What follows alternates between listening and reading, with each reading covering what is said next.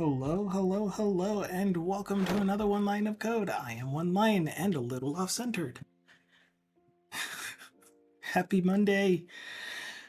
As you can tell, I have decided to start the week's stream a little bit earlier than usual. Normally I start about an hour and a half from now, but I felt like starting a little earlier today.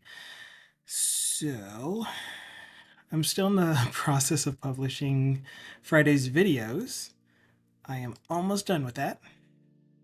Looks like I'm in England. Let's find out where we are. We are in Birmingham, UK. August 2024, around 13:45 in the afternoon.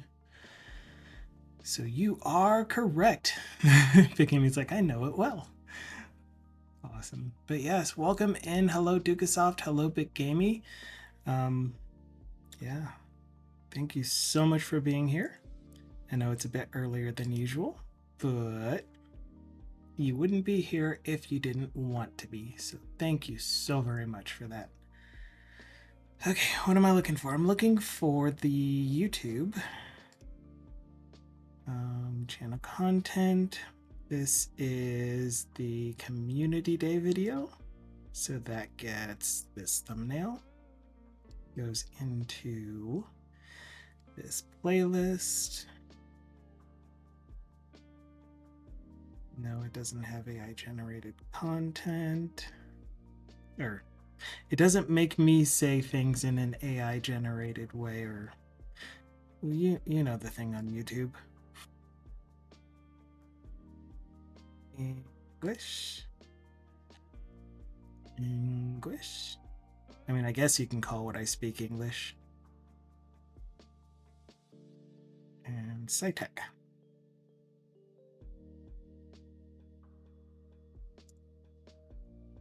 Okay. And this one. It's this thumbnail. Goes into workday stream, goes into project 02 data import utility.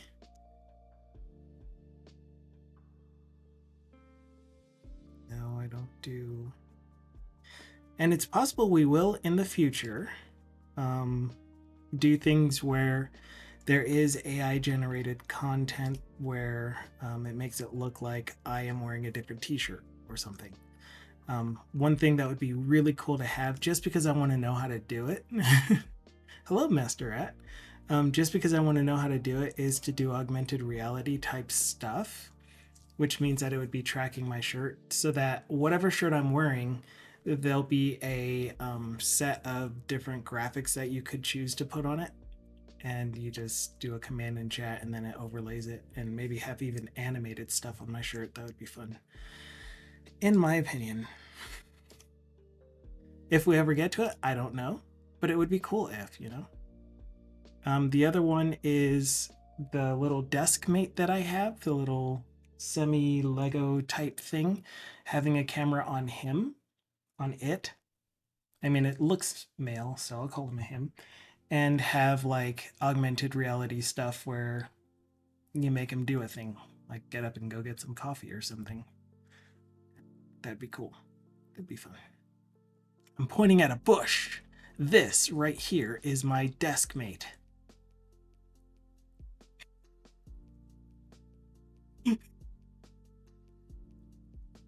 Thank you, Vicky. All we see is a UK road. True. Yeah. But you'll see him eventually. Maybe. No promises, no guarantees. I'm just excited to do stuff like that, and to have time to do stuff like that eventually.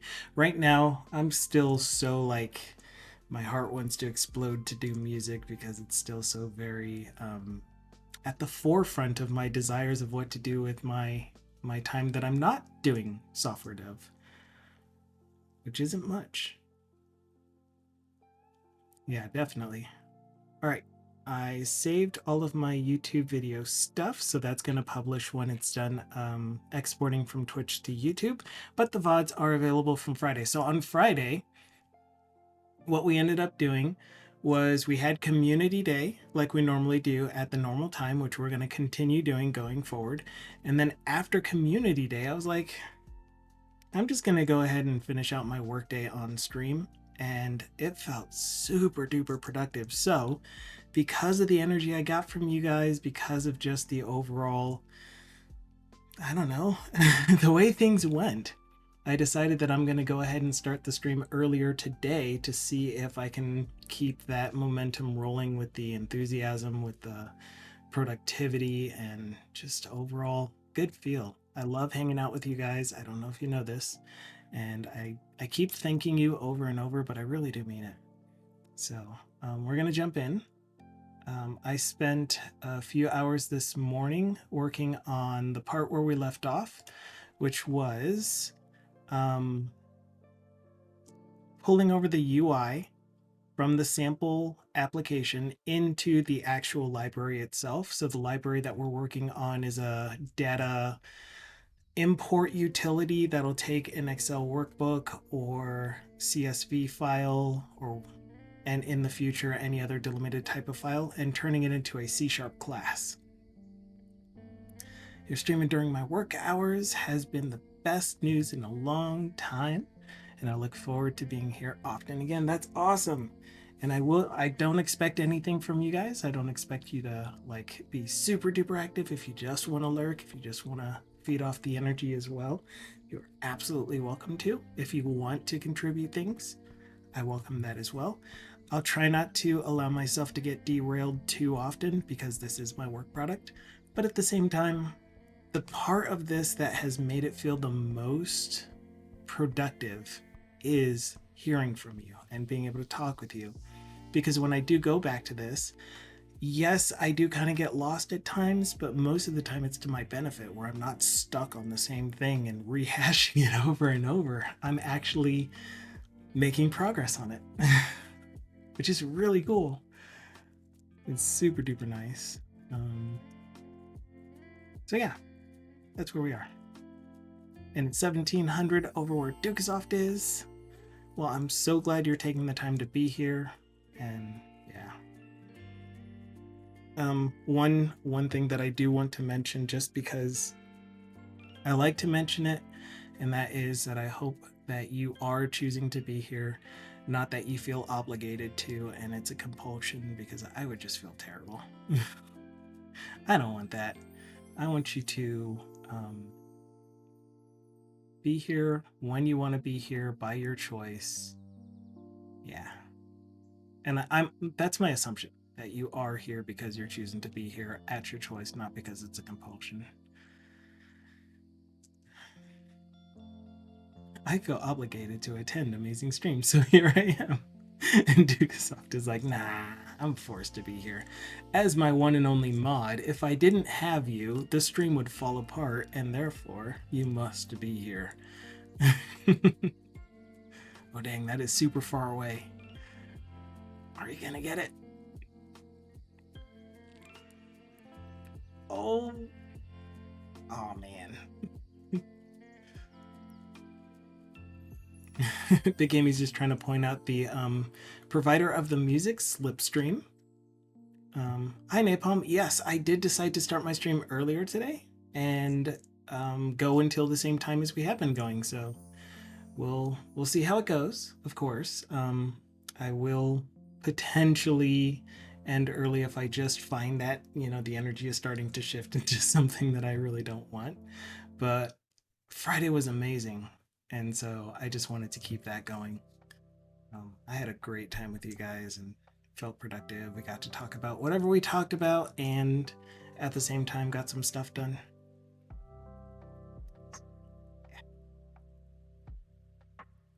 Great times all around. Okay, so what we were doing on Friday, as I mentioned, was pulling over the UI that we currently have in the main, in the sample project that we've been using to build up this library. That project was specific to doing a lab data import. So there are different laboratories that we send samples to. They do analyses on them and send them back to us. Send the results back to us as an Excel workbook or CSV in an undefined way. Like, I'm sure they're going to be consistent with the way they send us the data back, but we don't know what that is for every lab every time. So this tool is a way for us to be able to map a specific set of fields to to our own database records. Oh, about that whole, being focused and stuff. Not really focused, being more aware on the ball. Kind of slipped for a minute there, but I'm good. So what I was working on this morning was the thing that we left off with, which was pulling over the data file reader, and there were a whole bunch of errors. I'm down to these errors here where I'm trying to use this lab data service, and I was trying to decide if I want to keep using the concept of a data service to provide the functionality, because what I currently have is a helper. And that helper is a file reader helper that says you can pass it any stream or file path. Ooh, I kind of want to update the names of these too. And then get back a data set using the library Excel data reader. Anyone do much with distributed transactions? Wondered if there might be a helper someone liked to make it a little nicer, cleaner. Ooh, I have not. I would love to help with that one. They still have to send the data in an expected format though, right? The expected format would be Excel workbook or CSV at the moment. I'm sure we can write any delimited file thing, and I could also create a fixed width format thing for things like text files that follow a fixed width, where the first 10 characters is the lab sample ID, etc., etc. But in that regard, yes. Also, the fact that the Excel workbook or CSV should have either data on the first row or a header on the first row with no extra spaces, no extra blank rows between a header and the data. So those are the only two things that we are expecting. And we could easily transform any workbooks that we get back manually before doing the upload process. Good question, President. Not sure. So yeah, Napalm is asking if anyone has worked with distributed transactions. So if anyone does have any information. In my experience, they often send files that are not always correctly formatted, which messes up the parser. Maybe that was the old times and it's better now. We'll communicate with the labs that part of it. The goal is to not have the labs have to transform the way they send files out too much. In most cases, it seems like they will be sending it to us with header row, list of data, or rows of data.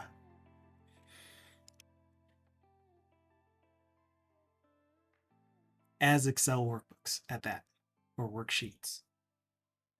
And Napalm says, yeah, TLDR, gotta have a record in Cosmos potentially rolled back if a related but separate API call is made and fails.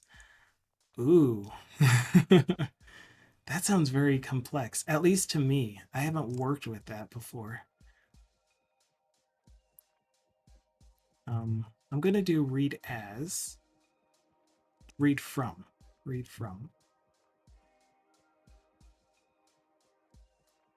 I'm going to call you read from. Has anyone noticed that is using Visual Studio, and I think it's coming from Copilot, but when doing the rename tool, has it actually, in the latest update, stopped recommending automatically a name?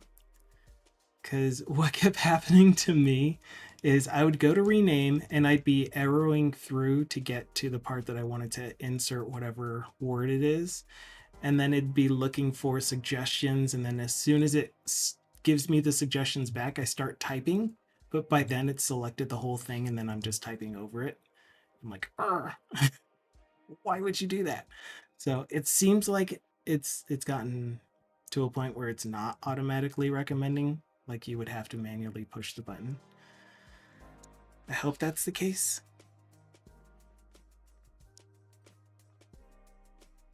You're all going to be called read from. So President not sure, or actually Napalm was following up with thinking of just using an uncommitted or similar flag on the Cosmos record. That sounds like a great idea.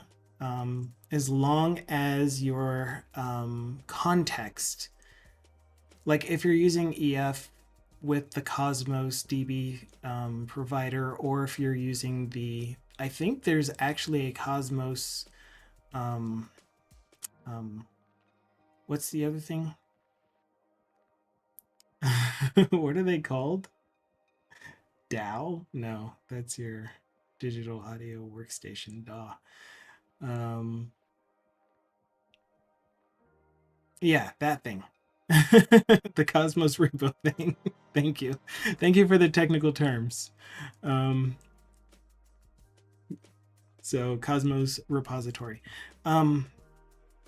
That whatever context your data is in your other separate API, that it is in sync with the records that your first API has.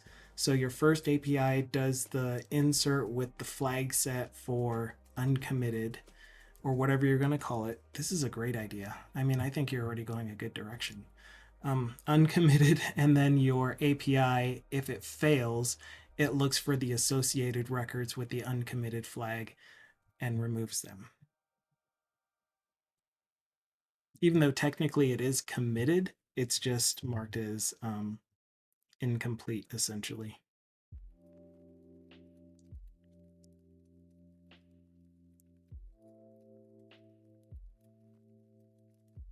Yes, and yeah, that'll work. I will be taking care of work-related things off screen as well.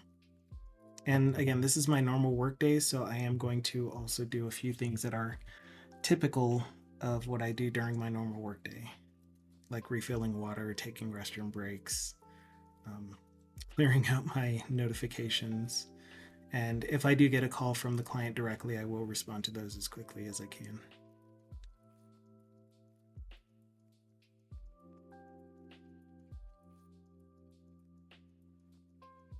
But I will do my best to keep up with chat.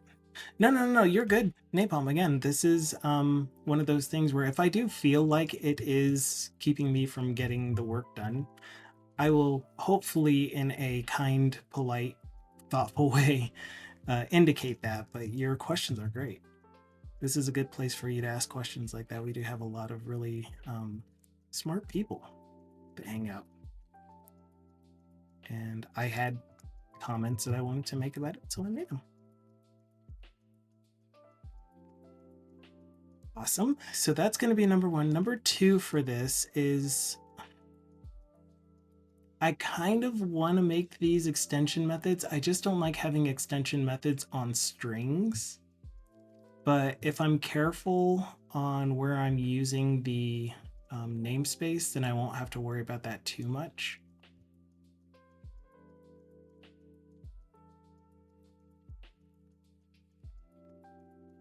But I want to turn these into actual extension methods on stream at least. So I'm going to do both.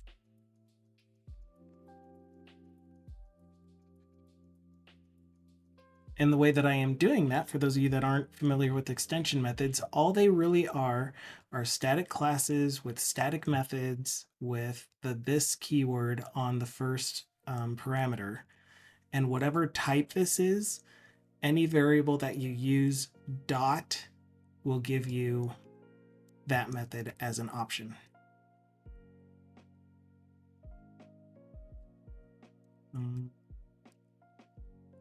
But yeah, there were some thoughts on it. President Usher was telling me, first of all, yeah, if it's in Excel, it's it probably is harder to mess out the output format. True, because like the thing that happens a lot with one of our applications is the device that they use. It's Vegemon. It's that Nomad Trimble. The device that they use to go out to the field to collect data spits out a CSV that they then import into the application. But if they open the CSV in Excel and then save it back as a CSV, they lose the quotes around each of the fields, and then it doesn't parse it correctly because there are some comments that have commas, for example. So I let them know to be pretty careful with that. And hello, Dilly Millie. Welcome in. Ooh, hiccups.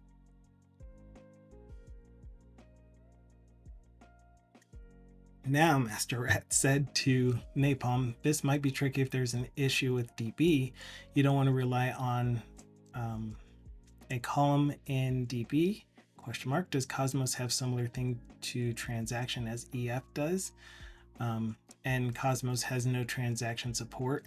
The other thing about it though is that he's saying there's going to be one system that, like, even if he was using EF, there's going to be one system that has its own context of what the database looks like at the time it's trying to do the insert, update, delete, select, whatever. And then there's going to be this other one that is going to be operating on its own as well. So it puts in a record, an API is called for this second operation to happen. And if that second operation fails, this first operation is supposed to roll back.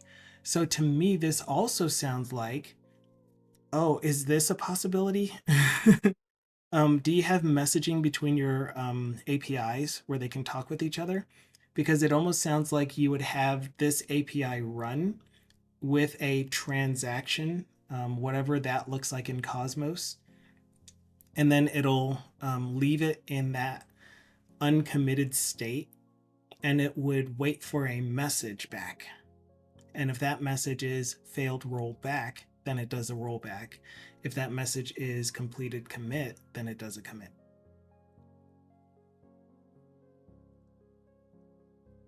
And there is a risk of Cosmos could be left in a bad state, of course. Yeah. You don't control the API. Oh man, that makes it even harder.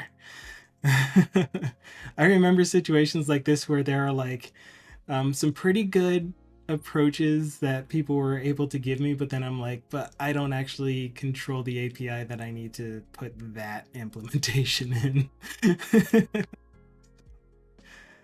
Welcome to my life, says Napalm. And Master Ad's like,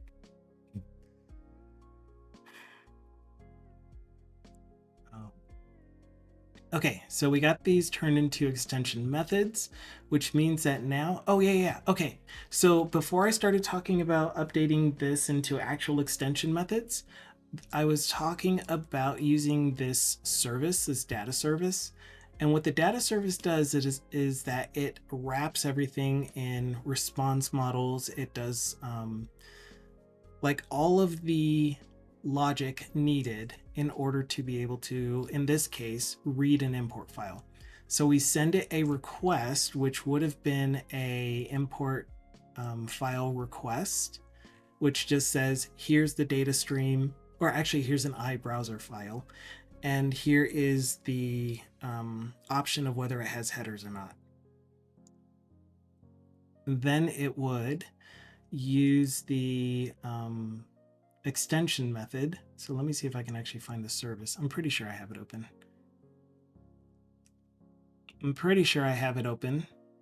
I said confidently. I don't have it open.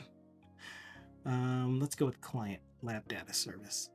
So in this case, we would get this import request file. And in this case, again, it's specific to labs, but this can be genericified specifically to specific, and in the specific being have hetero, anyway, to whatever file is being read. If it has multiple sheets, then tell me which sheet you want to read and give back. That would only be for Excel workbooks. However, the thing that I'm giving back in the end is called an import lab data file. And that has a data set. So it doesn't matter if it has multiple sheets. You don't need to specify multiple sheets when you do this file read part. You specify which sheet by choosing which data table, because the sheets get turned into data tables. Master Ed is continuing to say with Napalm, to talk with Napalm, saying, if you got colleagues have a nice cooperative session, surely someone must have solved something similar before. Otherwise, it sounds like a really tedious problem to solve. Yeah, I still like at the moment, because of how little control you have over the APIs themselves, or at least the other API, that you have a flag, like you said, that gets set that says this is not committed. That means that the other API, though, has to wait to see that record before trying to do any further operations. And that's what I would do for the safety check, which is if there is no record that matches this API's request, then wait until there is a record. Then make sure that record hasn't been committed yet. And then go ahead and do the operations. If it fails, delete the record. If it succeeds, keep the record. Remove the flag. Yeah. Napalm is saying, bottom line is nothing is going to be a perfect solution, but in theory, the risk of Cosmos going down after an uncommitted transaction has occurred is minimal. After all, it saved the flag. Possible though.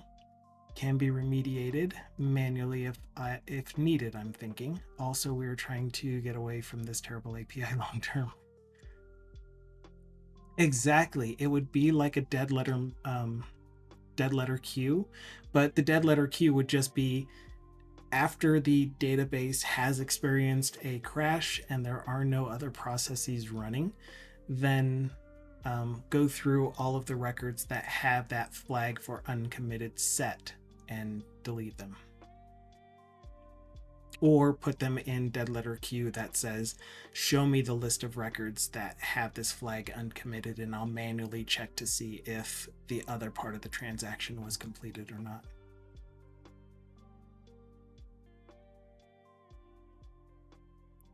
Yeah, I think you've got a great idea going, Napalm. Remember when web apps were simple? No, I don't. They've always been magic to me. Even now, I'm like, I'm doing stuff, but it's all magic. Okay. So you can see that there is quite a bit of logic in this read import file from the service itself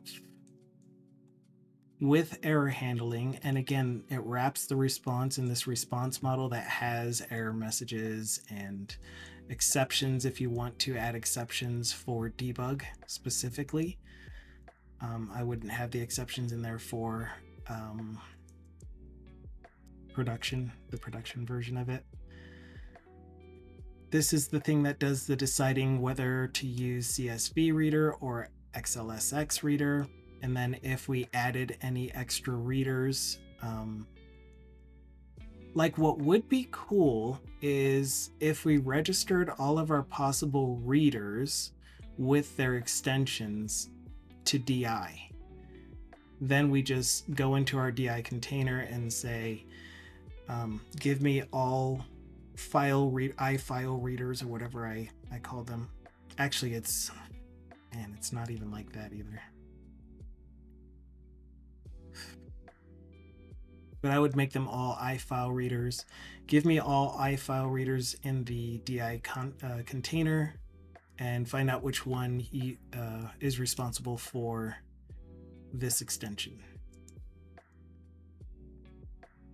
That kind of thing. But for now, I'm okay with doing it like this because I need to get this done this week. I need to have this actually deployed and working this week, which includes integrating it into existing UI. So we are going to burn through this. And that's why I started streaming early again, I get so much motivation, and I don't know if it's just that I'm being observed, so I feel like I have to actually perform, and I don't I don't feel bad about that. I don't feel stressed or anything. It just motivates me. It makes me want to do a good job. So, whew. But again, please feel free to converse. I'll still read stuff. Sure. Remember when people didn't always break API contracts? I don't either. Napalm did say, yeah, rather than thrash the DB, just drop the message to handle it when things are live. No need to query all the things. But yes, web used to be a lot less complicated. Damn cloud. And then Napalm said to President, not sure his comment, I feel that in my bones. So what is my answer? My answer is... What is my answer? I'm gonna still have a data service. A data reader service. And the reason that I want to have a data reader service... Gosh, man, that's gonna be so hard. Where do I put it? If I were to have a data service, I would have some abstractions.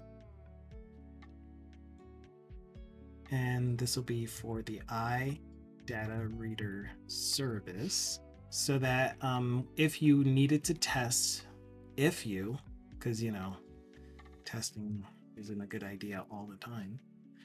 If you needed to test the implementation, or not the implementation, some method that you don't care about the implementation of the data reader service, the only thing you cared about was whether that method worked or not, you'd want to be able to provide your own implementation of data reader service that just returns a successful thing. Or what would happen if that thing purposefully failed? Then, yeah, you know what I'm getting at.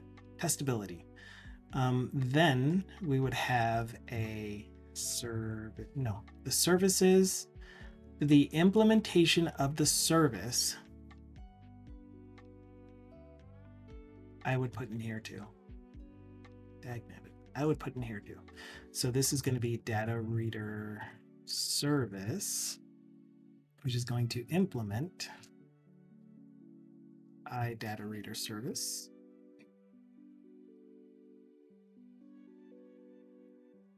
Test failed.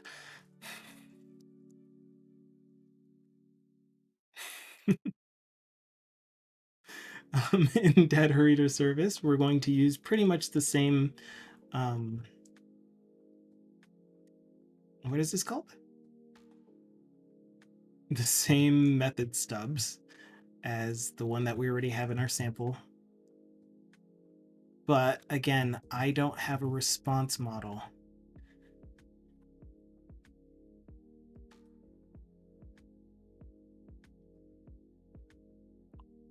I don't want to remake a response model, man.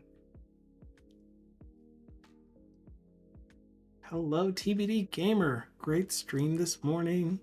Sorry I wasn't as attentive as I have been able to be on other mornings. I am, as you can tell, getting more and more focused.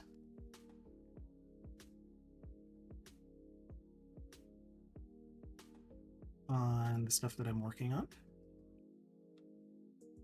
Cool. So we can have the import data file request. Unforgivable. I demand absolute attention. Look at me.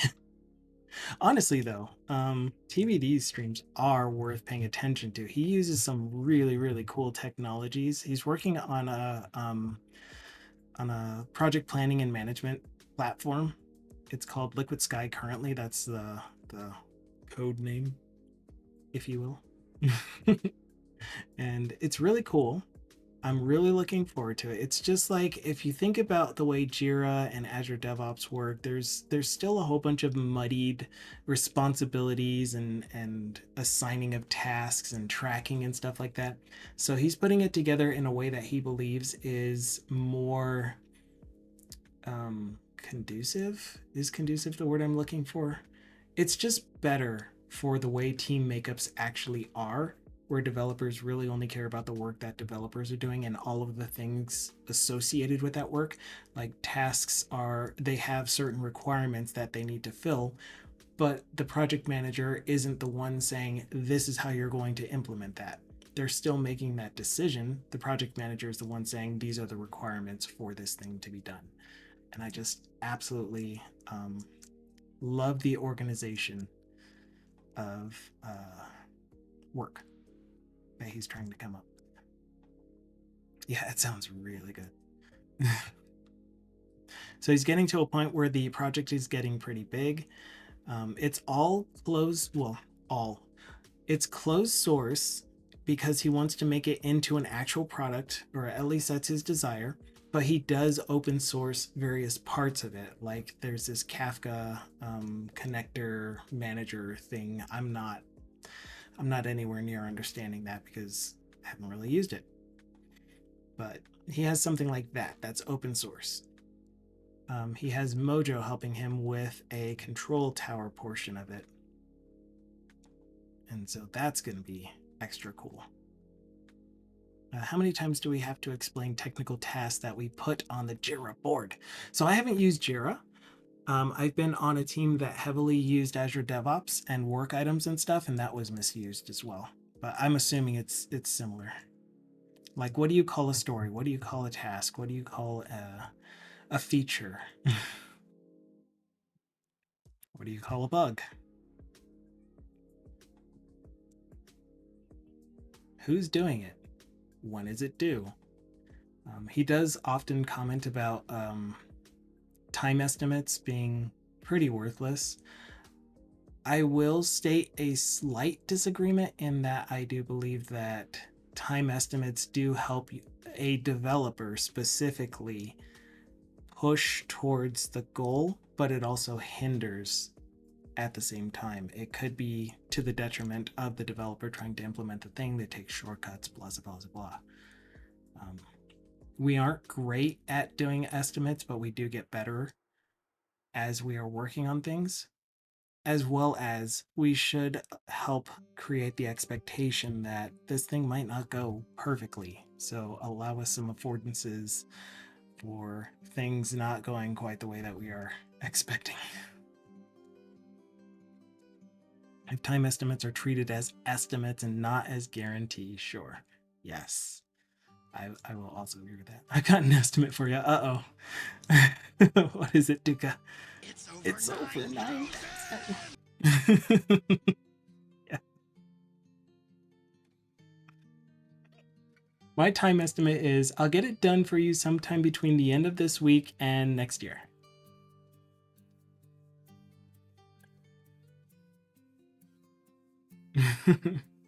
This is the crux of the problem. Yeah, let me see if I can find my initial time estimates for the majority of the applications that we are currently working on. I don't even have time estimates for this one. We didn't go into that. Oops, give me this. There you go. Work stuff. Army. Projects.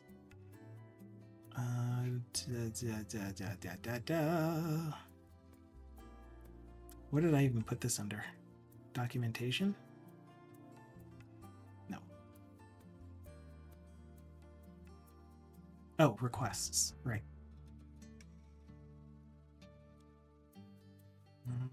This was from 2022, last update.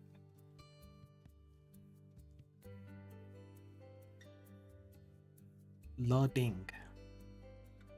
So these were the initial time estimates of the work that I had while I was on the most recent contract. Has been updated, like you can see.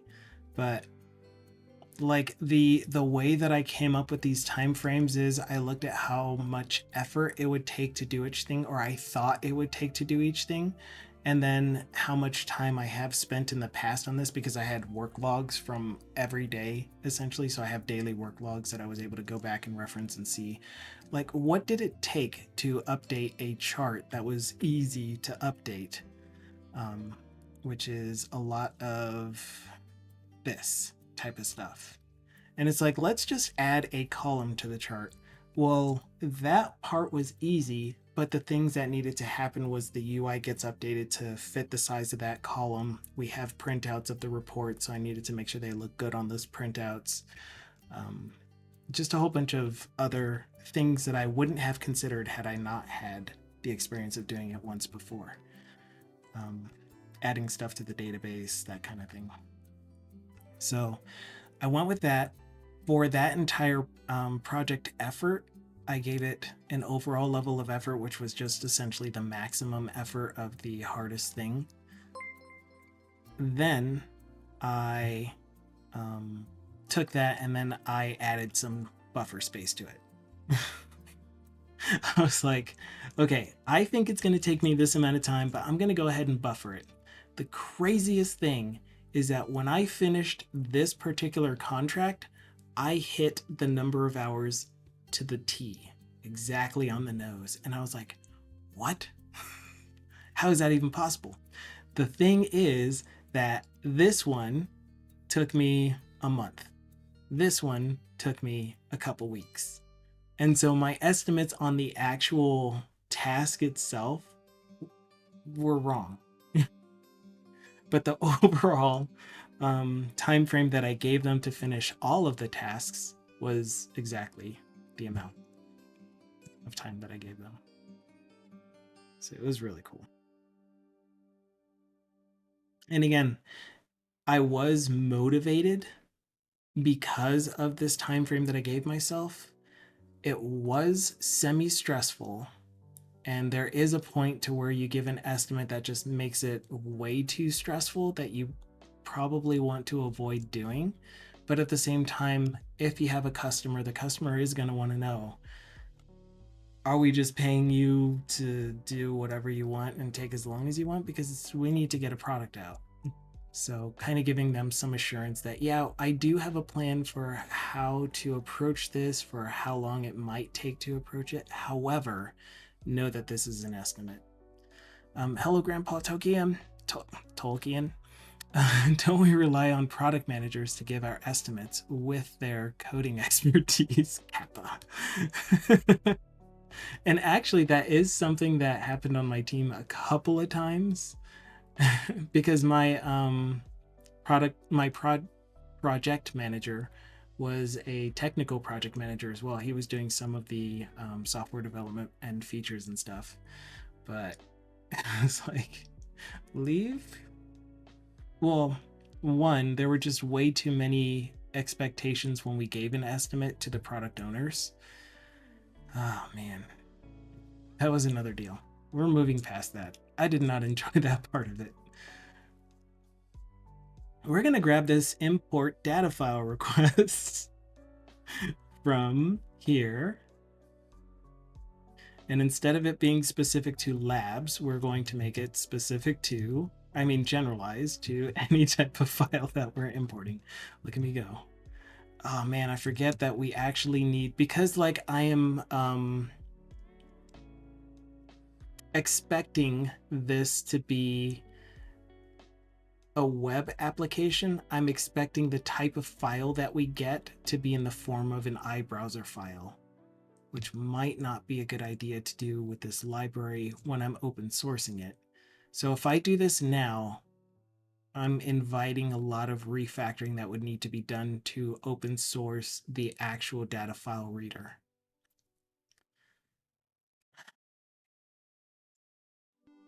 So I really want to put this service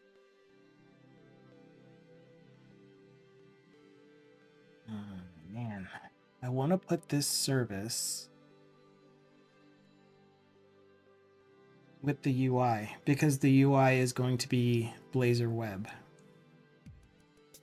And it's optional to use. So happy I don't have to give estimates. Yeah. TBD Gamer said, merge responsibilities often cheats the process or leads to overwork. True. True.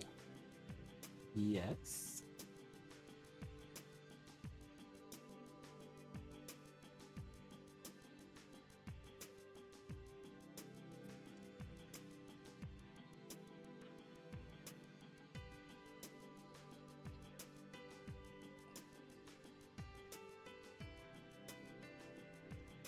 Nothing.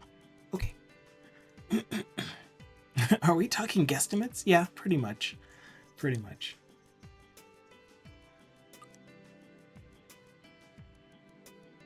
Hi, Mojo. So Mojo is a sometimes streamer who streams when he can. And even when he can, it's when he feels like it, which is completely understandable. No, not to arm AED fields. Oh, right. Right. I don't need this in the generic version. Only sometimes. We're talking about how cool Mojo is. So when he streams, it's his learning process, it's .NET stuff, it's a really good time. It's a really good conversation too when he does stream and we're able to catch it. But it's just he doesn't get to stream very often, or doesn't get around to streaming very often. Okay, I'm getting rid of that. I need to decide whether I'm going to have a response model object. Like the thing that I would really, really prefer to do is reference the Armid's component library that has a shared that has my overall response model instead of implementing it one more time. So my default response model is down here. Just anything that implements this interface that has a read-only was error, and essentially that's typically is error messages not empty. Is our list of error messages not null and not empty. And when are you streaming next, Dugasoft? Bit Peewee.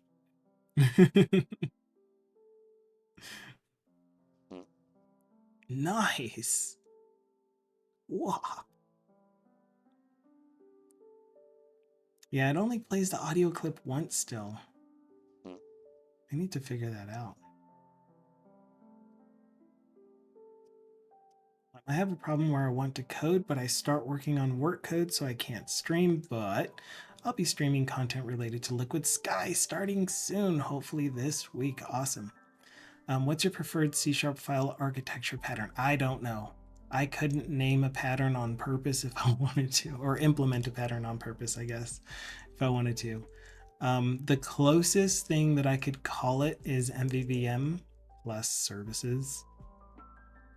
So it was something that I saw James Montemagno talk about, where he pretty much described what I do naturally, which is I have one library that defines all of my abstractions, all of my any services that I'm going to have, one library that has all of my models, and then two implementations, one for the client side. If I'm using like Blazor WebAssembly, then it would be HTTP calls to some backend API, and then one that has my server side, which is anything that I can do on a protected server, such as database calls directly.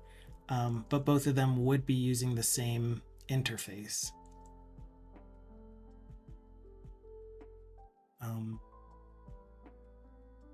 Mojo said to Grandpa Tokian, the one that people don't have to ask where things are located. Too generic. You aren't taking dummies into account.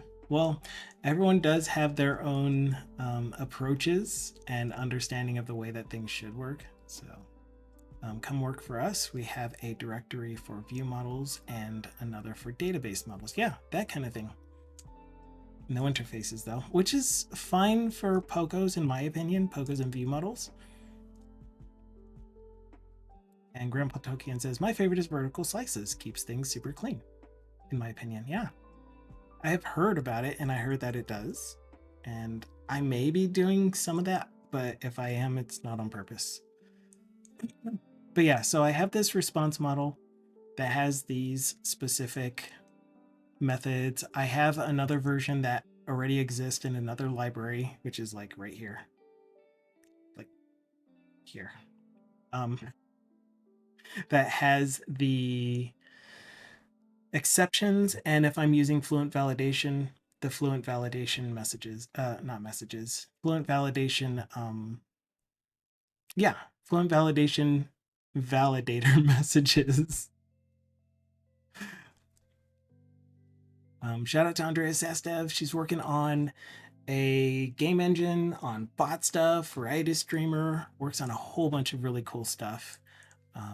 You'll see the shout outs rolling through in Stream Elements automatically. It's great times over on Andreas' stream. Fantastic times. You have aspects of it, yes. Separation of concerns, reusability, testability. Although I am failing at the testing part because this, again, as part of my natural daily workflow as a solo developer, I would love to be able to implement tests, but as I mentioned, this specific library needs to be done this week. So I am going to push for that. Continuing now. So again, continue conversing. I am going to focus on the work just a little bit longer and come back to chat in 10-15 minutes or so. But I will talk through what I'm doing. TDD or BDD? It would have been TDD if I was implementing tests. It's the only approach that I know currently because it was the most recent thing that I did do. Okay, so this lab data service, I did go ahead and it's not a lab data service. And I said it is a data reader service. I don't have a response model. So what I am going to do is provide this, which means that as a library, this is going to throw an exception if it fails.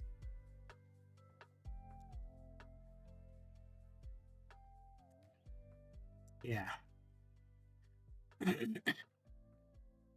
And actually, I'm not going to put it here. Ooh, if you do, we're going to find out. I'm not going to ask. We're just going to find out. So did I actually put data reader service here? I did. So let's put a services folder first. Excuse me. I'm going to move this in here. Nice, shooting. Yes, DWD, Day's Work Design. I do wing it. Oh, right. Was I going to use this iBrowser file too? Or is this going to be the data stream? I'm kind of afraid to make this the data stream. There's a lot more stuff that I do with the file. Yeah, and that was my decision that I was trying to make also.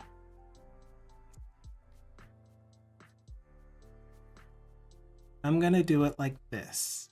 I'm going to put an implementation of the data reader service in the component library. That's what we're going to do. So close you, don't save.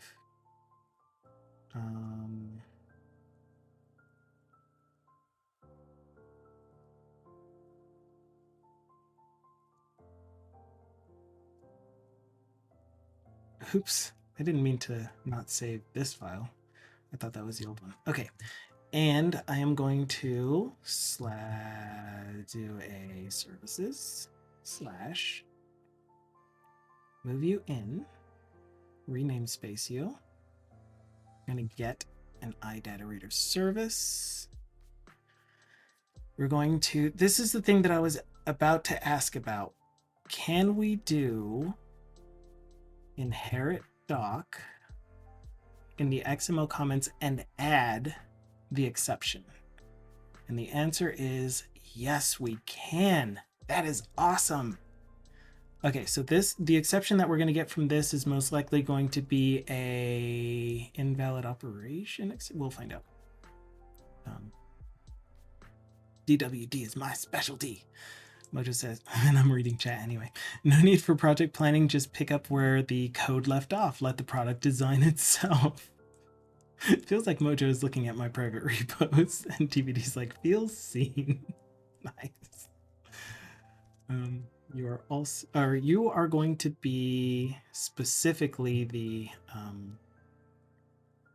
service that reads data from a data source. The end. You are going to be implemented using the data file reader, or iBrowser file. I keep saying data file reader. Close. I'm starting to get lost. Give me this or give me tacos now. Pasta. Get some public. That was an accident. Wait, iBrowser file should already be part of the component library. Why are you still in the utility? That. Oh my gosh, that's not good. That's what I forgot.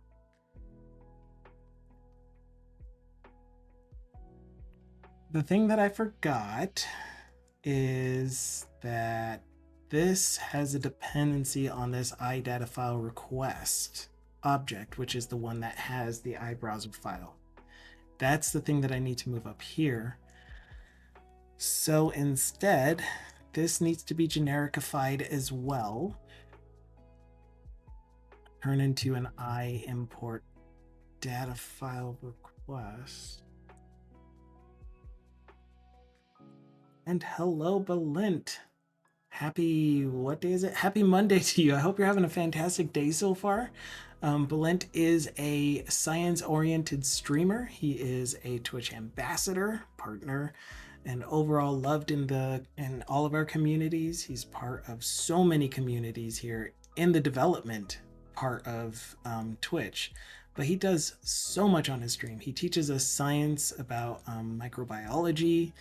He does a lot of like he's the one that introduced me to tardigrades. Yeah, our dev crew is like the communities here are amazing, but you've fostered another fantastic community as well that just has this cross jive culture that's just amazing. So, but he also does like drawing, animation, and just lots and lots of really cool stuff. Check out his stream when you can. I try to lurk there when I can.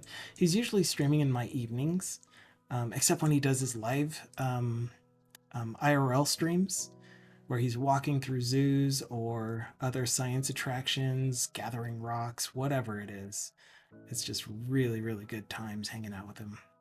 So thank you for everything you do.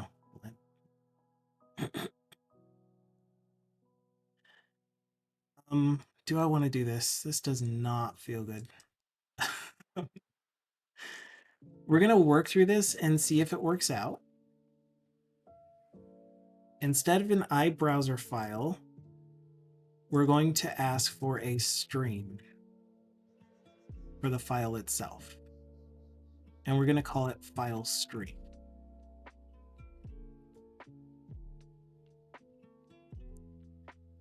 And we're going to keep the bool for has header row. We're going to give it some comments.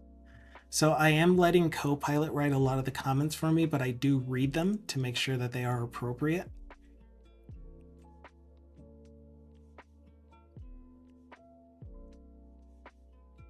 Provided it wants to give me a suggestion. Yes. Yes. All right. Therefore, my iData Reader service is expecting an iData file request, which means that we're just going to have to work with. Is there another, you know what? I have a second idea as I'm doing this. This is one of those places where it might benefit more from me doing some design up front instead of trying to go through this in my head as it comes up. Where are you located? You're coming with me into here. And models folder. But again, this is my flow. This is how I work, and I don't oops, I missed. I don't want to, I don't want to what? I don't want to give the incorrect impression that I am a 100% clean coder. I want to kind of share my real life experience and the shortcuts that I do take so we can recognize them as shortcuts, and maybe I can improve on them in the future. But right now, under the pressure of needing to have this done very soon, I got an email for it on Thursday, asking, hey, where are you at with this? And he was really cool about it. He wasn't like trying to pressure me, but they're getting files already from the labs and they need to start importing them so that we can run reports on them and get them in our system.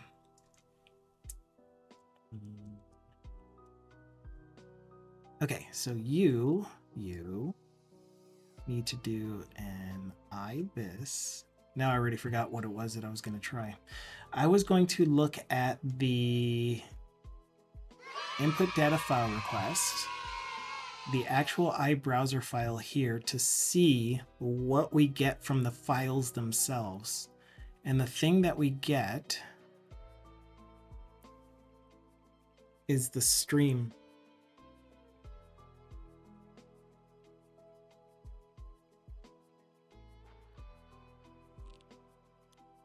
I think we can do this. I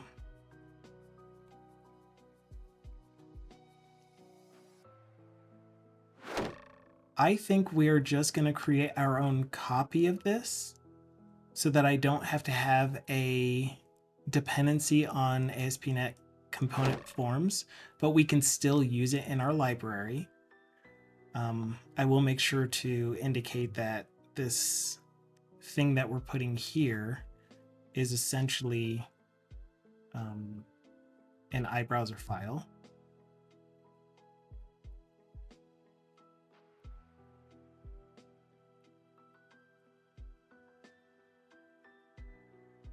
But we don't want to couple the service to a web project. Thank you. That's exactly what I meant. So we are going to take the iBrowser file.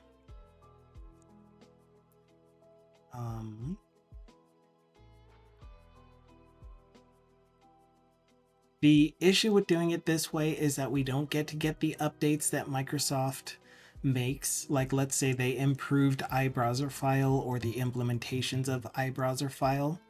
We don't get to use the iBrowser file that we get back from the input file component directly. Instead, we're going to have to transform it from their iBrowser file to our iBrowser file. So there's just a lot of stuff that isn't going to be great in the short run, but in the long run, it'll be, in my opinion, a better approach. And Andreas, thank you so much for the raid. We were just talking about you. I hope you had a fantastic stream. I was lurking there, hanging out with you. I did start my stream earlier today because I wanted more time to hang out with you guys while I just worked on my project. But yeah, Dixoff was kind enough to give you a shout out earlier, which prompted me to talk about your amazing streams. But tell us what you were doing today. Tell us what amazing things you got up to today.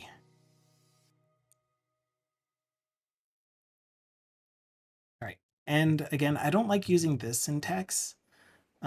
First of all, my project is requiring XML comments just because I told it to generate docs. And that, like, the main thing that generate docs does for me when I make this into a GitHub repo, or I keep saying GitHub repo, when I make this into a NuGet package, is that my enum members also get documentation. So you can see what each of the enum members are intended to be used for using XML docs. But it's this generate documentation file here. Wait. So Andreas is saying, today went well, restarting a refactor session for my game engine, awesome. And we kind of realized a core system I had designed and now redesigned isn't a good one. No. Documentation, absolutely. Sorry to hear that. I hope it still goes well. All right, give me this again, please. And we're going to turn this into, man, I didn't realize that I lost you guys too. Boy, don't do that. Okay, so we're going to delete these and this. Okay, and now all of our slash summaries with the extra spaces like this.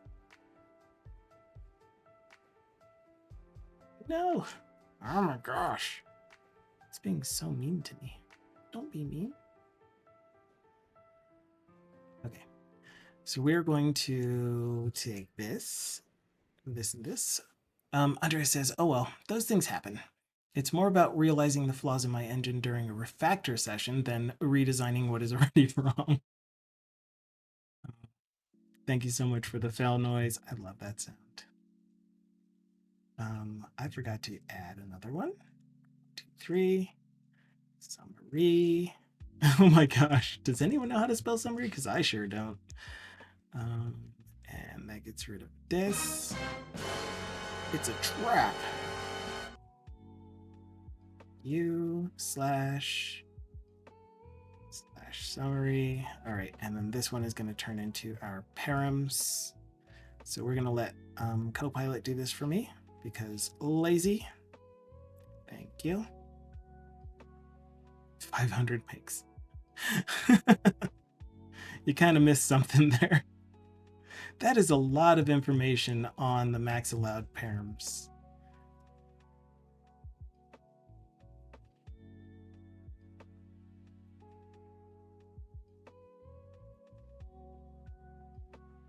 Okay.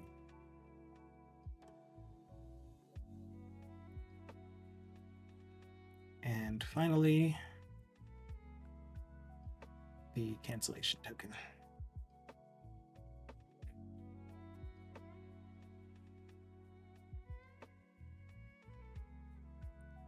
Yeah, I don't know about this open read stream. I don't want to have to implement it myself. I just want the read stream. I mean, just the stream. Andreas is saying, first stream in a week though, because it took a week to realize I was stuck on my engine's architecture and took my time to lay out a cohesive list of all the things I want my engine to do. Can't stay too long though, totally okay. Thank you so very much for the raid, as I need to go to evening classes. Thank you for being here. Thank you for the raid. Really, really appreciate you. Definitely, if you have time, check out Andreas' streams. They are fantastic. Great times.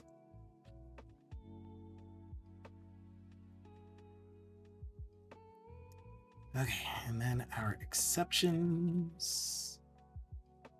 Our exceptions are exceptional. System.io.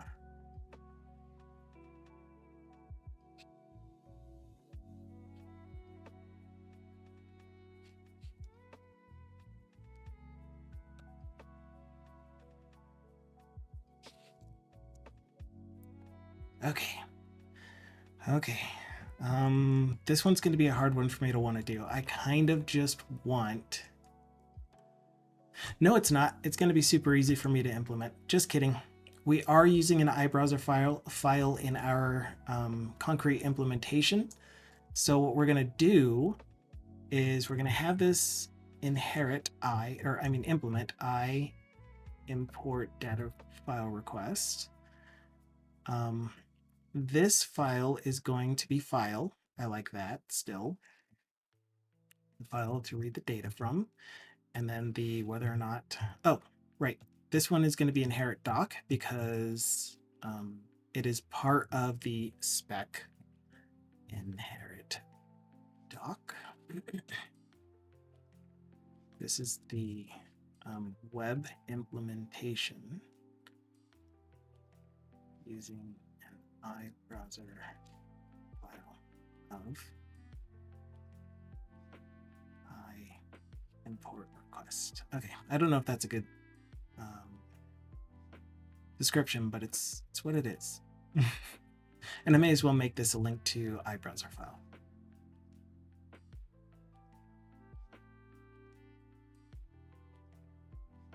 Oops. That's a lot of green. Yeah. Like the majority of my files are XML document comments. I don't think that they are too much in the way. Like for readability purposes, for another dev to pick this up, I find them to be more beneficial than not having them. That's why I do it. But I can definitely see cases for where you could argue that they aren't necessary if the things just describe themselves. So here's what we're going to do. We are farmers. We're going to make these nullable.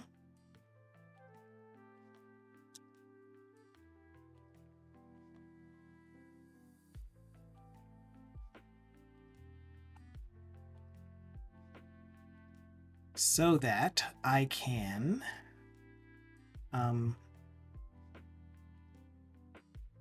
eat chicken on a Wednesday. So that I can just point these to the iBrowser files version of them. File.name, file.last modified, file.size, and I bet you can't guess what I'm going to do with this last one. File.content type, and this will point directly to file.openReadStream, passing in the same parameters that we got here. That way I don't really have to implement anything, and I'm also not dependent on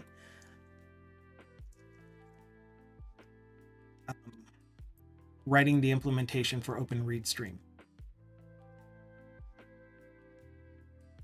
And all of these are going to be inherit doc from Back to the Future.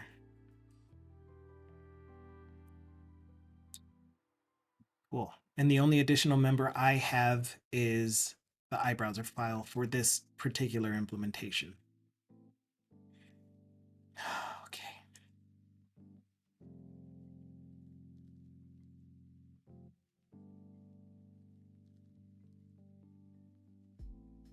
I like it. I am keeping it so we have a data reader service implementation and the iData file import data file request. Now in my UI for this, so this is just an input file that has some styling on it, some basic styling on it, some extra text around it that says pick a file. When you pick a file, here's the file that you picked. And then an option for you to set whether or not it has a header row. And so what I'm going to do with that is in the code behind, we're going to, and I'll fix these green squigglies by giving these XML comments as soon as we are done with the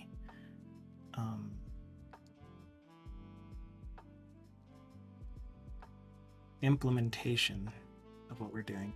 So this is going to go back to an import data file request.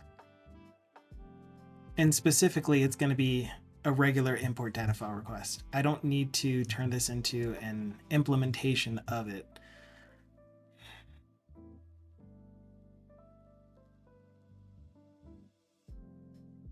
I'll have to think about that for testability. We'll see what it looks like here shortly. Selected file is actually going to be a new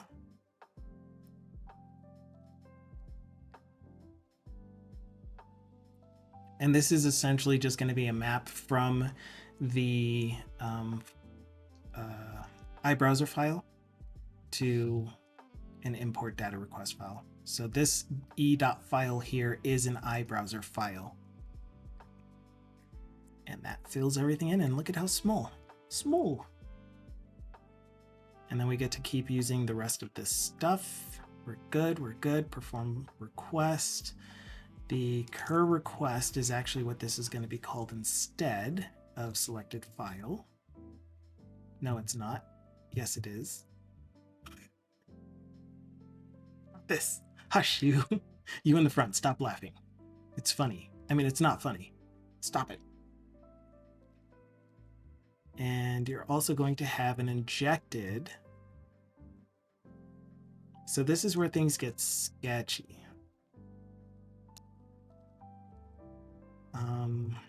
I'm going to tell it to inject an iData reader service, and we're going to rename all of this lab data stuff.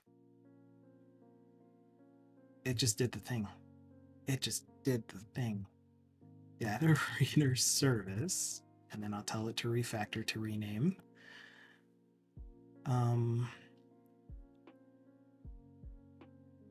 So that we can still, it didn't actually rename. We can do this read import, and we are going to get back a response. So I need to make this decision now. Do I reference the other Armits library, since this is all part of the same application suite? Do I reference the same Armits library that has the existing response model implementation, or do I implement my own response model, or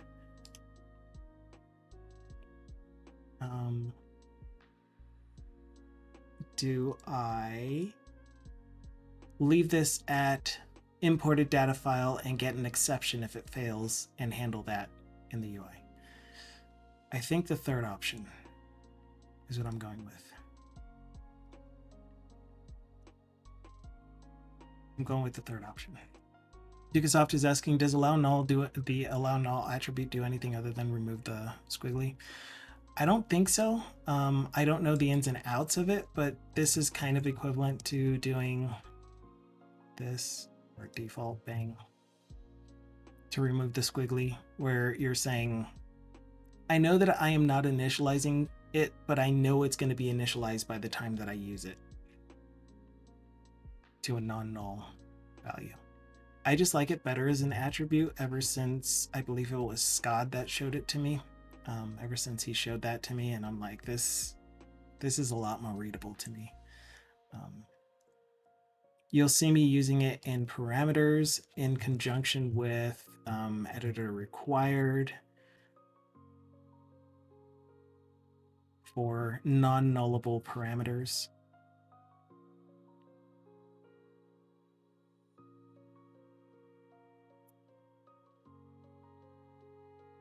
Okay, are you actually being assigned anymore? Did I get rid of all usages? I did, so we can get rid of you. Okay, so am I happy with this? We're going to have to test it out to find out whether I'm happy with it. So I am going to go ahead and ask Copilot to generate XML documentation for me using the /doc. We'll review that. If I like it, we'll go ahead and do a mini commit.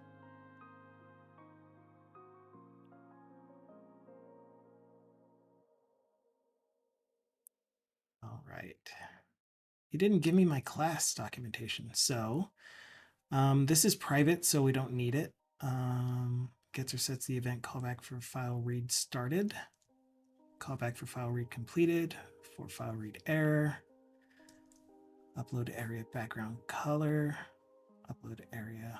Yeah, I think we're gonna amend a couple of these, or the colors, to indicate like what exactly this means. So the UI for this, the component with this, is going to have a default styling with the upload area and all of that stuff. Oh, I hate it when you do that too.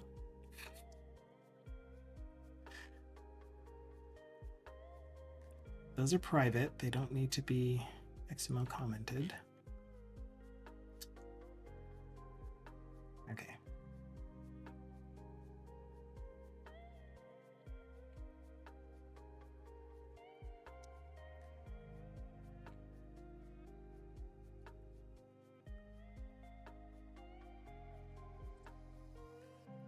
Oh, Wait, what? No, that was fine. You're fine. That's okay. I'll give you my brain in a second. After I finish reading through. Like, whenever reading happens, my brain just goes, all right, I can only focus on reading words, because if I don't focus on the words, they're going to get intuited what words are supposed to be there, and I'll read them backwards and mix them up and just, yeah. Gosh, you see me do it in chat all the time. Okay, so the thing that I care about is these things here are going to specify that what you're doing is changing the default colors of the default styling, or not the default. You're overriding the default colors of the styling, of the default styling. I don't think I want to do it this way. The main reason that I don't want to do it this way is because the typical approach is for users to use, or not users, but developers to use CSS to change colors. And since these are all strings, you don't know what it's expecting. If you already know CSS, then you would assume that it's expecting any CSS, any valid CSS color. But if you don't know CSS, then you would think that it's expecting a color dot these, and these are actual C# objects. So then you would need to know that you need to turn this into whatever the hex code is or whatever. So I'm kind of leaning towards not even having that. And if you want to change the styling of it, change the CSS. I think I'm going to do that. Dukasov says, I can really focus when reading huge texts, for example, books. Yeah, I suffer from the same affliction. Data file reader component. Do I want to put more information about this? Get rid of drawing, please. I do not want a dependency on drawing. Okay, thanks. Style, style, style, style. So this is where I am applying those styles. Like, the intent would be that instead the developer would override dash dash RMA dash whatever the thing is, but that means that I also need to provide that in documentation for how to restyle. I'm going to leave both options available.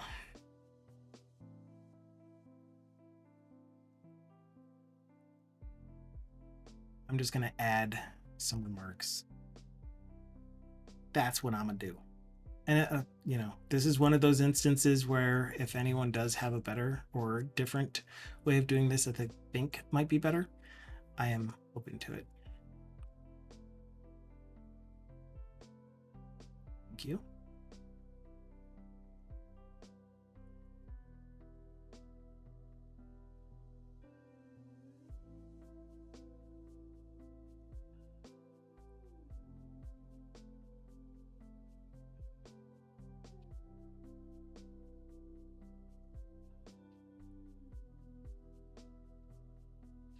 And then this one should be self-explanatory, where you're just putting the text for the upload area. When you're playing around with it, using it on your own, you're going to see that when you change the value of this parameter, it changes the text that's displayed inside of the button when you're waiting for someone to drag and drop a file to it. But it does have a default value. My phone is telling me that it's time to start the stream. Thank you, phone. I appreciate that.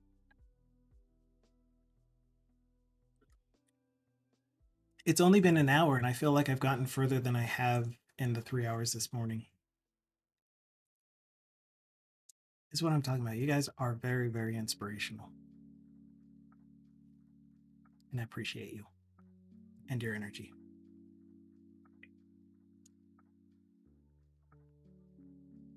Yeah, one lion stream is starting. Wait, what? Oh, yes, you started early. True.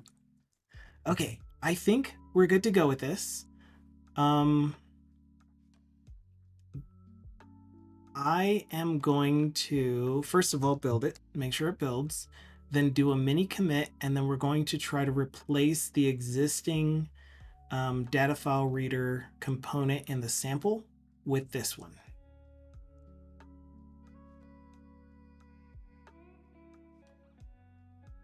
Dukasoft gave me a shout. Nice.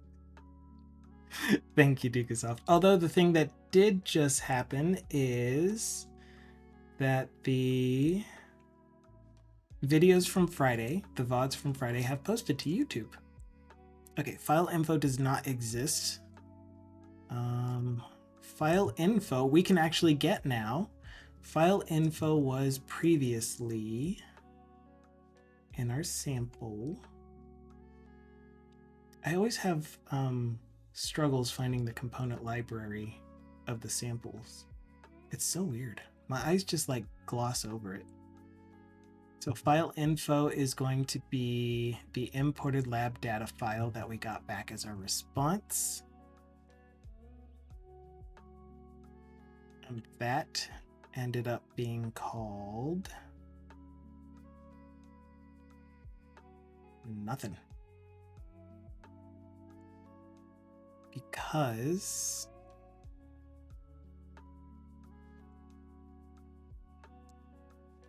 it's actually part of cur request now.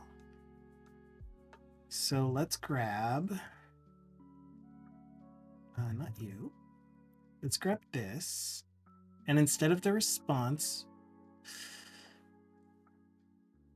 because that's an import lab data file. Right. How do I do that?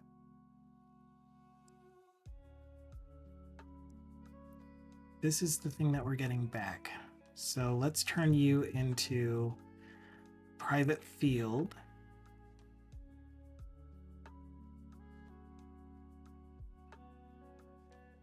Not lab.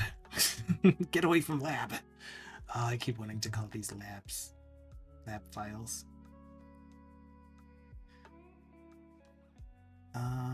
So that's what that's going to be. We're going to make sure that on exception we null it out. Also, when we're about to load, we're going to null out the file. Good. Oh, thank you for linking the YouTubes. File read started. Okay. Whew. And you are no longer file info. You are all imported lab data file, which is our response. What happened to my formatting? This is one of those things that Microsoft have asked us for feedback on. I'm just not exactly sure how to give it, but there are a lot of times where the auto format for code block render fragments, just a minute, would have the block under an if get pushed back one indentation. It's happened a lot. It's happened since I can remember. I don't know how to describe it well enough.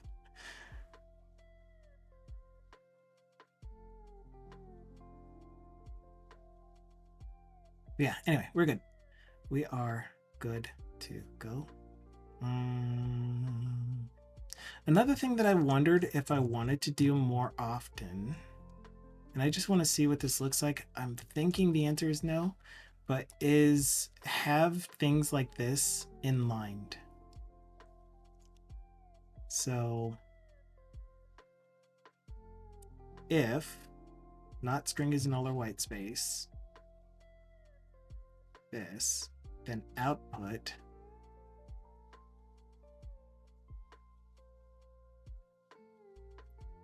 this.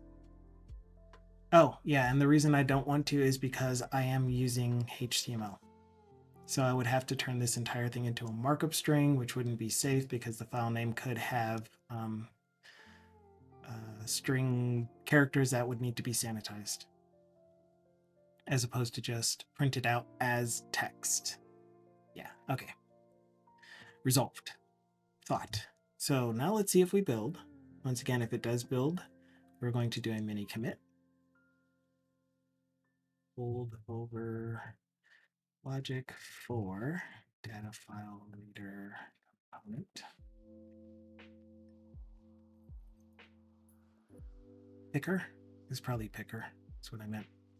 This should probably be called data file picker.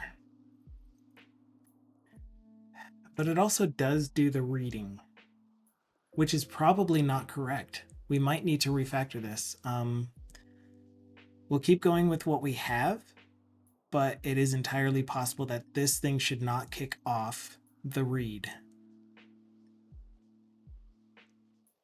I'm actually wanting to do that now. Does that make sense to you? And I'm asking rhetorically. If you don't want to answer, I don't mean to make anyone feel like they need to answer anything ever. That just came out. That rarely comes out like that. I don't want the thing that you pick the file from to be the thing that does the file reading.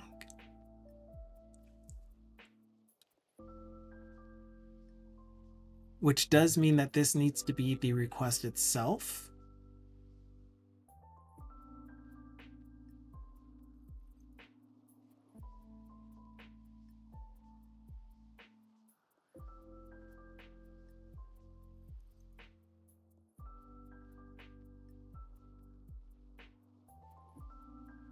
And I need to get rid of this entire logic. So instead of deleting it now, we're going to move it into the container of this thing. The parent is what I mean. So by container, I mean HTML/Blazor component that will contain this thing. So let's go ahead and go into the current sample UI, and the page that is currently holding on to this is in sample app home data file reader. Okay, I would like to delete this, which should give you an error, and tell you to use. Do you even have a, no, you don't. A reference to this library, please.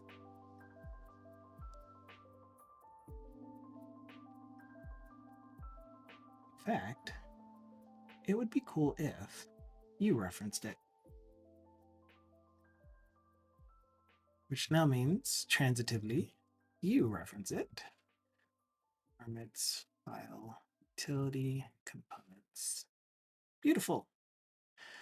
Awesome. Fantastic. Wonderful.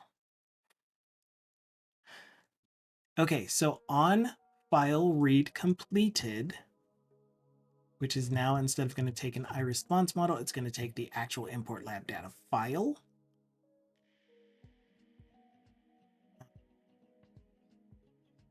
Just going to make you take a lab data file and you get a lab data file.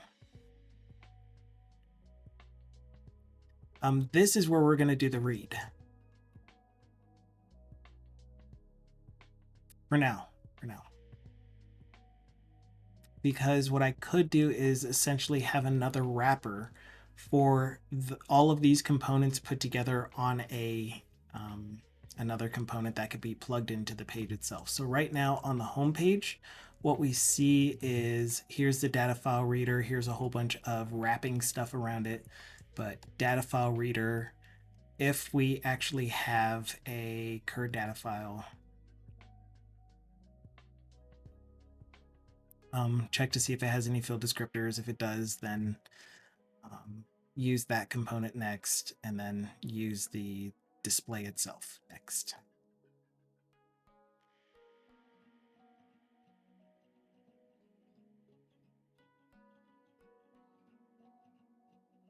And there would be not was error. and you are no longer nullable. And you are no longer a null. However, to update that, we need a private string error message. And we need a handler for handle file error, file read error. And you were going to give me something. Thank you.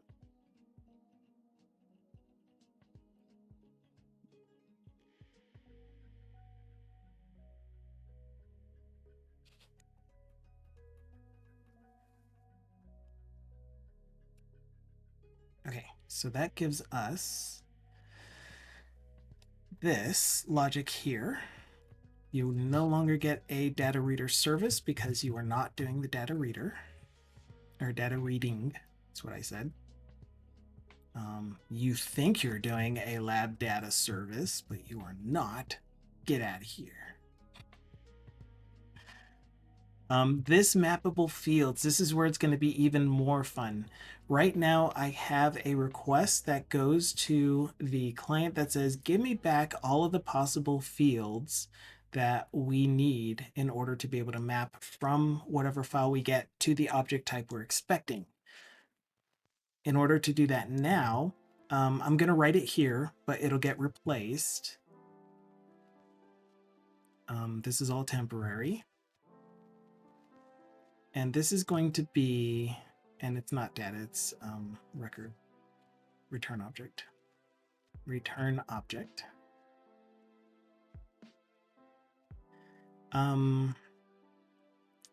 A reflection on the object that we're currently playing with.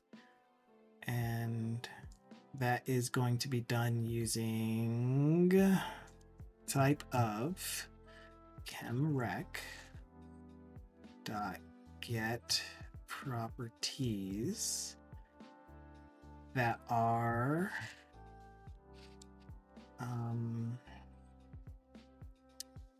writable and public. Public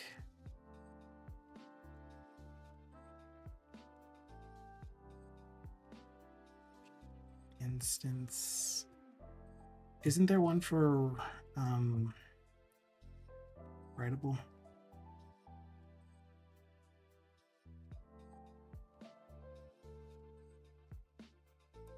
Oh, I don't want writable. I just want public. Because I do have some read-only properties that I want from it.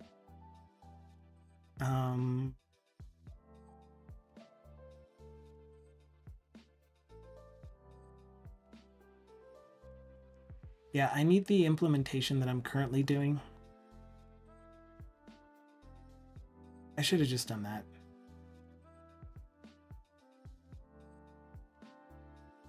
What was I thinking?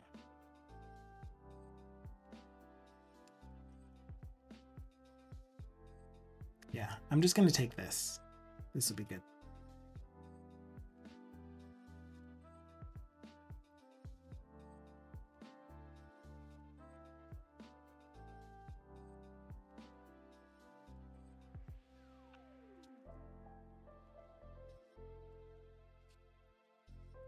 Okay, so that fixes that.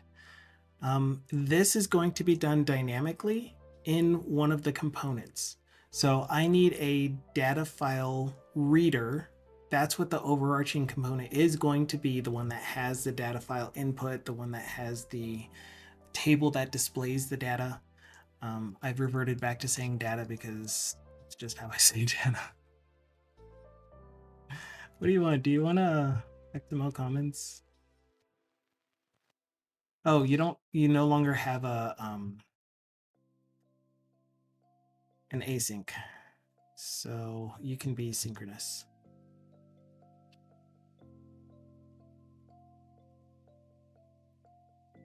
This is going to be okay, data. This is going to be fast enough. I mean, it's reflection, which is inherently or typically slow. However, if you look at it in the sense that I'm only getting one object type once when this component is loaded, it's actually not going to be that much overhead.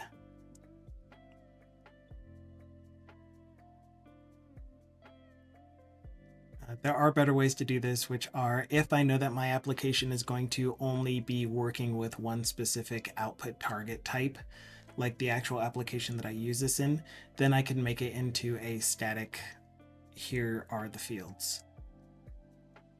And then just make a whole bunch of these.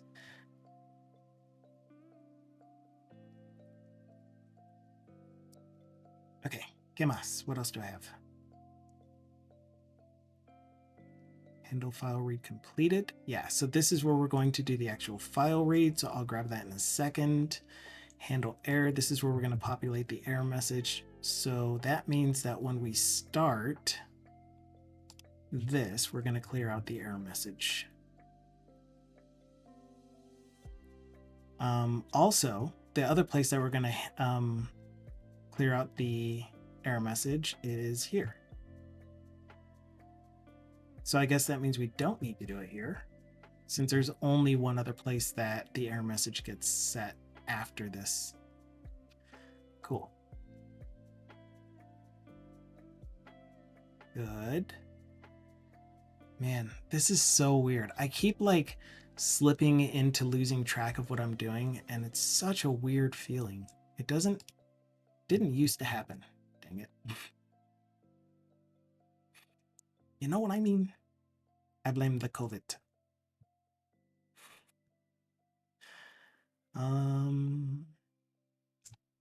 So I'm taking a second right now to think about where we are and what the next step is. Which would be a good time to catch up on chat had I not been keeping up with chat this whole time. One of those moments when I could stand to look away from it and then look back at it and remember. Okay, so we are taking the code for reading the actual file out of here.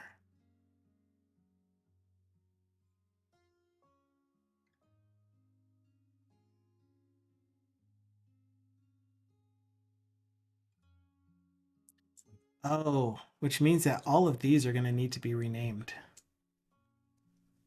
Yeah, we're going to do all of that right now. I got it. So it's called corresponse, but this is going to be called request. Yeah.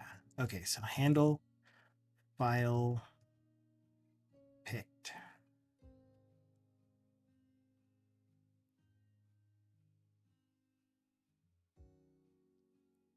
There is no handle file read started because it is no longer doing the read.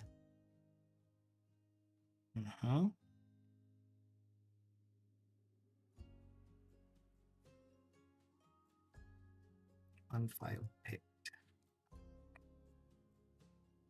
There is no read started. There is no read error because it is not freeing a file.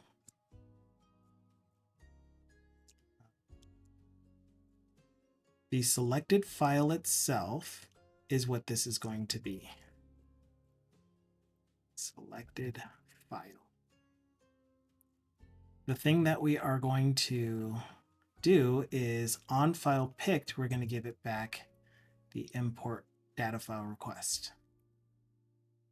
And the import data file request is going to be the thing that has the, is it in the iBrowser file? Does it have a header? Here's the name, last modified, all that fun stuff. Okay, good. No longer need you. No longer need you. Although the other thing that we are going to need is a parameter for disabled, because we won't know when the file is being read and we don't want to allow another file to be picked or to interrupt this process. within this component anymore. The only thing that this thing provides is an input file picker and then information about the file that you picked.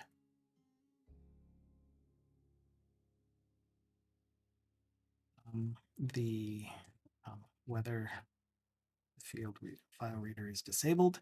It is no longer a file reader. I'm going to go ahead and change the object name, but this is going to probably break some things because Razor typically has some issues with renaming existing components. But we're going to call this the data file picker.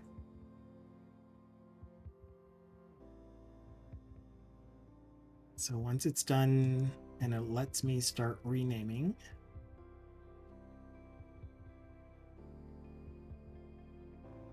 oh man, this is going to be fun. Ugh.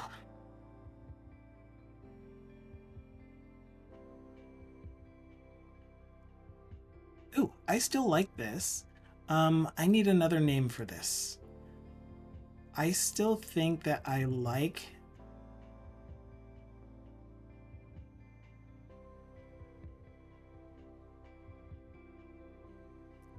But do I want that in here? I was going to say that I think that I like the check for file is null or file size is 0 to emit an exception or an error.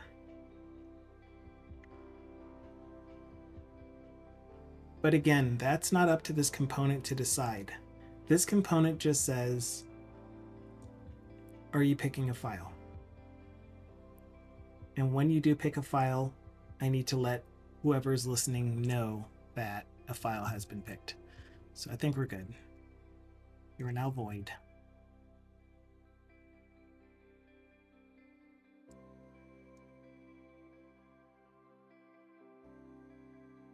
Cool. Underscore has header row equals not underscore has header row. Then we will set selected file dot question mark dot, oh, right. I don't know if we can do it this way.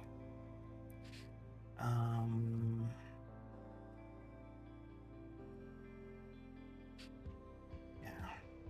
If underscore selected file is not null, we will set header row, has header row equal to has header row, and return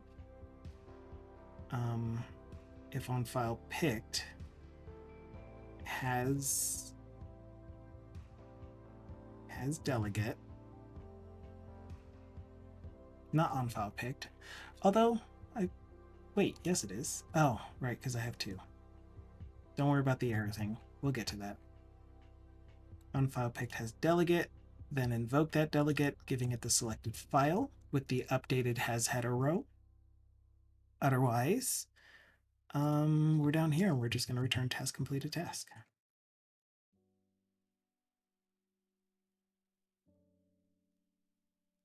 So you can toggle on and off this underscore has header row checkbox as much as you want. And as long as there is no selected file yet, it doesn't do anything. It just toggles it on and off. Then when you actually do the selecting of the file itself, that's when it will assign that whatever current value of has header row is to your selected file request.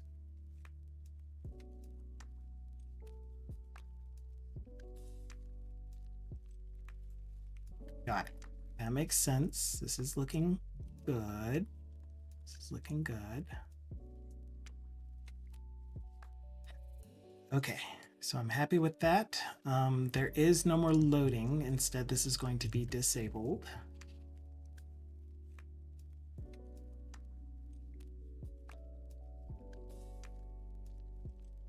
Okay.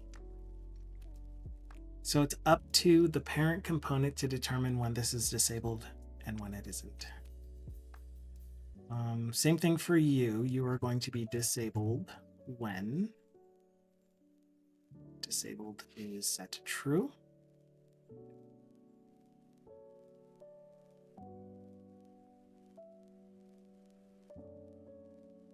Okay, data. Oh, that makes it really hard for me to keep up with live streamers because, like, normally I have an eye on when the streams end for the people that I lurk on. For example, Visual Studio has done some stuff.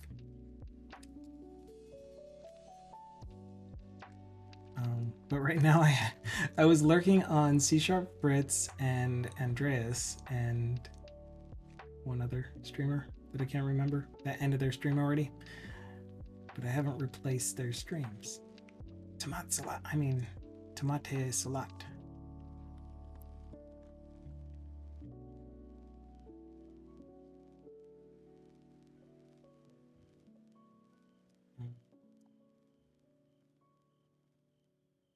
And who goes here? I think we'll just leave it at that. Like I said, regular workday. You'll see me doing stuff like this.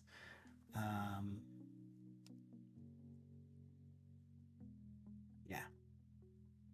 The end. I haven't even made it through my first bottle of water though, which is not common. Usually I'm on bottle 4 by now. But I guess that's good because that means that I'm not stepping away as often. Like a 2-hour stream is pretty hard because I've already been drinking so much water in the morning that any amount makes me need to step away within 30 minutes. And then I never step away for the duration of a 2-hour stream. And I'm like, by the end of it, all right, I need to run. Yeah. Okay. I'm happy with that. We're going with it. How many times has a file picker component been wrapped, an input file component been wrapped? Here's one more for it.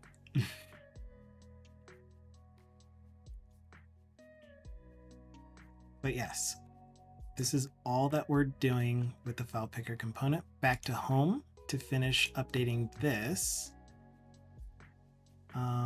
We no longer have on file read started. We do still have those, and then disabled is going to be reading file true, and that's going to be stored back here in the code behind, which it is. Reading file is going to be set to true here.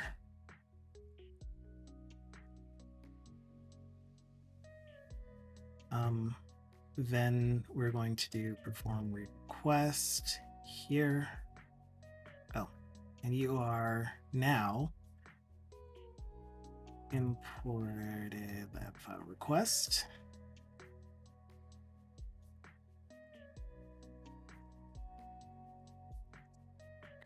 Request. Pasta you dare.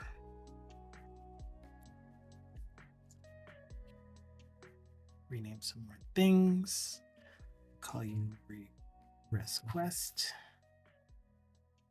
And you are good to go here now. You are actually, I'm going to rename corresponse to, whatever that said, imported data file, which gives me you. You are now reading file.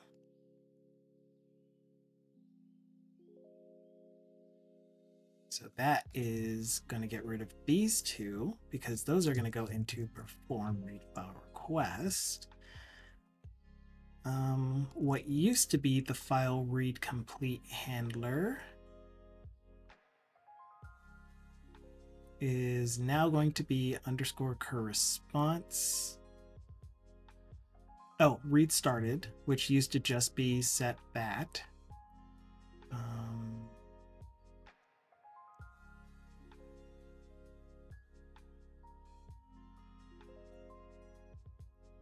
Show field mapper dialog, perform file read request.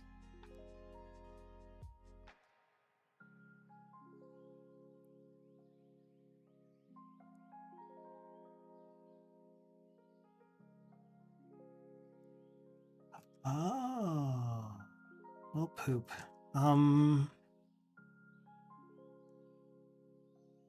Just for now, Yeah, this is one of those things where I'm saying just for now and it might not be a good thing. Hello, Radio Patrick. How have you been? How are you doing? How's it going?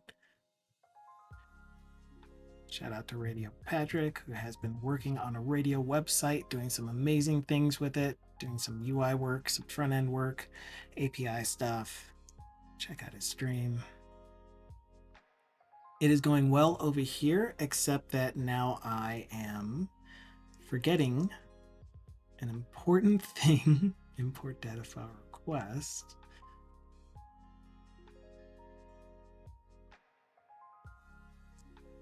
Which is that I don't actually have import. Like, don't you implement? You don't. Oh, that's the wrong one. That's why I need to get rid of this thing. Go away. That's what was happening. This is actually an import data file request. There we go. Whoops. Okay, so now you're good to go. However, you don't like the response type because an explicit conversion does not exist from import data file to import lab data file. Correct. So once again, for now, because this is not the step that we're at, I am going to make a implicit operator to convert from a lab data file to an import lab data file. Sorry, imported data file to an imported lab data file. Public implicit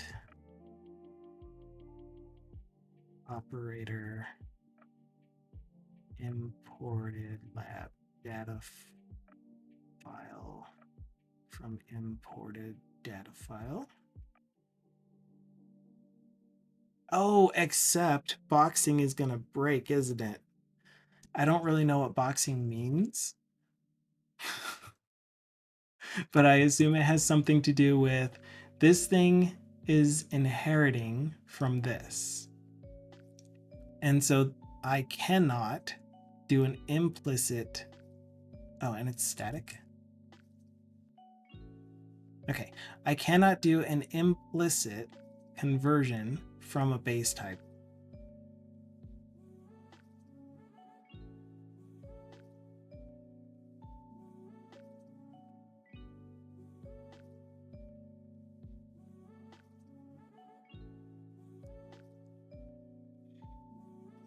Well, I know in my app I will need one of these, but I'll do that later. So instead, we're just gonna keep this as our generic lab data file.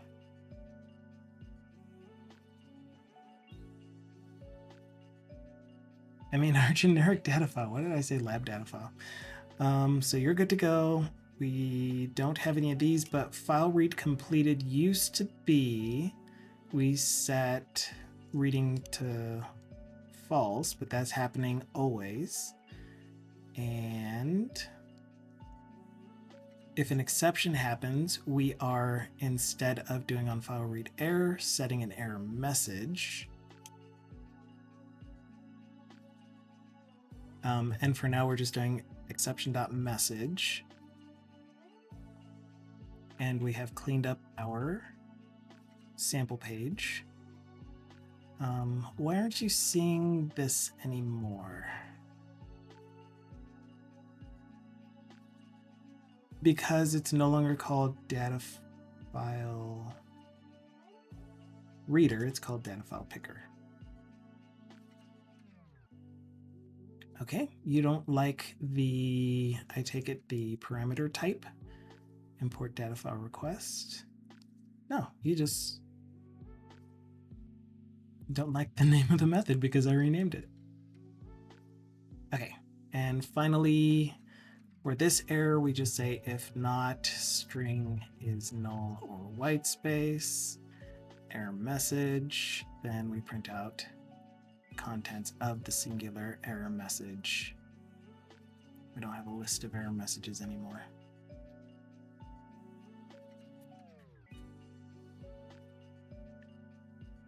Ugh. Okay, are we back to a buildable state? Oh, oops.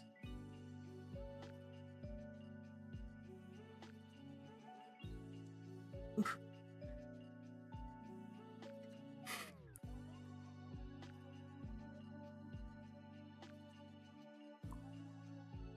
So once again, if you are just joining, I am a .NET developer working as a contractor for the Rocky Mountain National Wildlife Refuge, a place that monitors water and soil quality for the wildlife habitat for the surrounding communities because of some massive chemical debacle that happened a long time ago. That's all been taken care of and cleaned up.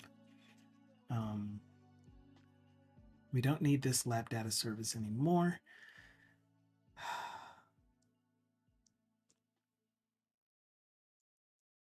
Thank you, an I.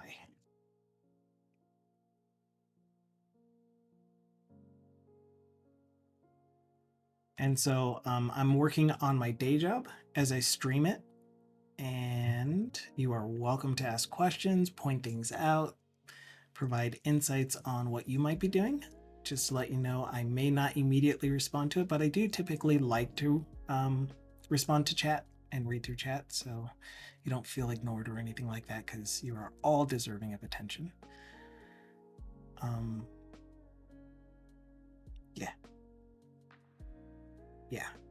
This is not going to build because I do have a server-side implementation of this service.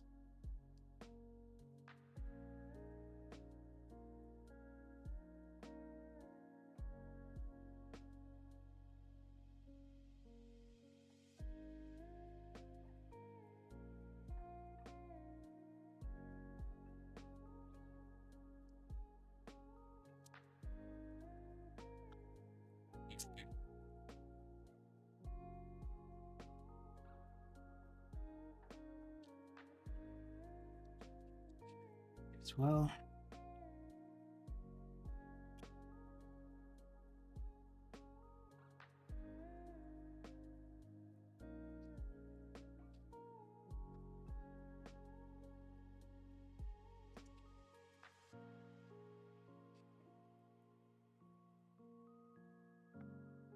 You got the open and read stream. Not worried about the no reference exceptions at this point because this is going to get reset. Sheet name is going to be empty. I got rid of sheet name. I'll go ahead and add it back in for the now instead of for the later. I really don't want to have it in here.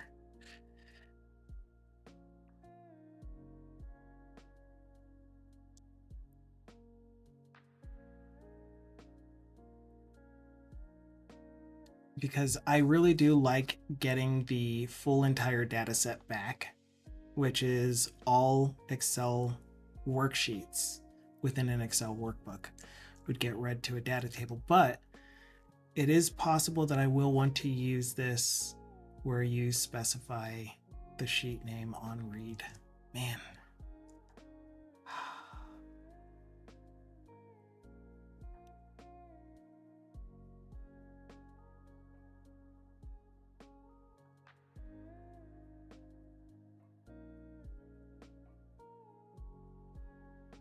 Did you see me wait that extra couple of seconds for Copilot to do that for me?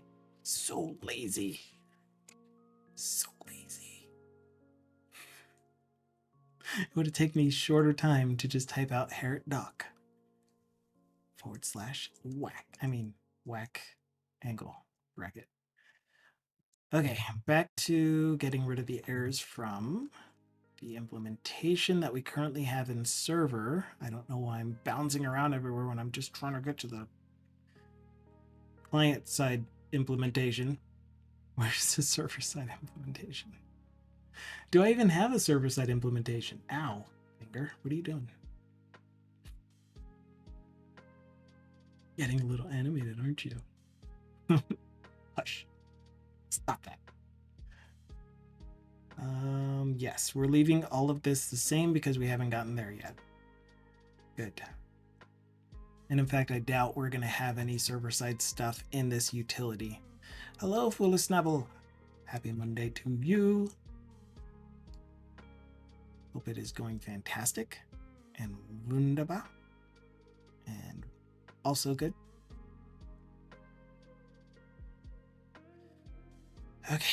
Okay. Boom. We got our data file picker. We have our handler for when a file is picked. We moved all of the logic for reading the file into this component, which is going to get moved into a different component. This is just going to be more like a controller that contains UI.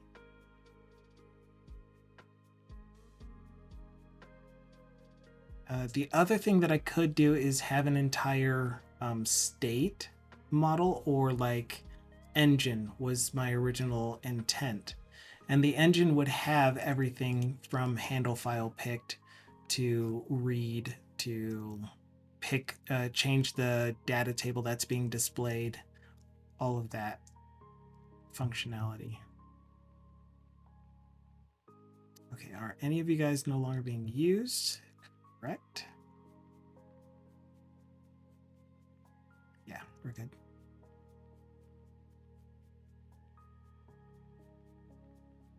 I don't think that I'm going to need a state has changed here because I am modifying variables and actually reassigning variables that are used directly in the UI. So it should pick up that it will need a re-render after this perform file read has finished. Who else? Don't need that comment anymore. I think that's good. Do you build yet? Oh, he's doing hands and hair now. All right. Let's see what kind of UI we has. Let's see, sample. .NET Watch. All right, everything should still work the way that it was working before. We'll be able to identify any runtime issues that I didn't consider yet. Oh, I guess that's the other thing that I meant to mention for any new viewers, is that this component library that I'm working on is a companion UI library for a data reader utility that I am working on, which is going to convert any input Excel or CSV file and turn it into a, I forgot the service, and turn it into whatever kind of class file, concrete file, user-defined class from your own library. I got words. I know words. That goes there. This closes.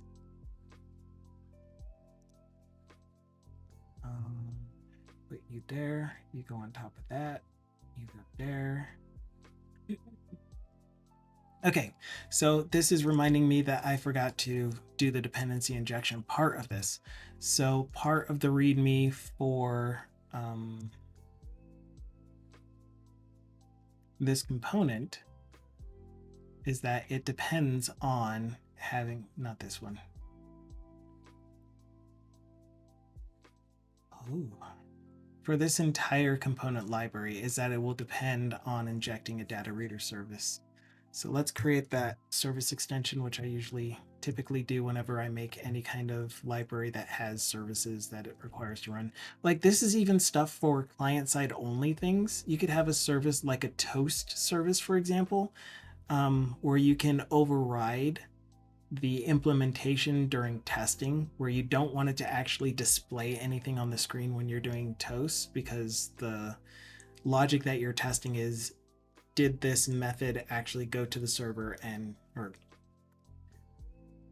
is it behaving the way that it should and not giving us an exception when it completes its unit of work or whatever, or whatever. Service extension, no, extensions. Extensions, service extensions. So this thing is going to have service extension called static iService provider. No. Add data reader services. This iService provider, or is it iService collection? Oh dear. I think it's iService collection.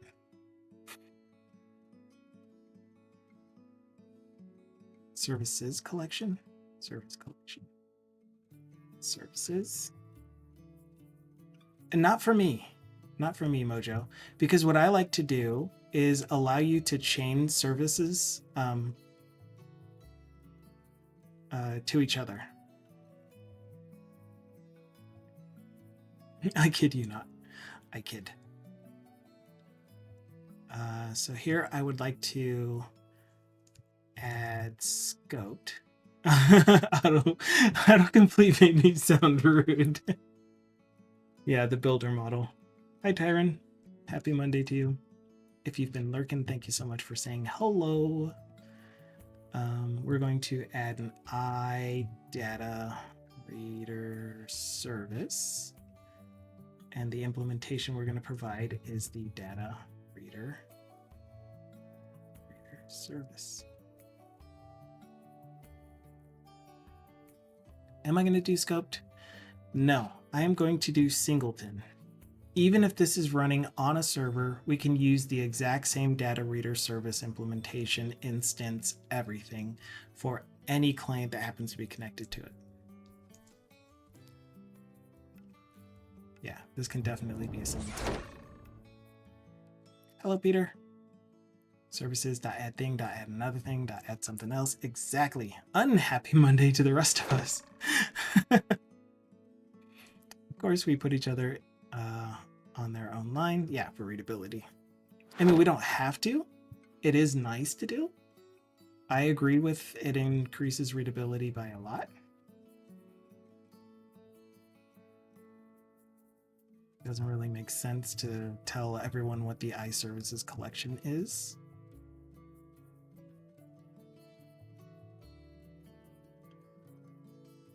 Okay, so then in our, the thing that I still don't quite get yet, and I do need to understand this at some point, but for now, I'm just gonna roll with it, is that I need,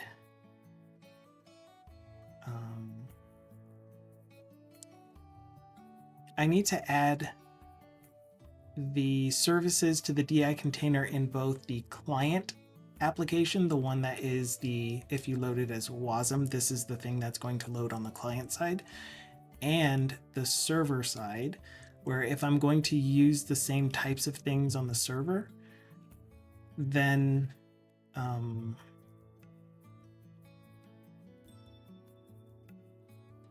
did you not give me back in? Oh, that's a Blazor Components builder. I put it in the right spot.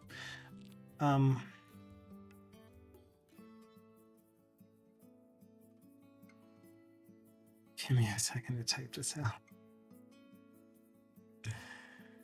Okay. So what happens is if I have the render mode set to auto, which I typically have been doing, if the application initially runs as Blazor server, then it doesn't get the services that I've only specified here on the client project. And I kind of get that, and I kind of understand why that is, but that also means that I'm adding a dependency injection to all of my client-side services in my Blazor server version of the application, when really I would have thought that I would have gotten them from just having the client project reference. But I kind of get it, but I still kind of don't. So it's like I only want certain services to be added to the main Blazor app portion when it's running in server render mode.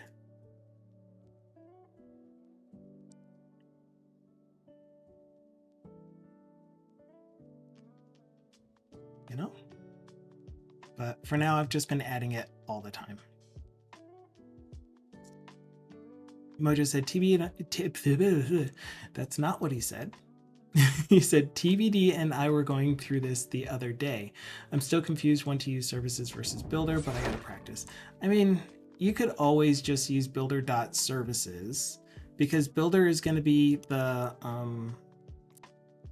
thing that contains the service provider and the configuration and everything about your application, whether that's a web application or a console application or whatever.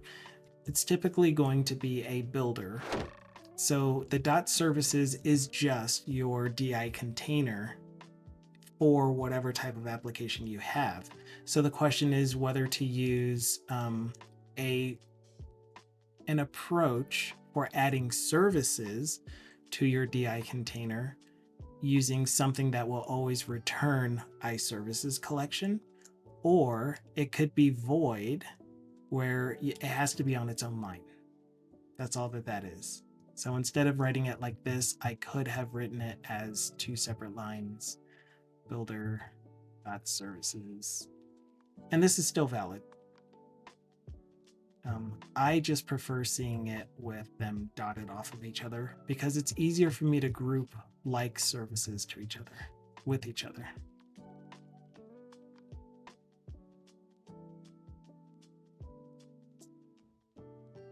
Napalm says, finally back, pesky meetings. Mojo said, I'd have advice here, but I used your finance man to guide me. Oh, don't do that. I mean, I am flattered.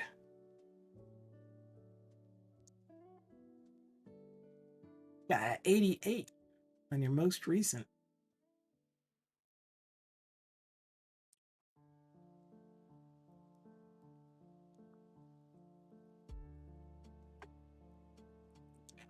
Very good. I don't know why it's not giving you... Oh, you got a 91. Oh, maximum score of 91. And respect it. I didn't read that part. Like, it's not showing the bonus points that you're getting for having the arrow fly for many seconds. I don't get it.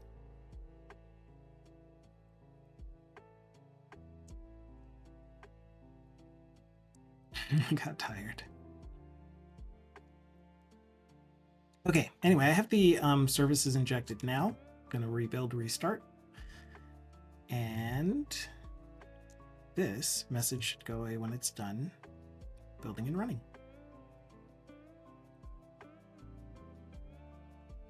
I keep forgetting, like every time that I see it building, the thing that I keep trying to tell any new person that hasn't heard this yet is that these are all turning into NuGet packages that I'm going to use within various applications. In this one, it's one specific application that I'm building it for, but I'm making it generic enough that I can have a data file picker in any application. And I do have other applications that have file pickers that I need to transform from the input text file, for example, that has fixed width fields to some C# class, in most cases a database entity.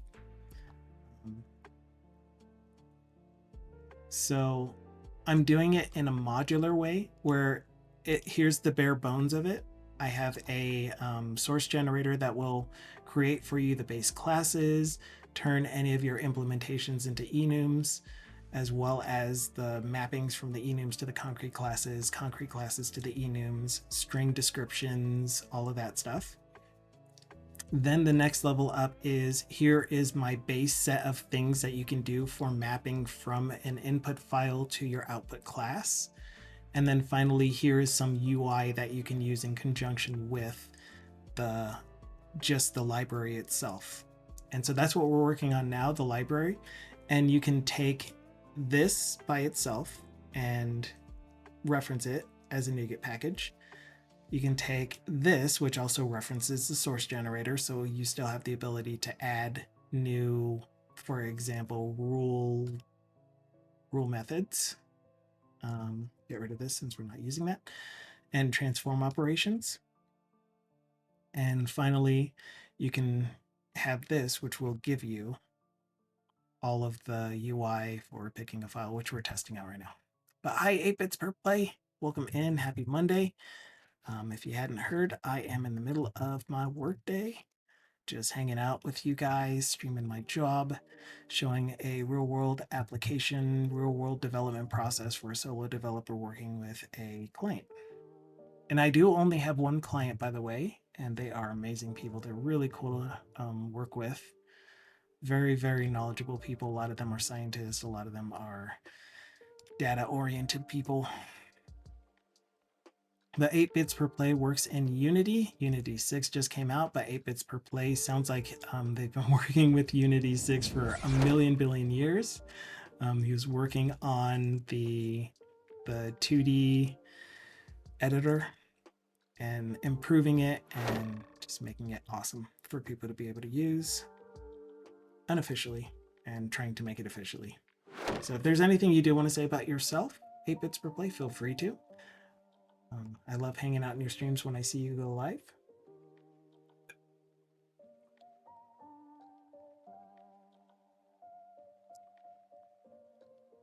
Okay. Program.cs, we're done with you.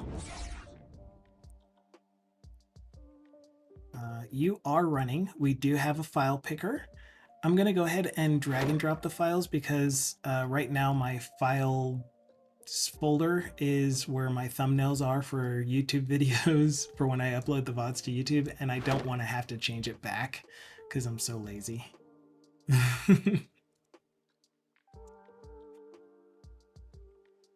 So instead, I'm just going to navigate to that folder directly.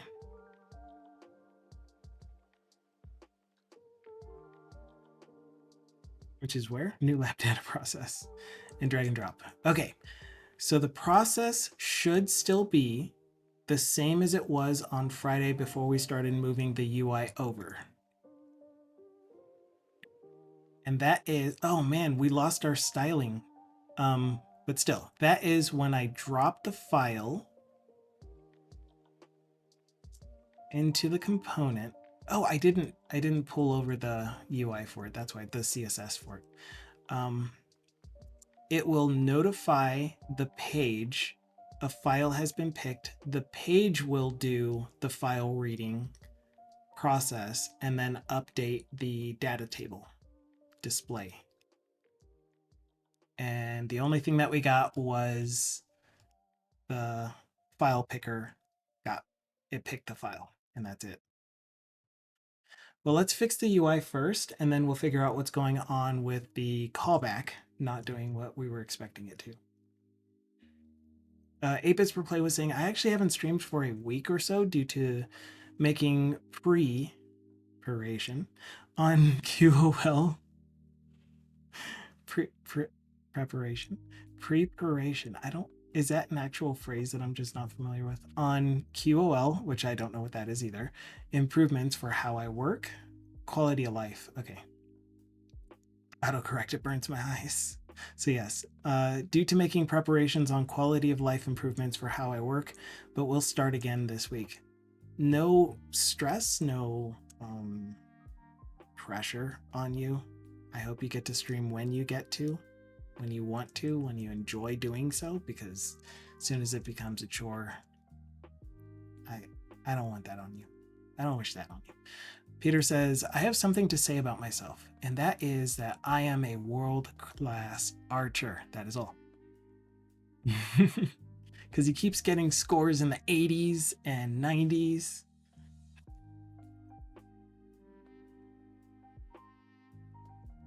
Keep practicing, and eventually your shots will soar right to the sky. The goal of the archery thing, Automated Realms, is to hit the target, not to shoot the arrows into the sky randomly. That just sounds dangerous. Don't try that at home. Anyway, Apit says, glad I can start watching other people's streams again. Haven't had a chance to sit down and watch your stream for a few days, thanks to it. Well, I'm glad you're here, and I'm glad you were able to get stuff done on your process improvements. And you are very, very welcome to be here. Feel free to ask questions if you want. Otherwise, we're just going to keep on rolling. the thing that I said we were going to do is get the styling over for the data file picker. So I'm going to add the data file picker component. Oops, razor. The SCSS file for the isolated, that will generate the isolated CSS. I like using Sass when I write my CSS. And I use an extension, a Visual Studio extension called Web Compiler Plus, or 2022 Plus. It used to be maintained by Mads Christensen, but he decided that he wasn't going to update it anymore beyond Visual Studio 2019. He has a billion extensions for Visual Studio that are super duper helpful. This is one of them, but this kind person, Jason Moore, decided to update it for Visual Studio 2022. Very, very grateful for them. But anyway, this makes it to where if you have a .scss file, you can right click on it, tell it that you want it to compile. If you don't already have a compiler config in the project, which I didn't, it'll create one for you. It'll give you the defaults. And the defaults are all pretty standard. Minify your Sass, from SCSS to CSS. Minify anything when it goes to CSS, for example. It does JavaScript stuff too. I've never used it for the JavaScript stuff. But yeah, I can do less Sass, whatever node Sass is, whatever stylus is, Babel, CoffeeScript, handlebars. It's so cool. Good stuff. The compiler config itself is the one that says, the reason that you saw it was all blocked out is because I'm using another extension called nodocs, which I think I have like this. Yes. Digasoftbot is the one that gave it to me. Created by our very own Tyndall, which you'll see Stream Elements shout him out every now and then. But nodocs doesn't know how to parse arrays, JSON arrays, but it's okay with doing .json and .xml files for the most part, where it's supposed to mask out the value, but it'll show you the key. All of these. The Swedish Tyndall is awesome. So yeah, combination of all of these things, lots of really cool tools that we have at our disposal. Good stuff. So I'm going to grab the SCSS that I must have already written before, unless I already deleted the data reader. Gimme. Thank goodness for source control.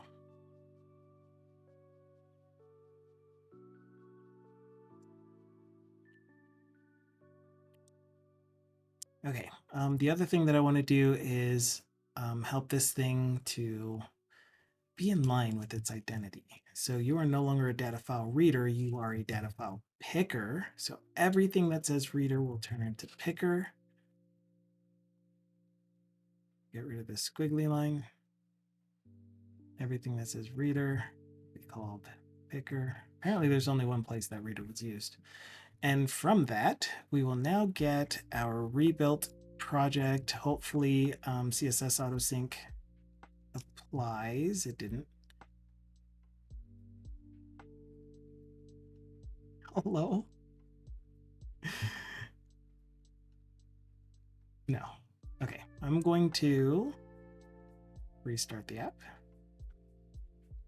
Once I get myself a new browser window because I closed it for whatever reason. And then as soon as I make sure that the UI is working, I'm going to take a quick break to maybe grab some yogurt or something. But it'll only be like 5 minutes at most.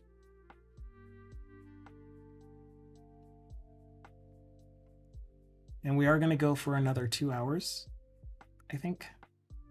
Maybe an hour and a half. I don't want to step on other streamers that are part of the same community.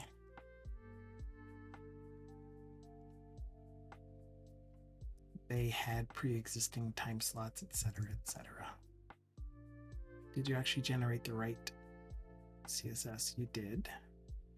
Right. Yeah, good. Okay, so I did do this in the way that I wanted to, which is I have some default colors specified in here. I have this kind of prefix-ish type of thing. You can override the custom CSS properties outside of this component. You can do it inside of this component simply by specifying the background color, parameters, and all of that stuff. I keep saying and all of that stuff. I don't know where that's coming from. That's brand new to me. I think it's brand new. Maybe I do unconsciously say that very often.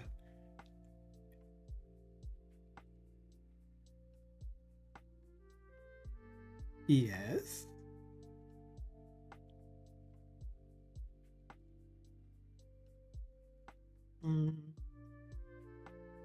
Maybe. No guarantees. Okay, so we got our styling. Let's make sure that the drag over works the way it's supposed to. It does, and then the styling for when a file is picked. Beautiful.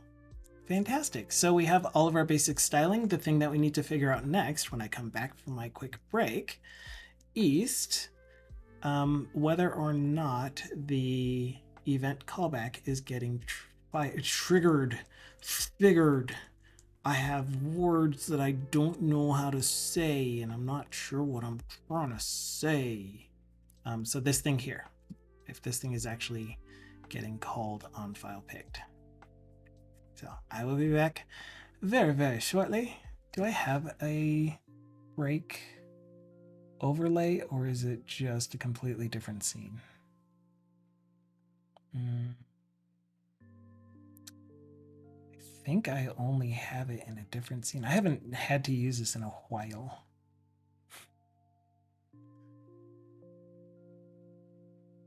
I think I'm just going to add it as a scene to this scene. Yeah, I'm going to do that. I just need to figure out which scene it is. Let's say it is the BRB scene.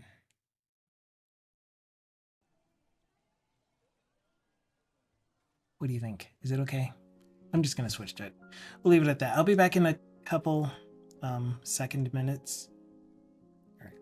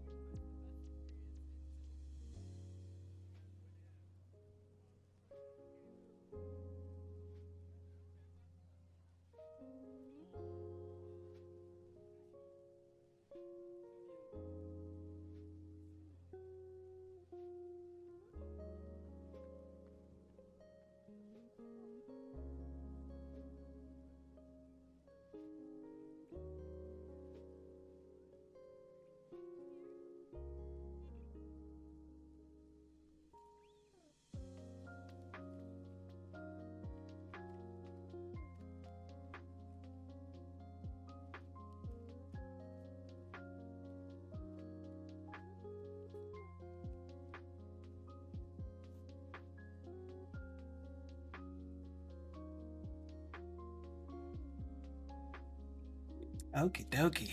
We got a dad joke while I was away. Oof. Now it's time for me to be out of breath for the next 10 minutes.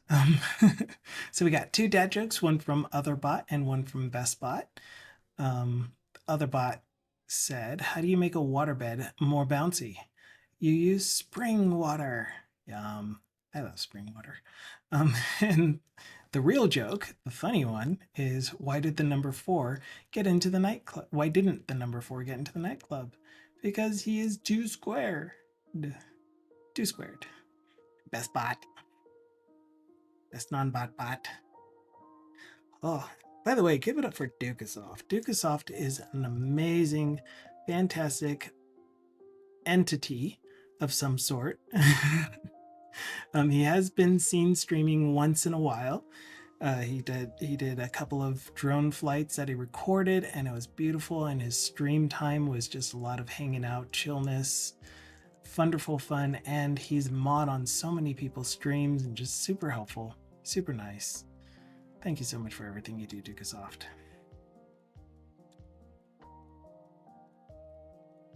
Yeah, give him a follow. You may see him stream again at some point in the future, which again, no pressure. It's always a great time when you do.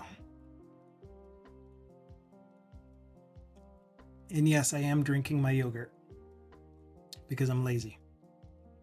In the best way.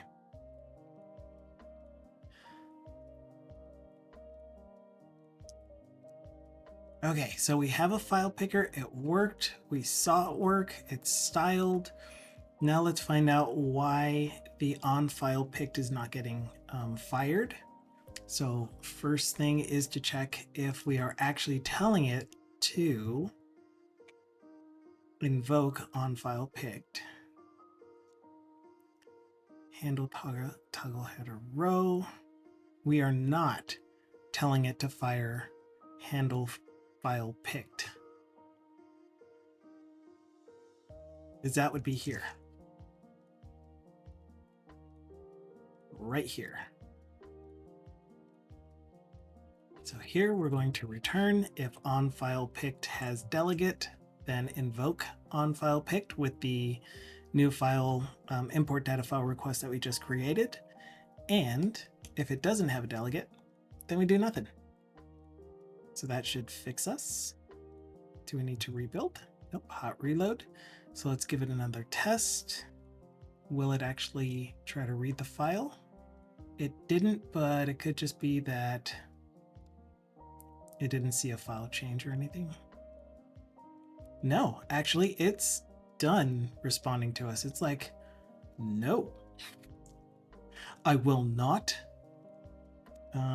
Are you giving me errors currently? You are.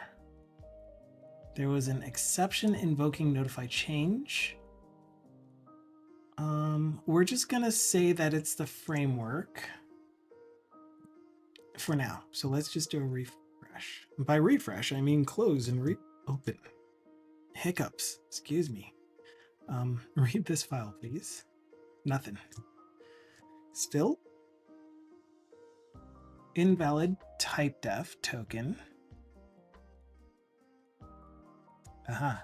So I think we do need to stop and restart the app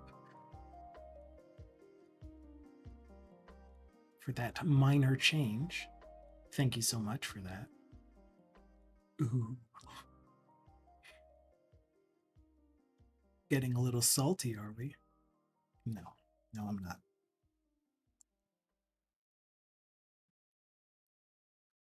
Okie dokie. Draggy, droppy. There it goes. The method or operation is not implemented. Really? I could have sworn it was. Which one? Which one in specific, please? Oh, you're not going to tell me. Where did you go?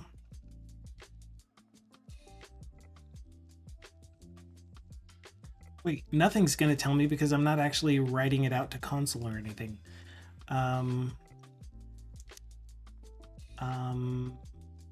You. No, home. Home.razor. you there, this is the thing that's giving it to me. So we need to know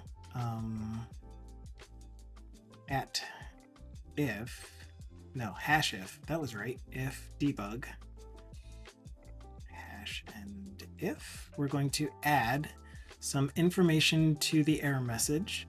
So the error message is now going to get wrapped in HTML.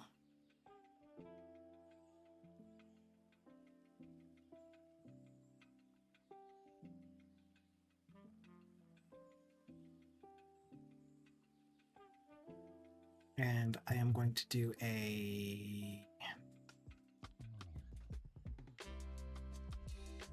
we'll do it as a label. We'll do it as a P. We'll do it as a span. The current error message, which is just going to be exception.message, slash span, followed by an unordered list where we take the stack trace, split on new line, actually split on new line and carriage return, because I never remember what it uses. Split options, remove empty entries. Okay, that gives us part of what we want. The other part of it is, oh, there is no parent. The other part of what I would like, oh, duh, we can use the new collection expressions.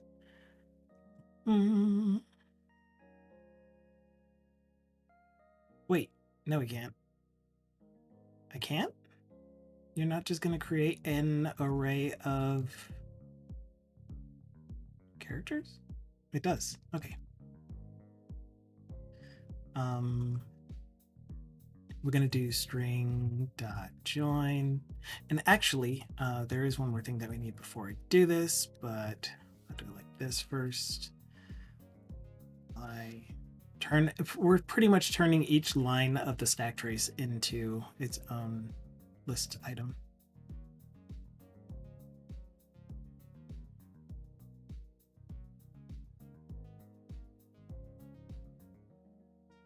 And in fact, the way that I would prefer to do this right now is we're going to, again, this is going to generate markup. This is going to push some things down onto the next line so that if we are reading it as HTML, which we won't be, but if we were going to, that it would be formatted in a way that's easy to see. So the thing that we're actually going to select from this, which it's missing a parent, select X arrows 1, 2, 3, 4, LI, $sign in here somewhere. X. Someone did mention a little bit ago, not too long ago, that they liked seeing this variable actually named something meaningful. So like this would be trace message instead of just X, which most people default to, or R or U or something. I thought that was insightful, thoughtful. And you're still missing a parent.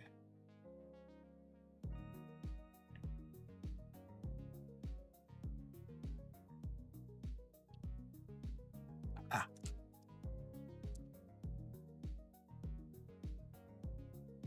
Nope, inside of here. There you go. Okay, so now if we do get an exception, we can at least see the entire stack trace. I will go ahead and make this a markup string.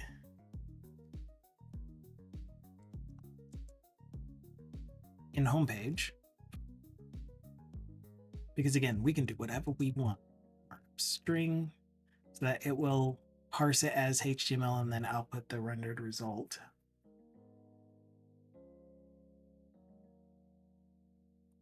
Okay, now what do you say? It says, I need to be rebuilt. No? pasta. That's as much as it's going to get right now, but we can pick a file again. And this time get the full stack tray.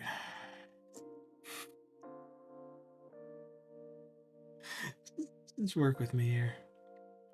Peter says, if it gets confusing, and of course, if I have nested delegates, puke emoji, I type out proper variable names. Otherwise, 98% of the time it's X.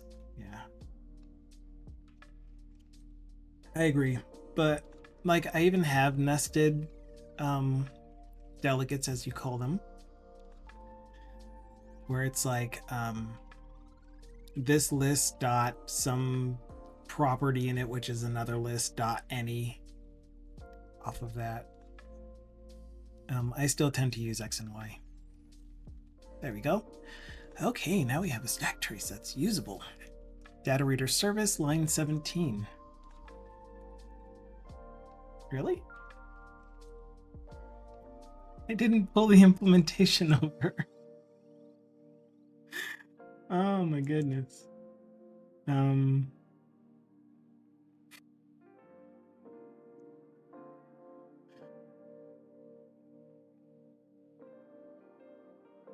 Read import file. Does this have helpers? Process data set.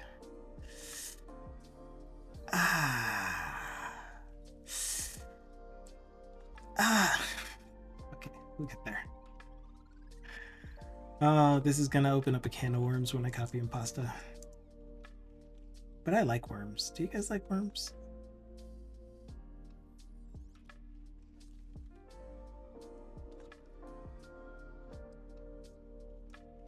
Oh man, what do we do when it decides to cut off the left 4 characters, when you copy pasta? It's so annoying. So annoying. Who doesn't love parm? I mean worms. Love worms. Love them. How to eat fried worms.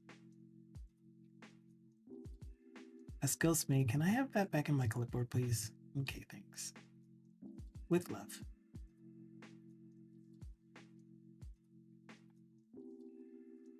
So this was one of those things that I'm talking about where Visual Studio will use a smart copy kind of thing. And it's like the beginning of my copy started 4 characters in. And so what it's doing when it puts it in the clipboard is that it's really only copying the vertical column from this opening block to the closing block and cutting everything else to the left out. That's really annoying. So I just tried to copy and paste it to Notepad, and it did the same thing in Notepad. Oops. Why am I even putting it in this text file? Okay.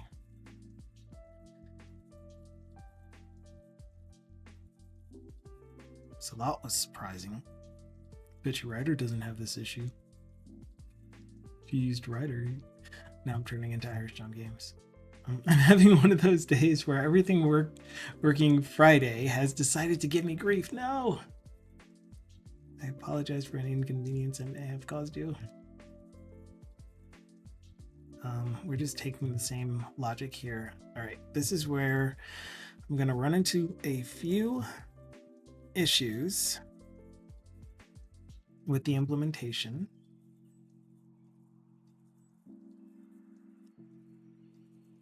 Rise of Piracy, there's a shout out for Irish John Games, who's going to start streaming in about an hour and 10 minutes. Again, I'm probably going to go 30 minutes past the start of his stream, but I do strongly, highly recommend tuning into his stream. It's a great time over on his channel. He does game dev for a game called Rise of Piracy, which will be getting a release date at some point in time in the near future. Actually, he is not streaming today. He canceled streams until Thursday, according to his message. I thought it was only Friday and Saturday, but yes, he isn't streaming today, so I won't be stepping on his toes. Cool. Oh, that's tasty. Snabble says, also, if you used Rust, you would have no problems. Now, imagine Writer plus Rust. It'd be pristine. You had to extend it.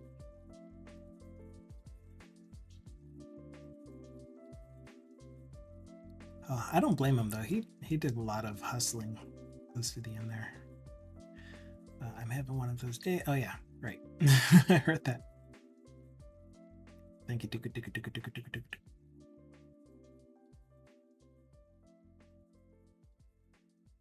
Right. Okay, so this used to be called request. We're going to now call it data request. There is no more such thing as a response model. So what I'm going to need to do is throw new. What is this one? This one is going to be an arguments exception. Does it make sense to make this an argument exception because we're expecting the file itself to be a CSV or Excel file currently, because those are the only files that we support. Actually, we may support OpenXML, but just all OpenXML, which this is just XLSX. But at the same time, does that mean OpenOffice as well? I don't know. That wasn't anything I needed to pay attention to. You need to be async. But anyway, is argument exception a valid exception type, or should this be something else?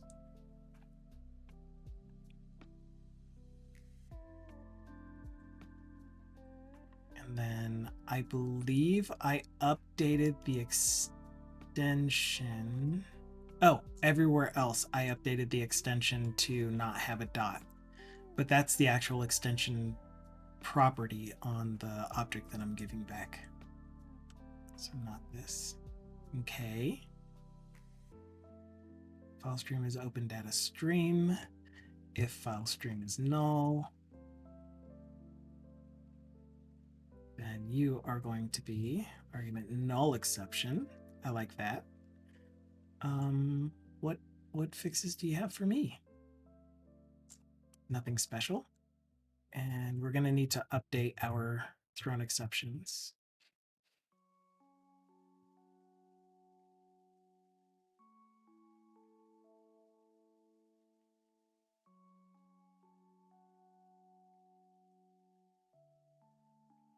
Cool. What do you think about argument null exception throw if null file stream?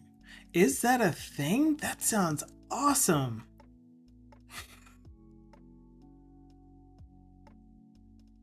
I have never used this before. What is this second parameter? Param name. Param name wouldn't be file stream though. It's new in .NET 8. That is so cool. I love it.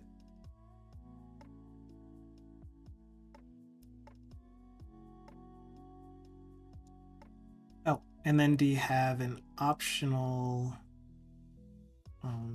message? No. We get a void pointer and nullable object. But that's fine. I don't need to send a message with it. Okay, now I need to do process data for the request. And this is gonna be fun. You are also, dang it. This is where I put the exception.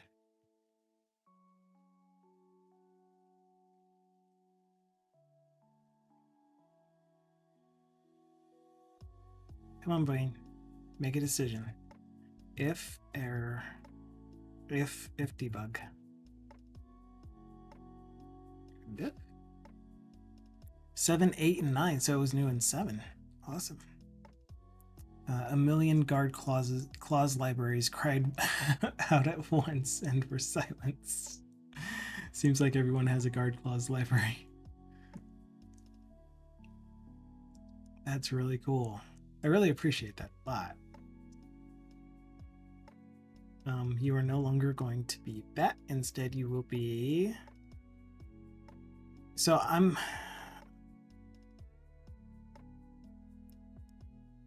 I need to know what exceptions are going to be thrown. So I'm gonna keep this in a try catch for now, even though all I'm doing is rethrowing the exception.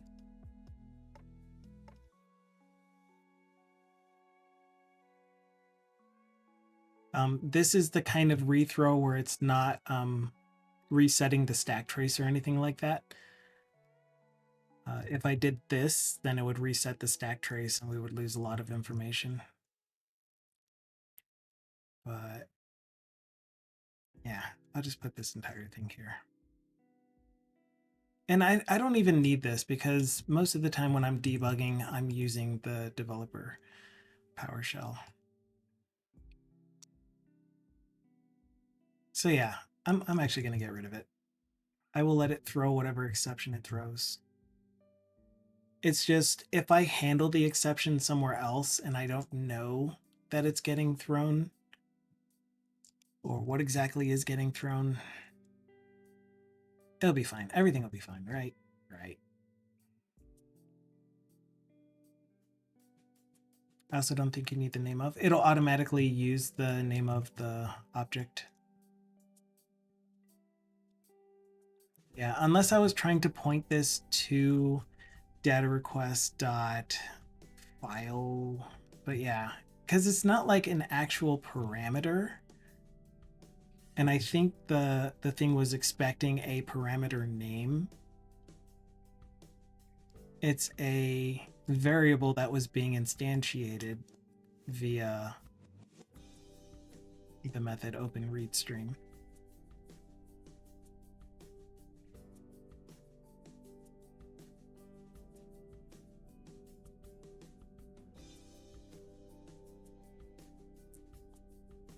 Wait. Oh, because this is file name.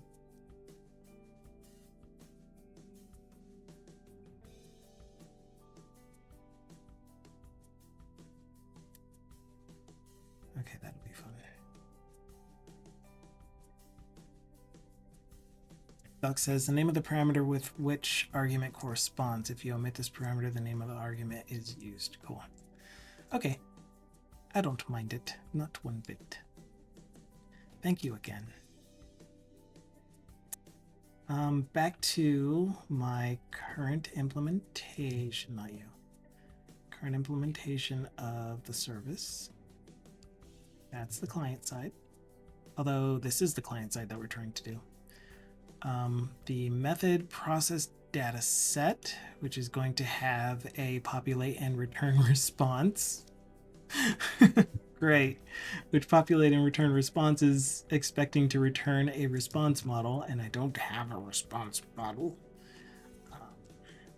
Region helpers. So this is one of those instances where I like using a region, even though this file isn't going to be massive or anything.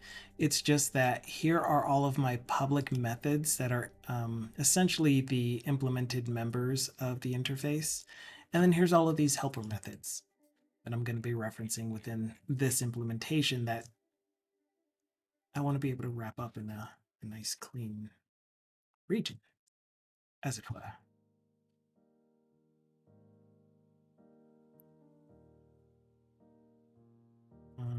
No more lab data files, we said. These are all lab or just regular data files. No more response model, so I can just do that. Equals equals. No more return object.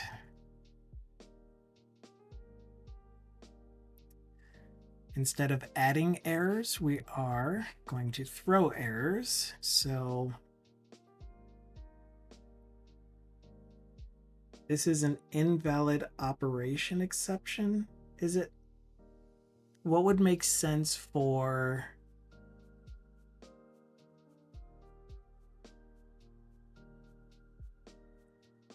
if the data set that we got back from our data set, our data reader utility, which is again using Excel data file reader library, Excel data reader, sorry.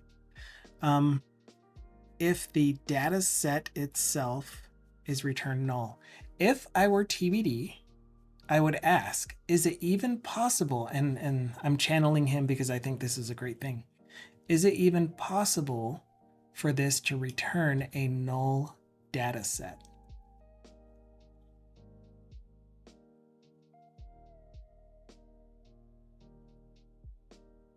And the answer might surprisingly be that it is not possible for this to return a null data set.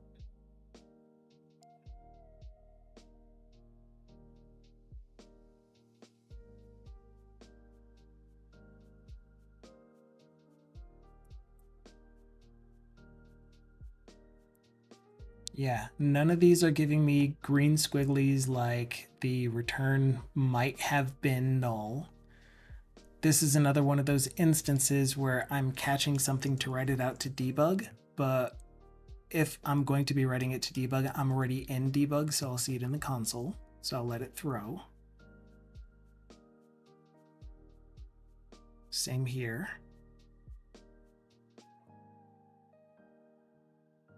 And again, this is probably, and I don't know this for sure, but this is probably typical of libraries to not really have exception handling for things that might want to be handled by the application itself.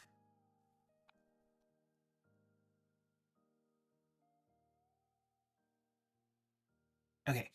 Tyron is saying, docs say the name of the, after that one. I've been moving to the new is null instead of equals equals null. My brain just reads it better. True. The is null bypasses the equals equals operator overload if it exists, I believe. So they kind of are different. They are also different in that they are comparing different things. I don't fully remember what the deal was with it. But the is null is like, yeah, there's just something about the is keyword that acts differently than the comparison operator. And I can't fully remember what it is. But I know that in at minimum 90% of the cases, it is works just as well.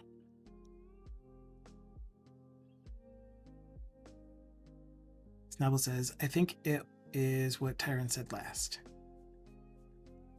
I mean, he didn't fully describe it. He just says they're kind of different other than the is null bypasses the equals equals, but the equals equals operator might have different logic than the is null. Like is null is probably one case that the equals equals goes to.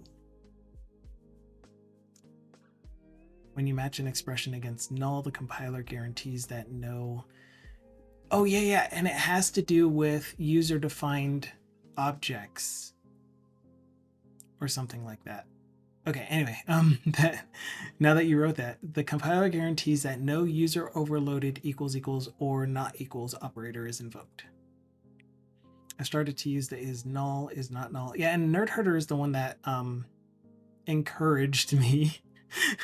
I'll say encouraged me to use is null in places where I would use equals equals null or not equals null. It's just a lot more readable, and you can implement equals equals equals yourself if you wanted to. What's great is that there are so many things to do the same thing, although they say they do different things.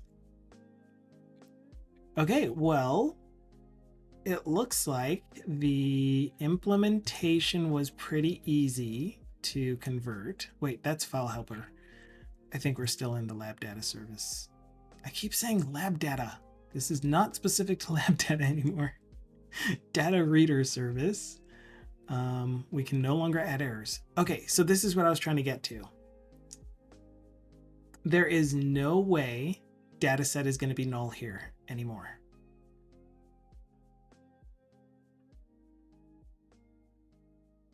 So let's erase that lie.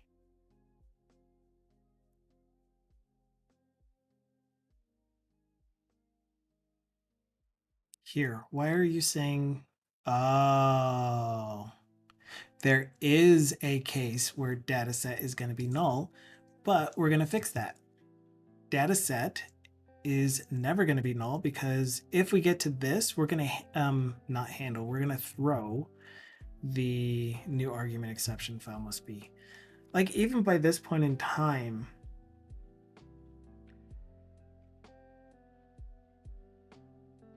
yeah, this is not correct either.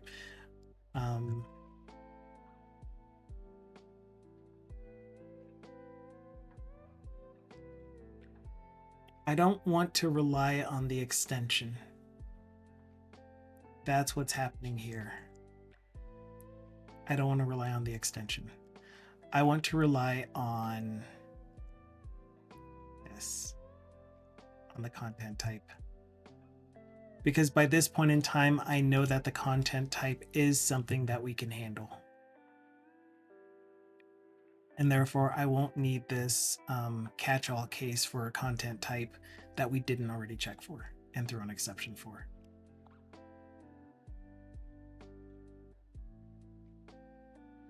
And here you can see I'm doing pattern matching.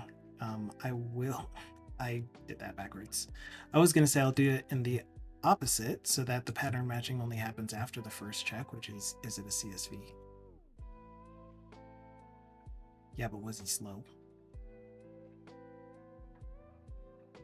In which case we don't need the catch-all. Oh, you're going to complain?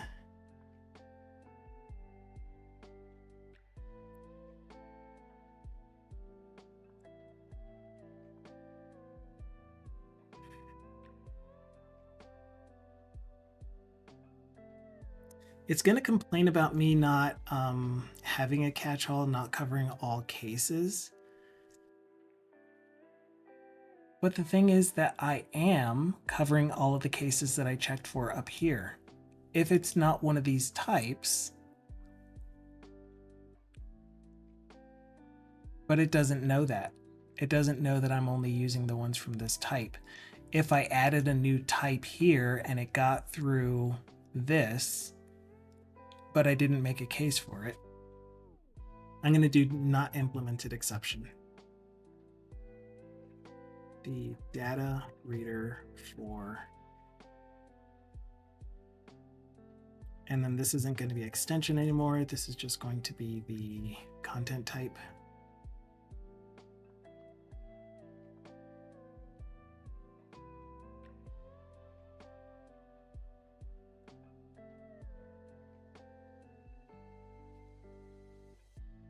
It's not been implemented. Okay, so that's going to be a not implemented exception. Tukasoft is trying to duck and cover from being able to implement equals equals equals.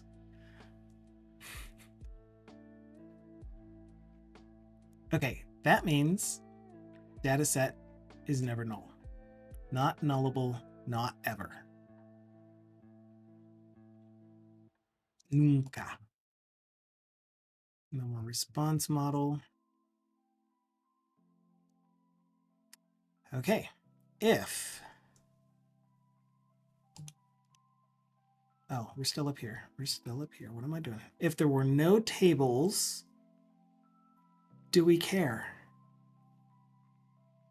Do we care if the data set contained no data? That is not a failed reading. So the only thing that we would care about is getting that back.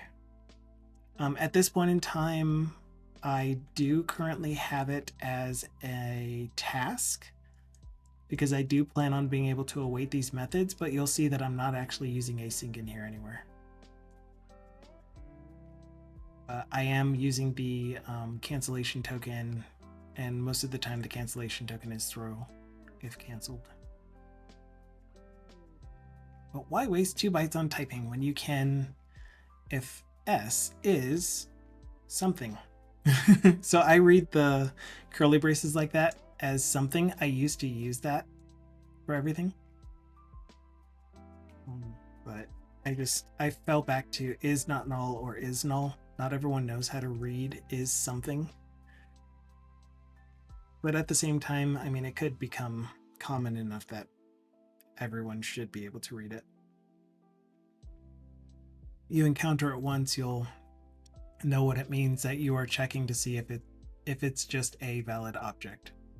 But again, this is assuming that S is a user-defined class, is an object, and not something like a primitive.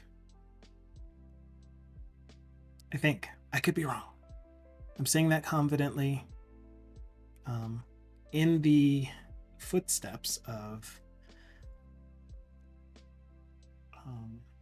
what name it? Of Peter, in the teachings of Peter, I will be confidently wrong.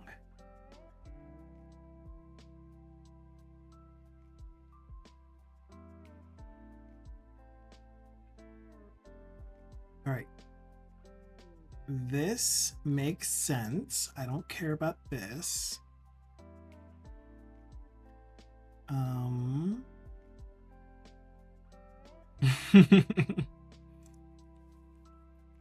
Shoot boldly. Heck yeah. 50 to 500. And of course we type if y is greater than 100 and less than 200. I mean, you can do that with this. But actually, is that valid syntax?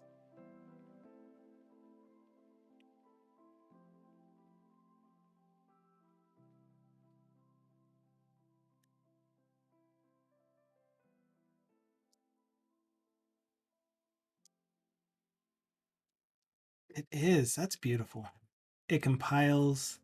I like it.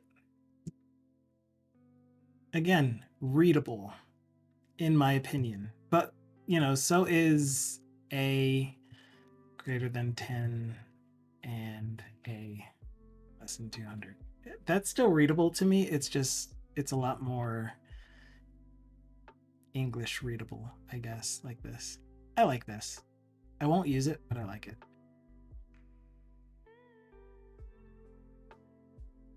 You can use pattern matching in any if. That makes perfect sense.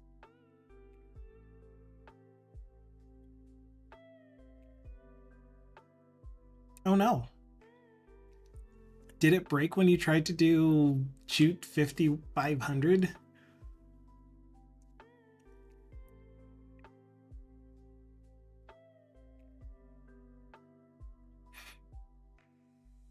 Ooh. Radio Patrick said, the grumpy old man in me sees A is greater than 10 and less than 200 and says that you should just use Python at that point. Bots fail, but I never will. Not ever. So I wonder if it was because you provided a... No. It just didn't catch your redemption, is what it was that happened. Game view. Click it. Actually do send responses. Manual game, add Archer. Did it show up on stream? No.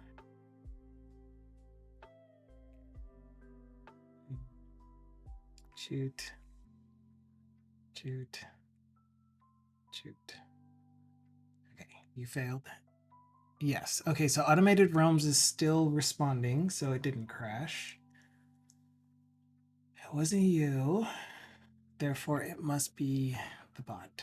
Archery bot, interact, check you. You know what? We're going to refresh it, actually. Let's do that. Refresh. And back to here. Check my redemptions. Oh, you know what? It's probably that my token timed out and I'm not listening for redemptions anymore.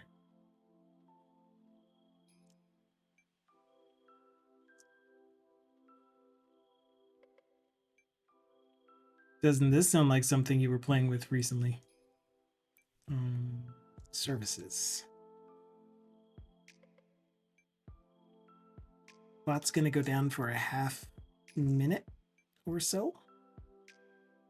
Stapu. Stato.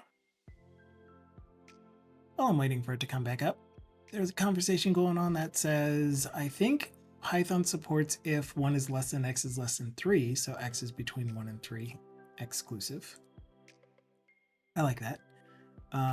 Peter said to Radio Patrick, yeah, I feel like C# doesn't need all this syntax with pattern matching until it has real pattern matching support. Ooh, what does that look like? Snobble wants to know too, what is real pattern matching? But I am also old, says Peter. And Peter said to Snobble, Mr. F# knows. Is the phrase exhaustive pattern matching? Honestly, there are a lot of names for it. I should have probably said the thing instead of real, but here we are. It happens. It's allowed to happen. All right, reconnect and reconnect. Add. And lastly, let's refresh the bot page one more time. Okay, what do you say? Do we have archery back? We have archery back.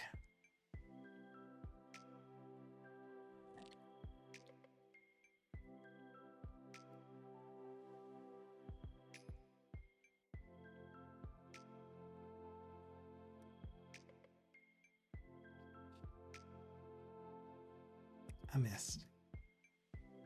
So close. So close. Okay, archery's back.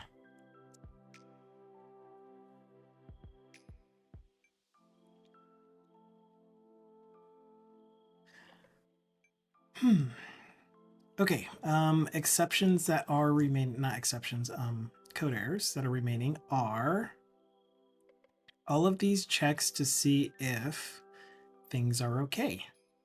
Again, yeah, that was the question. If we don't actually have any records that came back from reading the CSV and or Excel workbook,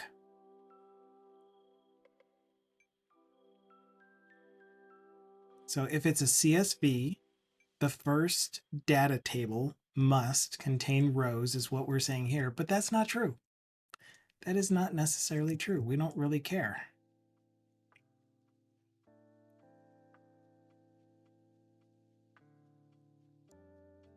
If it doesn't contain any data tables, again, we don't really care.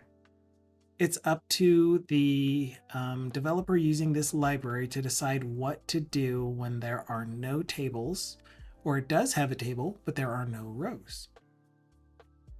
Right. Got it.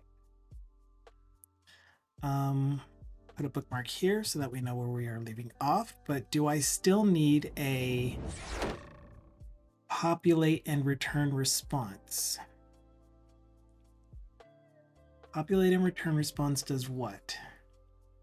We get the mappable fields, which we can no longer get in this library anymore because the only thing that really defines what the mappable fields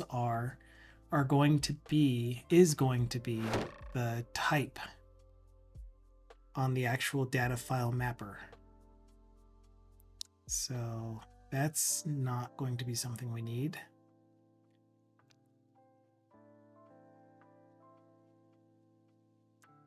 Oh, but this does the automatic mapping for us too.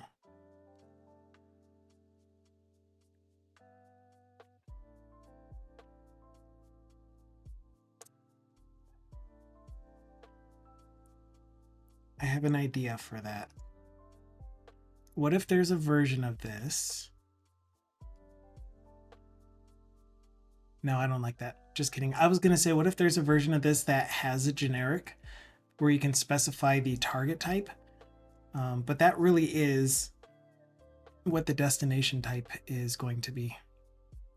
Sorry, that's going to be handled somewhere else in the app. I was trying to read this. Hello, WebWraith. Welcome in. Quick question. What is your recommended way to learn C#? I've got a C++ and Java background, but I struggle to understand the library reference from Microsoft and don't really understand NuGet. Oh, it's great that you already have object-oriented programming background. You've got a great start. You're doing amazing already. As far as understanding the whole framework and the way that Microsoft has everything set up, that is probably learned, and it really does depend on how you learn, but that is probably learned most easily by trying to follow along with tutorials or create an application yourself and look up whatever you're struggling with in that moment. Snubble is saying NuGet is a bit like Maven, which is a Java library technology for being able to reuse libraries. Man, that is not staying, is it? An MS build is the equivalent of, and much better in my opinion, Gradle, Ant, etc. So building tools that will run the appropriate commands for you for your project based on how things are referenced to each other. C# and .NET projects made a whole bunch of sense to me. I did come from a C, C++, and Java background, but they made a lot of sense to me with what the framework does for you. If you create a new project that is anything from a console application, something that runs in command line and you have access to inputs and outputs, to a web application, to a desktop application, to a mobile application, those are all based on this console application that creates the public static void main string args for you, essentially your entry point. So the framework handles entering and running the application, what the entry point is, and all you have to worry about is what does the application do when it's running. So I recommend, like one of the main recommendations that I give, ignore all the red. That was there for prettiness. One of the main recommendations that I give is the C# introduction to C# video. If you're willing to watch a video that lasts 8 hours and follow along with it.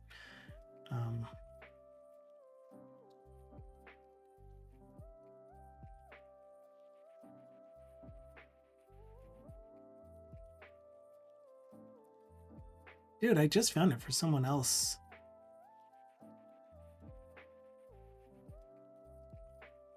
Very recently. Here it is. C# fundamentals is what I meant.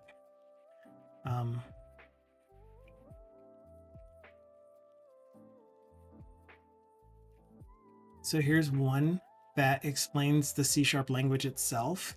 It's not necessarily talking about .NET overall, but it does touch on .NET. It doesn't really talk about different project types and stuff. But this will just help you correlate things of what you know about Java and C and C++ to C#, which is most likely the language that you're going to use when you are doing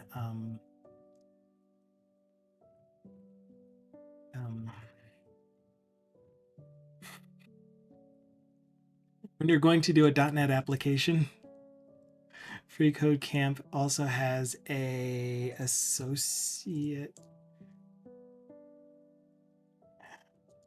.NET developer certification.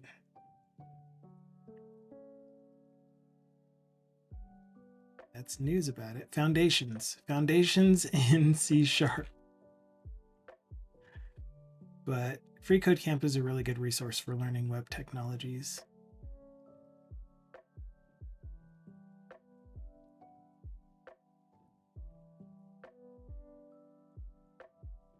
Thank you. Thank you, Dugsoft. You're the best. So there's a link for that one. Those are the ways that I learn. Hopefully they help you out. But as I mentioned, if you are a jump in, start trying things until it breaks and you have to fix it, then my recommendation is to start with a web application.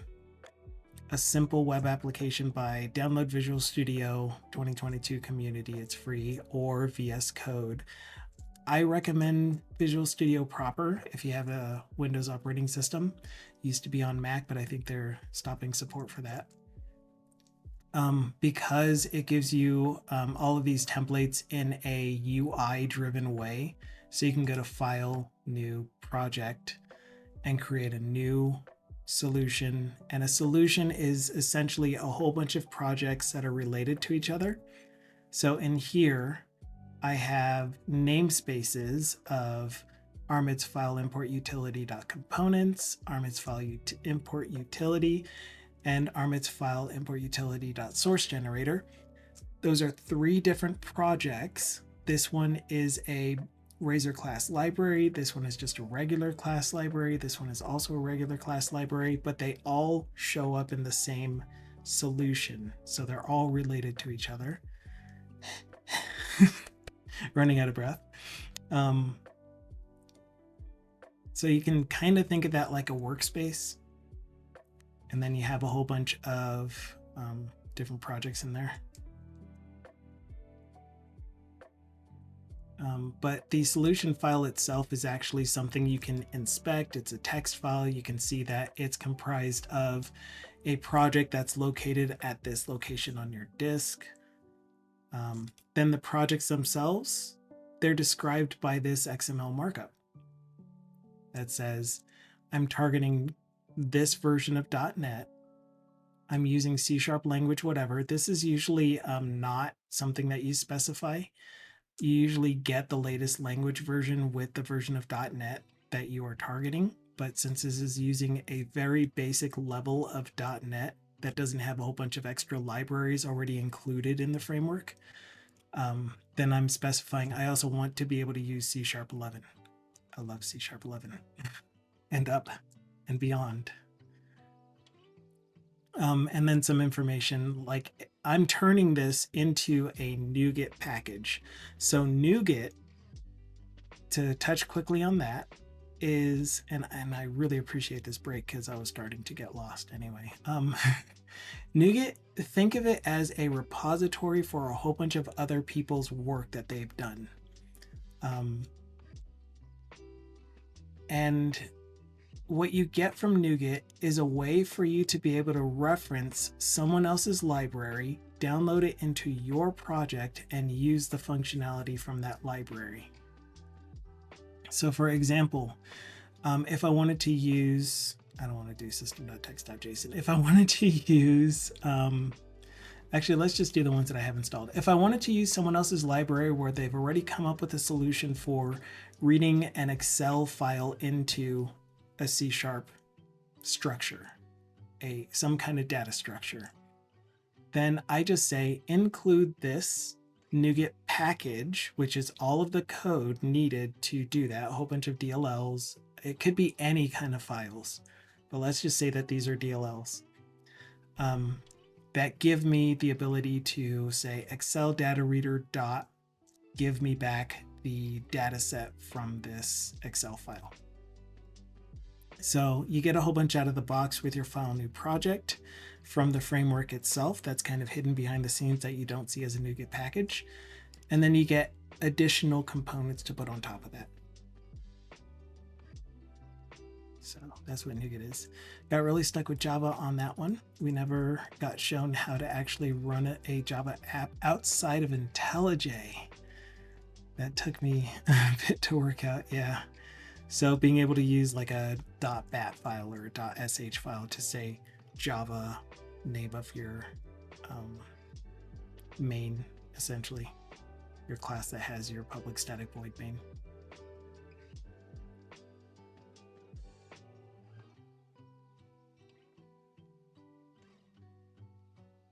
But yeah, that is one thing that some people do gripe about with .NET, is that it hides a lot of that under the scenes. So when you create a new, and I'll create one now, when you create a new console app, the new template for a console application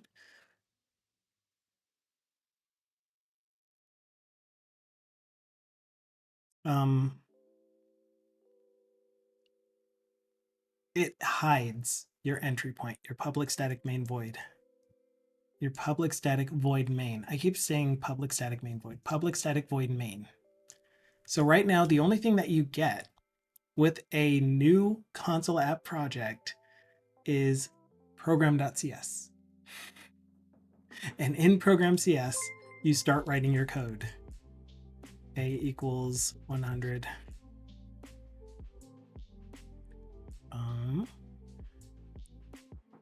That would be this tool over here. And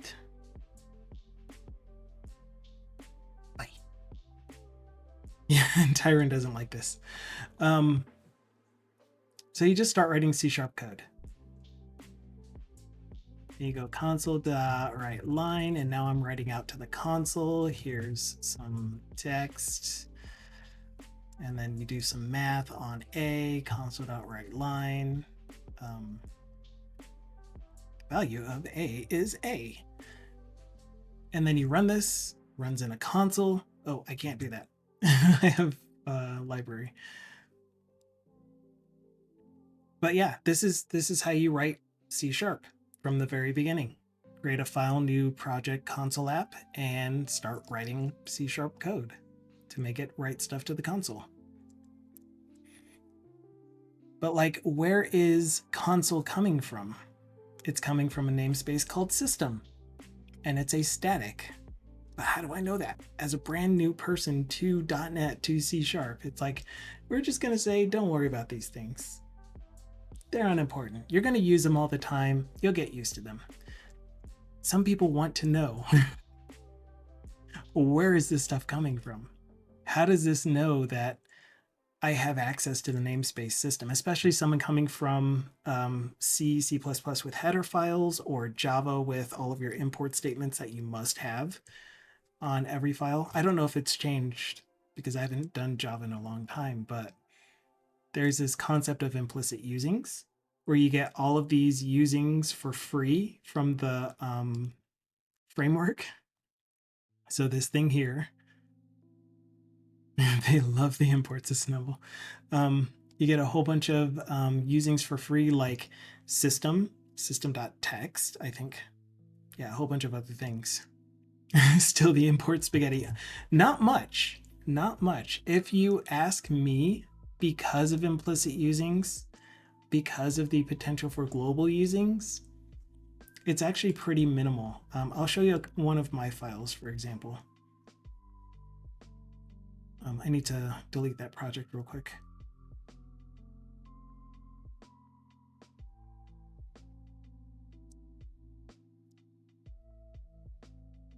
Because that's going in my Git repo. Oh, I can't. I'll do that in a second.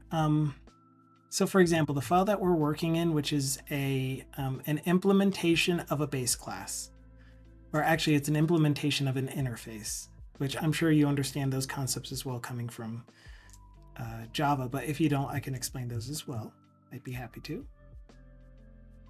But my usings look like this. These are my imports.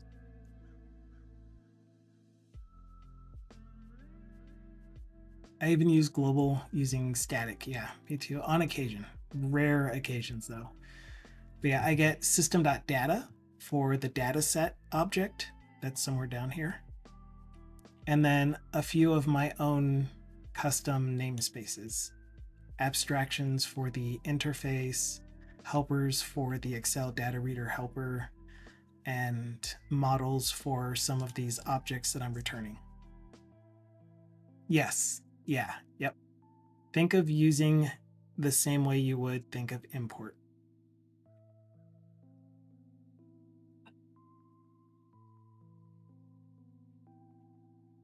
Oh, I don't know if it's more like C++ is. I don't really know how C++ is using works. But from my experience, from what I know of Java, it works a lot like import. Give me all of the methods and objects from this namespace.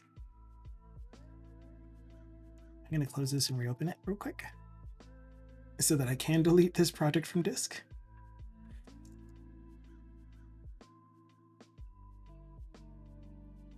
Poorly C++ has diamond inheritance problem. Do you want to explain what diamond inheritance problem is? Because I have no idea what that is.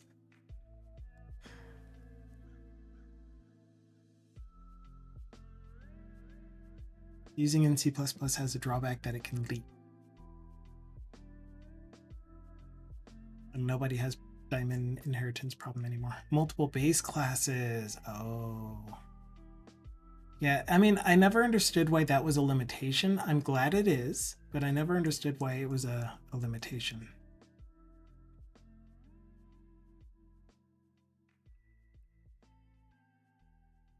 Two base classes inherit from the same base class.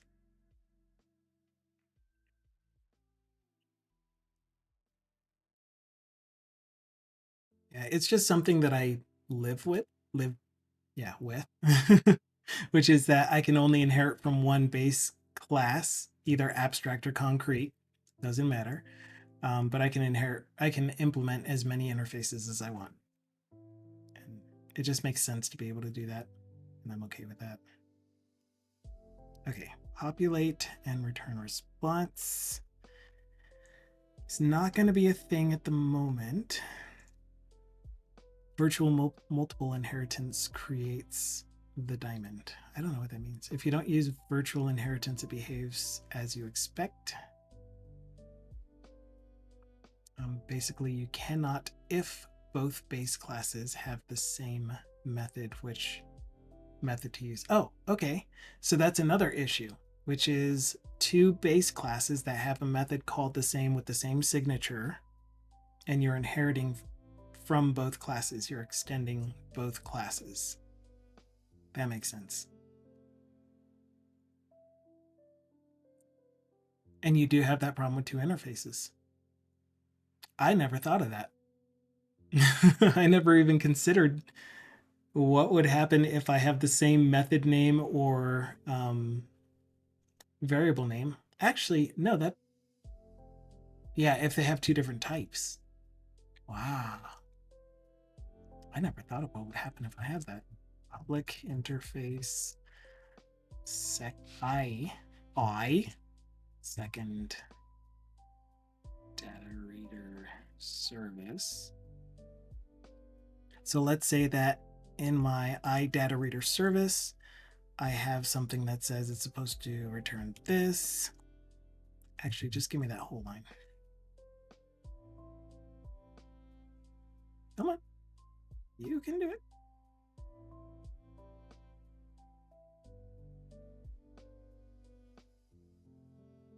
But instead of returning an import data file, I wanted it to return a list of imported field descriptors. Same signature, same parameters, different return type. Then what would happen if I tried to implement this?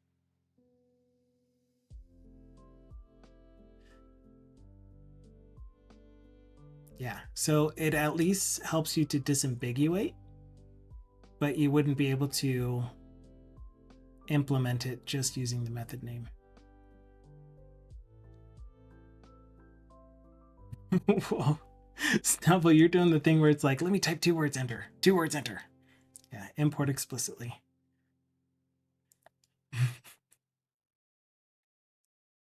But yes, you are right. Bottom line, composition over inheritance. I agree. I don't really know what it means, but I agree.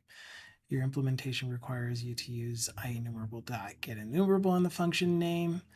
And Tyron was like, told you. Yeah. So you use the explicit inheritance, or explicit, what did you call it, Snubble? Import explicitly. Yeah. I just use global variables. That composes just fine. What did I miss? Okay. As you know, we can inherit behavior with interface methods and kind of get diamond behavior for interface with default methods. Your implementation requires you to blah. For example, yeah, so I was just typing out what you guys were giving as examples so that we could see it. Well, you taught me. I'm probably going to forget it, so I hope you don't feel like it was a waste going through that, but it will be recorded in the video for posterity.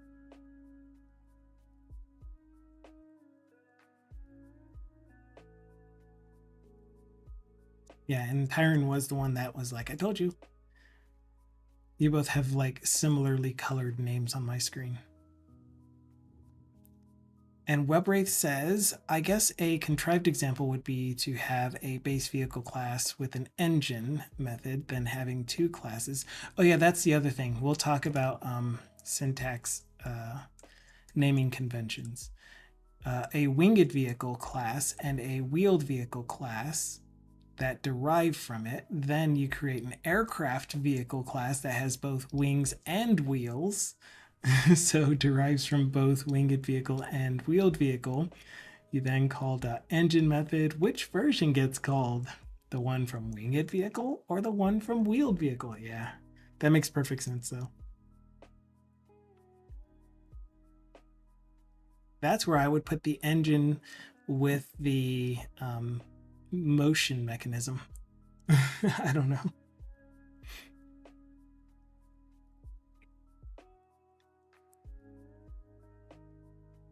But that definitely makes sense. Okay, I am going to get back to working on this. Please feel free to continue the conversation. I'll read through chat as I see it, but I'm going to pay more attention to what I am currently doing because this is my work. This is my job. This is my day. So what I'm trying to figure out is, am I going to use this populate and return response since I'm not using an actual response model? Yeah, exactly. So it has to do with composition like Napalm was talking about.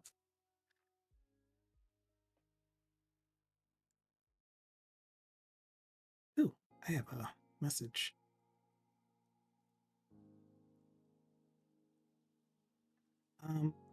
I need to look outside real quick.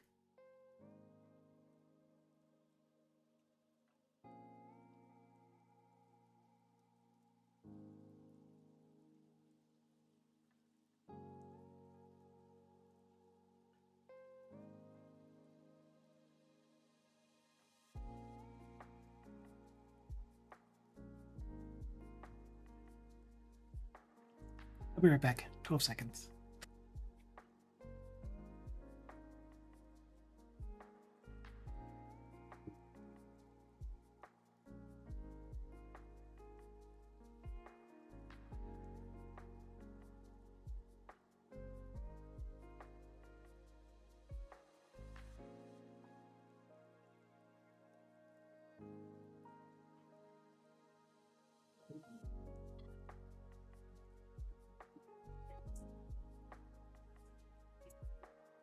I don't know what I was thinking in 12 seconds. It takes me 12 seconds just to run up the stairs.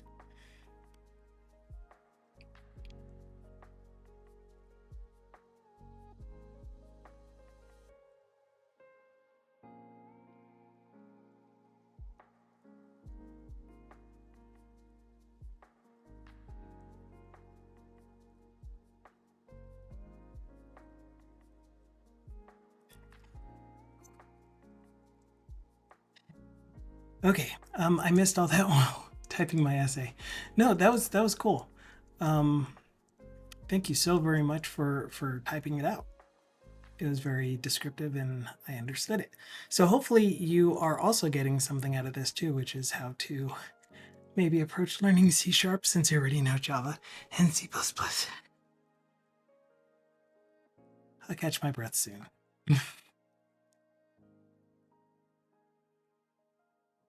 There are plenty of similarities. The main hurdle to get over is how to get started in writing an application. But if you want to take it to the simplest that you can, it's download Visual Studio 2022 Community from the interwebs. Install that and create a new console application. When you first launch it, it's going to ask you, what workloads you want to install. So it'll download this thing called the Visual Studio Installer. It'll be empty at first, but when it goes to the actual install page, it'll look something like this. And if you don't know what it is that you're trying to target, if you don't know if you're going to do more web or desktop or anything, just check all the boxes if you have the space on your computer. But the main ones are most likely going to be .NET, ASP.NET. So let me explain it like this. Think of .NET as the foundational framework for anything you can do with .NET technologies, whether that is using C#, Visual Basic, F#, any other language that you can use with the .NET technologies. A specific segment of .NET is ASP.NET, which I think stood for Application Servlet Pages or something like that. Think of JSP for Java.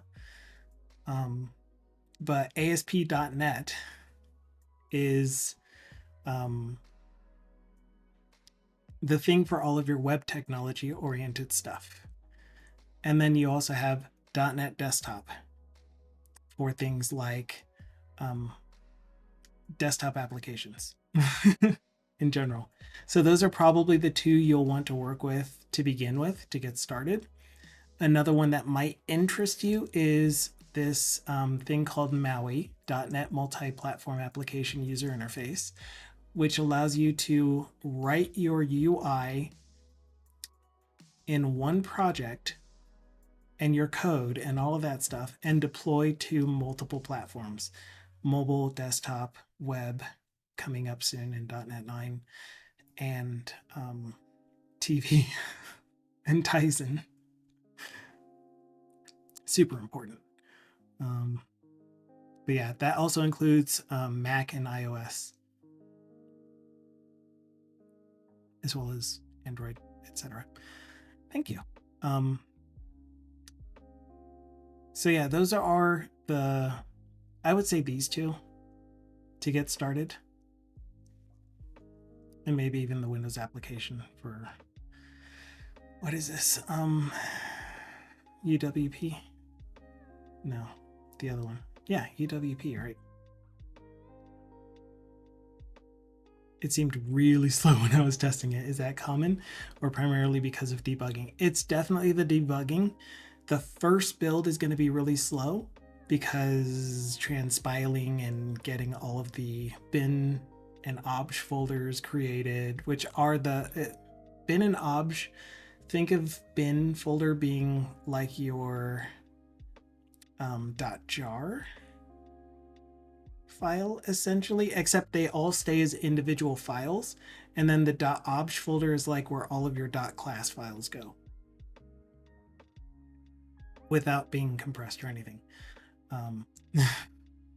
So I don't know, it's kind of, I'm still not 100% what the obj folder is actually used for, but the bin folder definitely has all of your compiled DLLs for your projects and references for them that it needs to run, and the executable. So anyway, after you install that, after you get those workloads installed, launch it. And then the window that you're going to get when you launch it is going to look something like this. This will be empty most likely.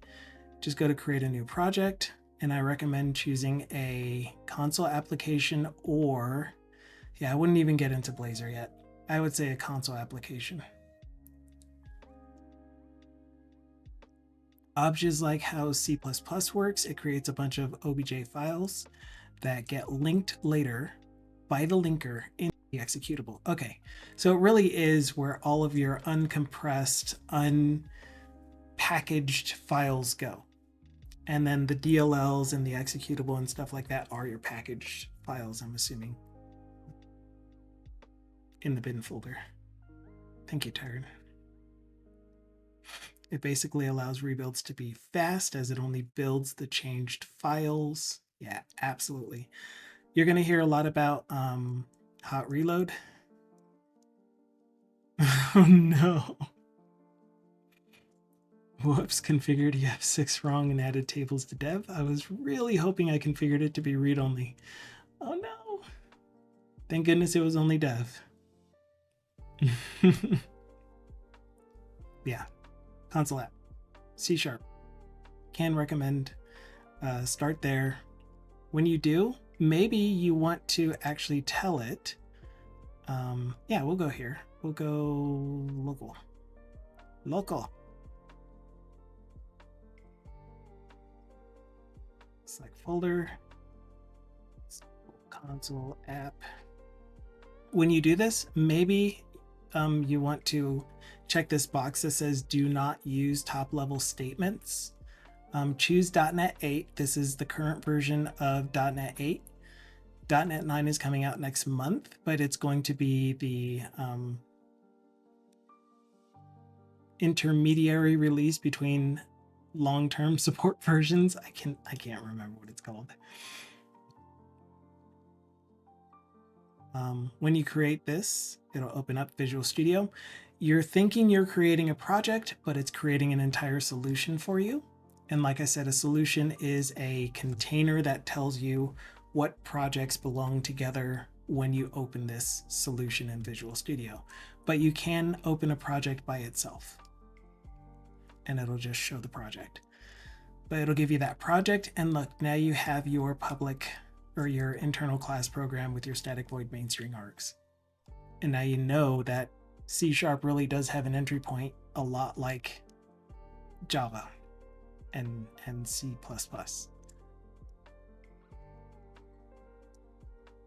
We still have the implicit usings.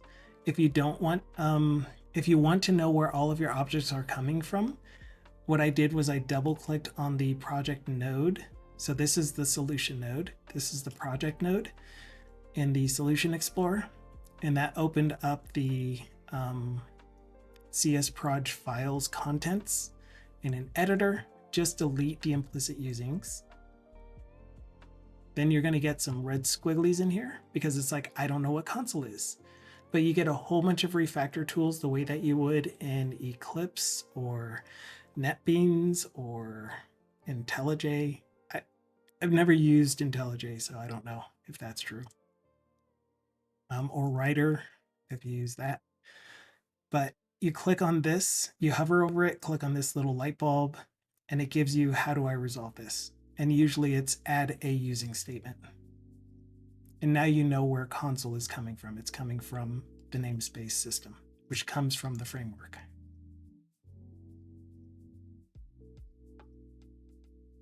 Cool. So you know all about the refactor tools that are available in an IDE. This follows a lot of the same types of things. Breakpoints, you can set them over here. You can run your application using this play button. It'll run the one that's bolded over here, and that's usually based off of which project is the active project if you haven't set a startup. So if I add another console app,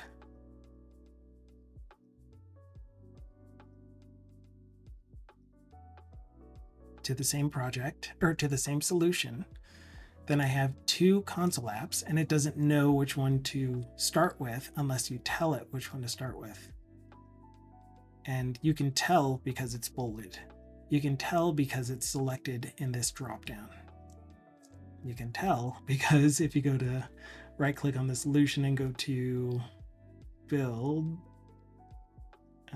something or other, configuration manager, nope, one of these, it tells you which one is going to be run by default. Yeah, system is a library file. Console is a static class within it. Yeah. And so system is provided by Microsoft. It comes with the framework. So think of a framework as a collection of base libraries that you can use to put buildings together with. Configure startup project. I'm so blind. There you are. Thank you. And also hello, Reg9K. I didn't say hello earlier. Yeah, like the standard library in C++, exactly.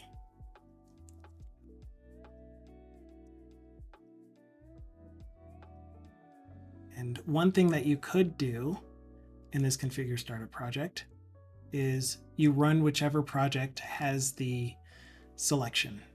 And so you'll see the bold change based off of which project has the selection in it.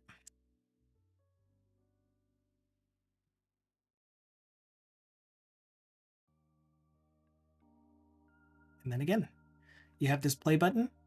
This is launch it with the debugger attached by default. So if you put a breakpoint in here and you push the play button, it will launch in an external console window, but it's doing all of this for you behind the scenes. So you didn't tell it to do MS build run or .NET run in this case, .NET run application with these switches, with these parameters, nothing. You just said F5 run, and it does all that for you by default. So I got debugging, I got syntax, context sensitivity, context highlighting, watch window, locals, all the things you would want for debugging purposes. And you get that essentially for free without really needing to set anything up yourself. So that's what frameworks are really good for, is giving you all of those base tools for building whatever you want. NuGet are like buying expansion packs. I mean, they're not really buying per se, but you know what I mean. They're like adding things to that framework that people have already built for you. Yeah, cool. So you're getting it, I think. President Not Sure, well, before President Not Sure said that, I think it's in response to something. Have a good day, Bits.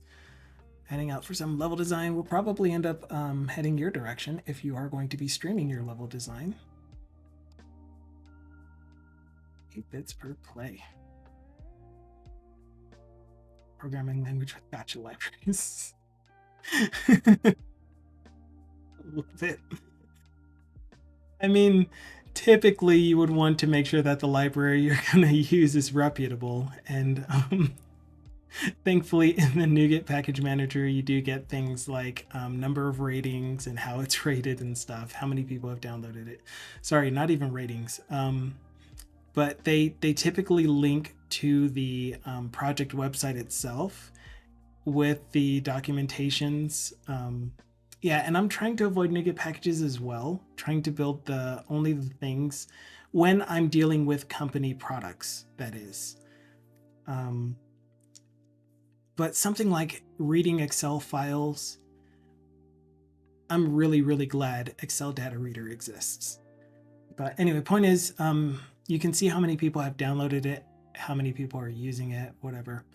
But you can also go to the project's website to see the documentation for it, to see that it is doing well. How did it die again? I had it working.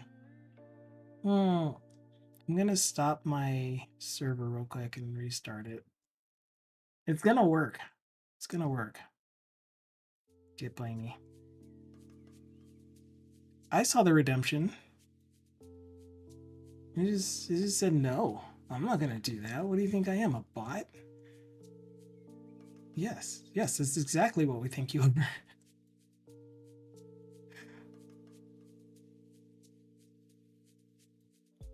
Add archery, refresh. Okay, try it again. Wasted your one paw point. How dare. How dare. Hey, look, it's working.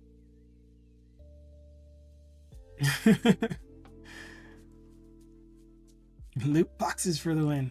Yeah, I mean, it can feel like that at times, but there are so many trusted packages out there. Serilog is a great logging package trusted by very, very many people across different languages even. So you'll recognize names, and you'll see a lot of Microsoft provided stuff. You'll see component libraries from vendors, people that are actually making paid products on here. Poly, again, another project that if you're doing web technologies, you're going to hear about this. AutoMapper, and you will also hear negative things about them. Serilog, MS SQL, Sync, yeah. No, not you. You say that word and it's like, yeah, not you.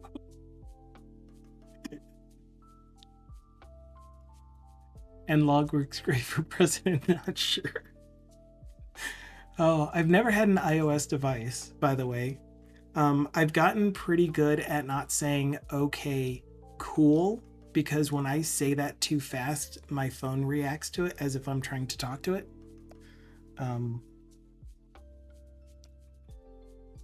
Why don't you cooperate? Go here. Stay. It's not gonna stay. I found out about Mapster, never going back to AutoMapper. That's awesome. So like AutoMapper was originally this NuGet package that was like, man, AutoMapper is great when you are doing a lot of converting from a DAO. Nope, that's not the right. DTO. Good grief, thank you, 1 kilobit. Oh my goodness, no idea what happened there. When you're going from a DTO to a view model or in any direction, and you can automatically map properties in an easy way. And then you can also set up mappings beforehand that you know you're going to want throughout your project, so that when you're going from one to the other, you just tell it to map instead of writing create a new object with these properties assigned to these other properties and transform them this way every single time you're trying to transform them. So, but then it was like, okay, well, if you do too many of these, then you're going to cause a lot of overhead because of the way that it loads the mapper. It uses reflection. It does all of these other things that are not standard practice or good practice anymore. So don't use it anymore. And I have no idea what it does now, how it works now. Maybe it's gotten better, but there are better approaches to doing mapping, like source generators, for example. Instead of saying that you're going to map this field or this class type to this other class type and use reflection to set the property values to whatever it is you're trying to map them from into, create actual C# code that will map column A equals column B's value, or whatever property A is to property B's value, but do it in a dynamic way where I can just update my model and say map to or something, so that at compile time, it creates that new C# class for you. So I won't talk too much about source gens, but know that source gens are a thing. Yay. I liked that Mapperly let me drop in and out of gen code easily too and use extensions still. Awesome. So you have Mapperly, you have Mapster. I'm writing these down, by the way, because I do use AutoMapper, and it's possible again that AutoMapper really did change over to using a source gen instead of using reflection.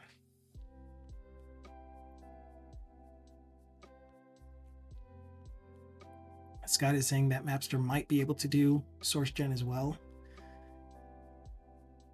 Mapperly does use source gen. If you couldn't tell, I am also using source gen. So source gen, in a very quick nutshell, is just writing C# code that writes C# code. The end. My implementation of it is that I have a base class that gets written by my source generator.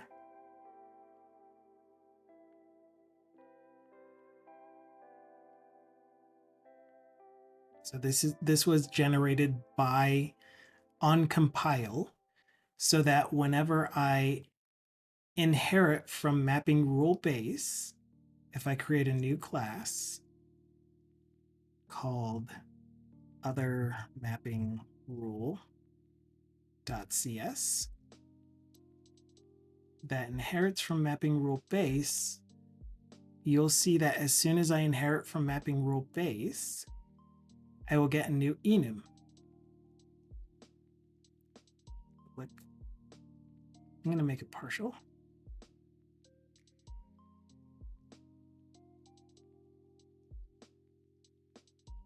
Save. Oh, it probably got created at the top. So here, it got created immediately. I didn't do anything to create it other than inherit from mapping rule base, because I have a source generator that will update. Some things that I need to implement are the enum value. Let's say that this is 6, I think. Doesn't matter. If I save that, it'll move it down to the 6th spot. If I give it a name other than the name of the actual field itself, you'll see it show up in, I was about to point to it on my screen in here. A tackle.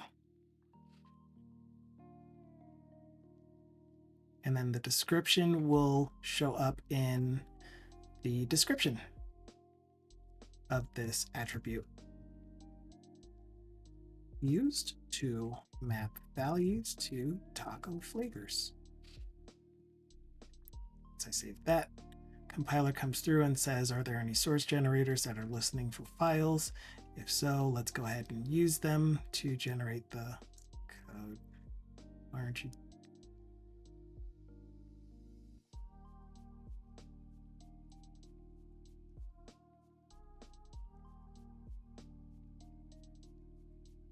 But anyway, you can see the benefit of source generators for doing things like creating enums in your code that act as enums instead of magic strings, for example. Because the other thing that I could have done was just used a magic string that says, give me name of class dot replace rule with nothing.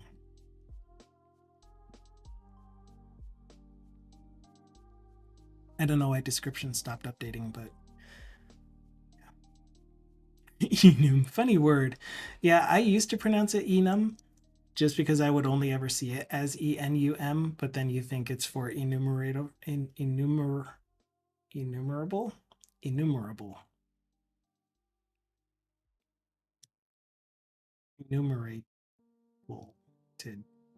Whatever it stands for. Enum. I love that. Enum. Nom-noms. Enumeration. Thank you. See, again, I went to university for computer science, but I went to university starting in 2000. So it's been a little bit since I've had to do academia related computer science stuff, and I've done a lot of C# web development as a solo developer since then. So I just kind of get it. I still pronounce it as you used to. Yeah, I heard it wasn't until I worked on a team starting in 2021 that I started pronouncing it enum, because my team lead, my project manager, pronounced it that way. And I'm like, that makes a lot of sense. It's short for enumeration. Are you sure it's enumeration and not enumerable? I think you're sure. I'm going to go with you on that. Whatever this one stands for.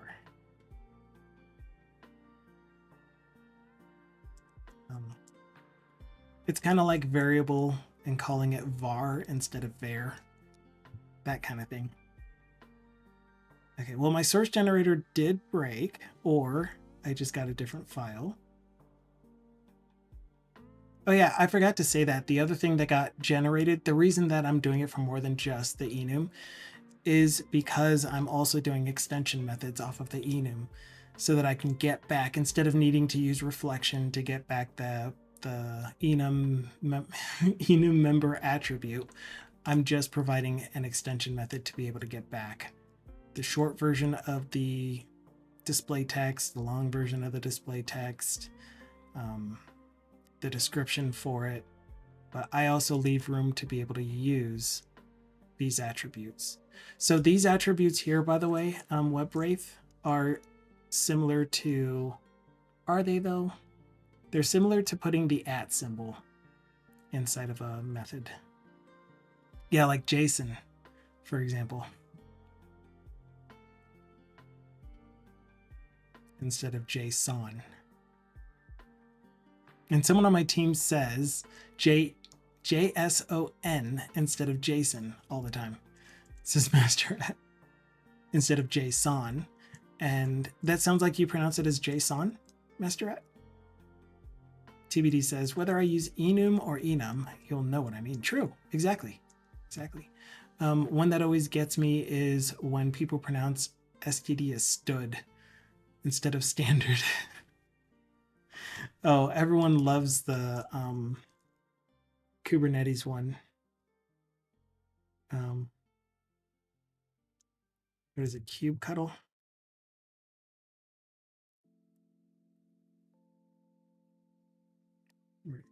I need something I can type in. Kubectl.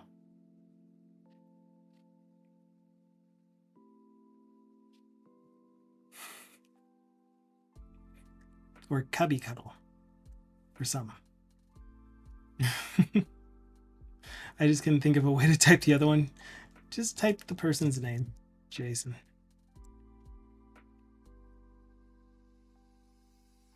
Sounds like an adorable crab.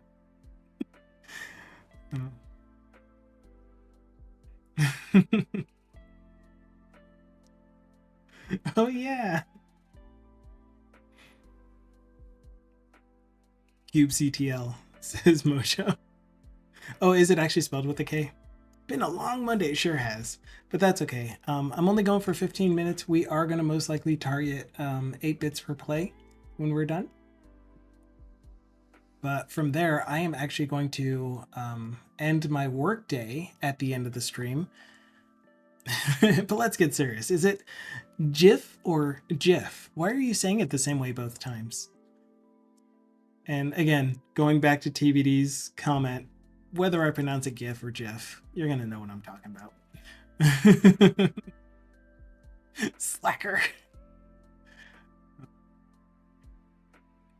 I'm just so excited to work on music. I have the keyboard up here now, the one that I got from Mojo, as well as the Machine Micro and the Tractor, which I don't really use the Tractor, like I said, but one day maybe I'll use it. But the Machine Micro I love using, and the Complete Control I love using. And yeah, I'm gonna do more music. So excited. But I do want to get this part figured out. So where did I leave off? It did update while I was doing all that talking. You can see that the mapping rules got updated.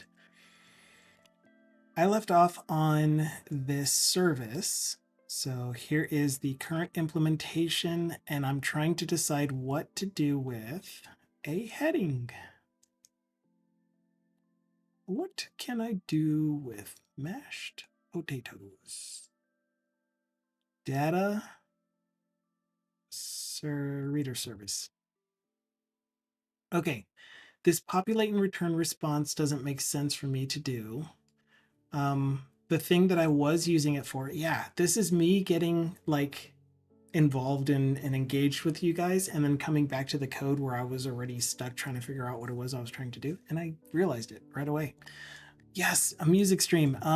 I will have a channel. I've already named it and everything for music streams. It'll be further in the future, but I do plan on them. And yeah, my DJ name is Twixmix, but I'm just calling it Automated Realms Music, or one line music, which I'm going to change it to one line creative in 3 months when I'm able to rename it. Data or data? One line rocks. Except that it won't be rock music most of the time. I do like rock music of a certain type. It's got to be melodic still, but I like all types of music, if you couldn't tell. Also, data. So I say data a lot, and I believe that the correct pronunciation, and I say that in quotes, is data. You should try coming from the UK and then saying things like beta and data and getting mocked by your American colleagues. No. Data. Agreed. I mean, that's how I pronounce it. So actually, I make the T even softer. It sounds like DADU or DADA. Data.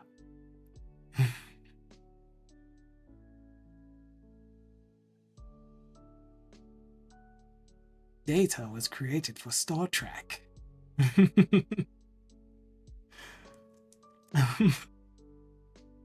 Okay, so we aren't going to use populate and return response. What I was intending to use this for is if you give me a data type that you're wanting to map the Excel, the red Excel or CSV to, I want to automatically populate the most likely candidate for a column mapping. So if there are two columns that right now the approach is pretty simplistic, which is if there are two columns that have, one in the data table that we read in and one in the data structure that you're telling me you want it to become, that have the same name, if you strip off dashes, underscores, and spaces and make them both two lower, which this should actually be dot equals to do it the way that I would normally do it.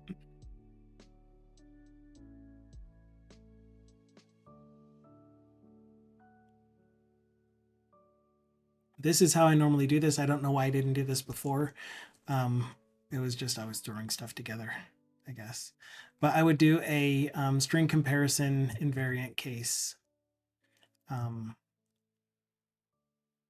which we will update it to. And then just saying these two fields map, you're most likely going to want to map your imported records field to this property for our class. We're going to skip that for now. And instead, we are just going to return dataset. What are you expecting me to return? Imported data file is what I said. Where do you actually create the imported data file?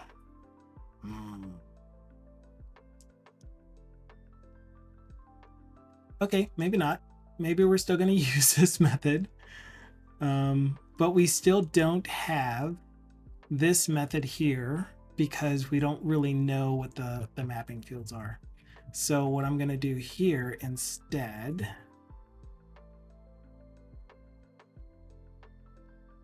Oh, yeah. That's one thing that I can do real quick. All right, before I forget about this, I know I'm jumping around a little bit, but I do kind of still want this record count. But the record count... Yeah, okay, the record count is going to be the sum of the number of rows in all of the tables. Public. Is it possible that I'm going to get enough records imported to be more records than alone? No. We're going to use uint. Is there a reason why you chose invariant? because that's what I've chosen since the beginning of time, because I saw it in an example. Terrible, terrible reason. I should know why. Oh, I don't have a good answer for you.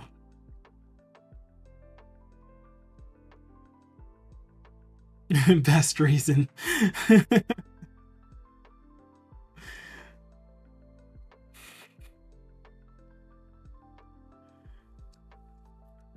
Okay, so tables of type, add a table. I don't know why I have to do this in order to get it enumerable, but it's really annoying.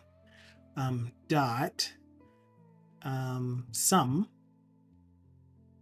x dot rows count.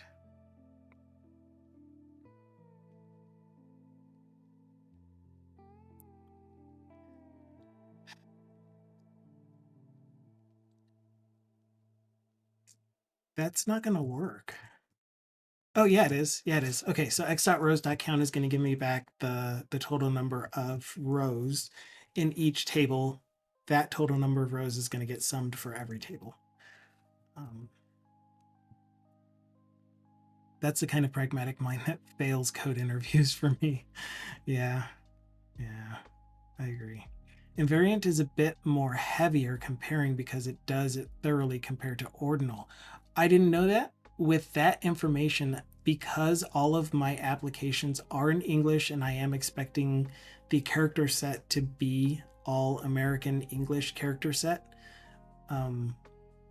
I should use ordinal.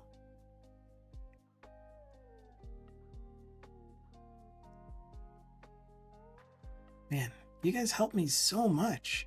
Dang it, I love that. Duke Stuff says, lately I've been more than 8 seconds behind the streamers. Annoying. Chat seems fine though. That's sad. Makes me feel more normal.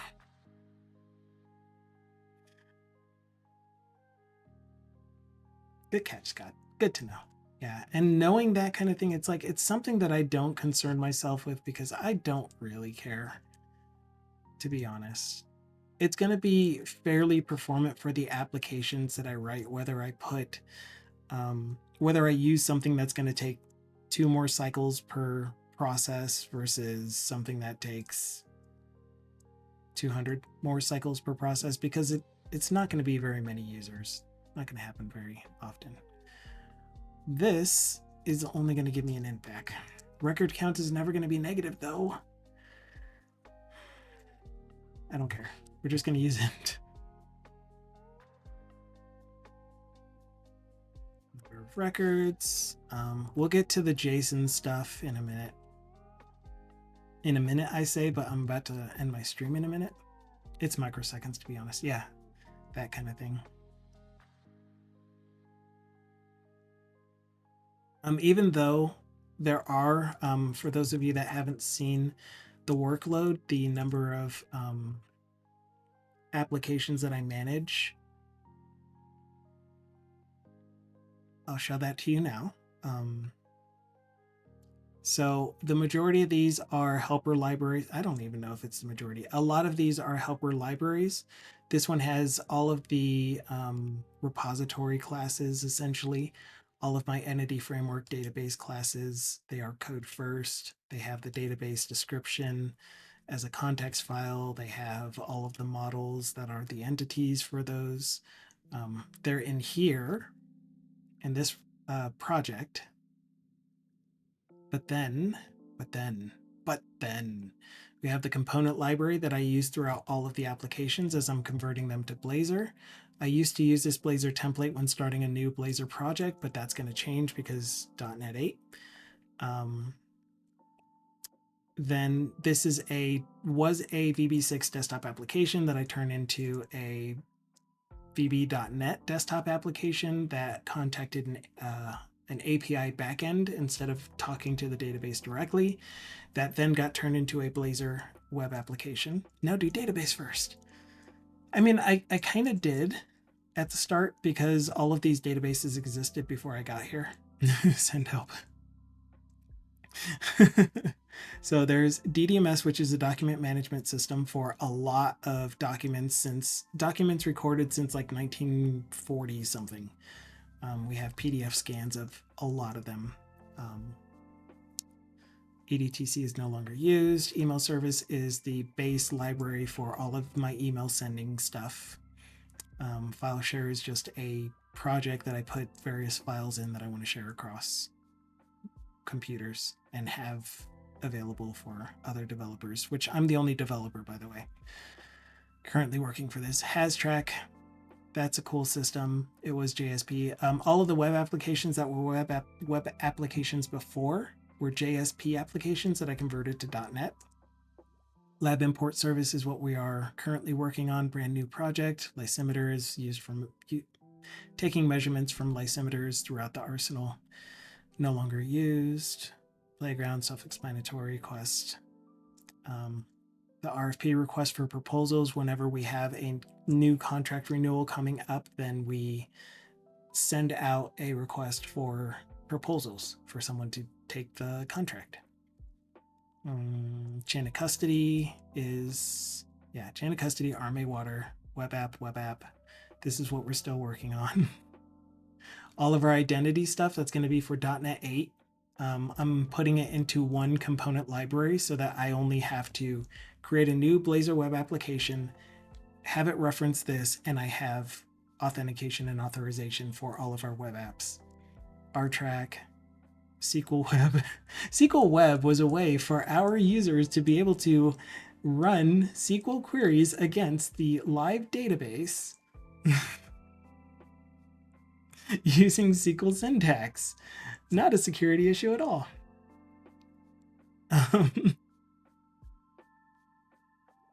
And then S-Track, so we aren't using that anymore is what I'm trying to say. S-Track is sample tracking, also was is currently a desktop app. I'm in the process of turning this into a Blazor application. I'll do that on screen. This is VB.NET. It used to be VB6. We're going to go from that to Blazor. Treatment plan upload. Very simple web app. It got absorbed by chain of custody. No, by water management. This used to be a desktop app, got turned into a Blazor web app. And Vegemon, this is one of the remaining .NET Framework applications.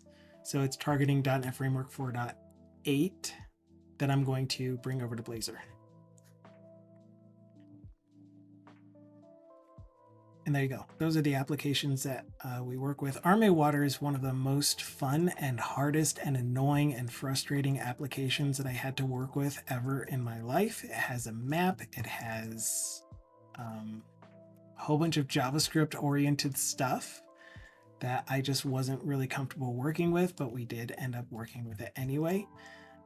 It has a diagramming tool that I got to play with and put together. It was a lot of fun.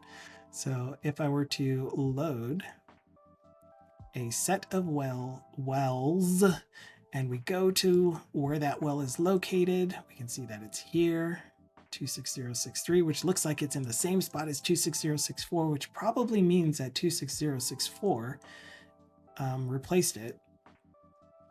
But we can see the cross-section diagram of how that well was dug into the ground, where the top of the water is, like for the most recent measurement of where the water is in it, top of casing, all of that stuff. We get a whole bunch of different types of charts and stuff for the different chemicals we measured in the water. Lots and lots and lots and lots and lots of stuff. So it's really difficult to make changes in this app. I tried to clean it up as much as I could, and it's a lot better than it used to be, but we still have a lot of work to do in it.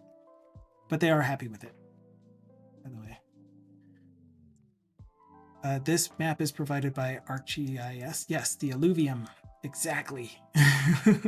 Let's use words like alluvium, which is the distance between the top of casing, the ground level, and the bedrock, apparently.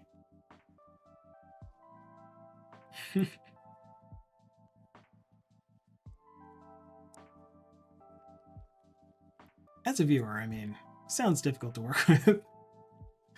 Yeah. The absolute hardest one to work with is RTrack, which is the application that this is what I'm trying to enhance right now. When we send samples of water and soil to a lab, the lab will then do analyses on it, generate some transfer files where they give us the results of those. The one lab that uses this system specifically to import those records into. But then when we do all of the checks on the records, those are all stored procedures. And these are stored procedures inside of stored procedures inside of stored procedures. That's really hard to debug. And so if we get an error message that says we get error number 9016, where does that happen? What is causing this to happen? It's happening erroneously, and I need to debug it and make it not happen. And that's a really, really long trail to follow every time. But anyway, this I left the background, the title bar, the menu bar. I left all this the same. I did implement them better, so they actually, work when you hover over. And if you accidentally stop in the middle in the previous version, in the original version, it would like collapse and disappear. And it was just really hard to navigate around. So I made them work the way they were intended, but I let it stay looking exactly the way it did originally, including having this be an image instead of like CSS making it look like this.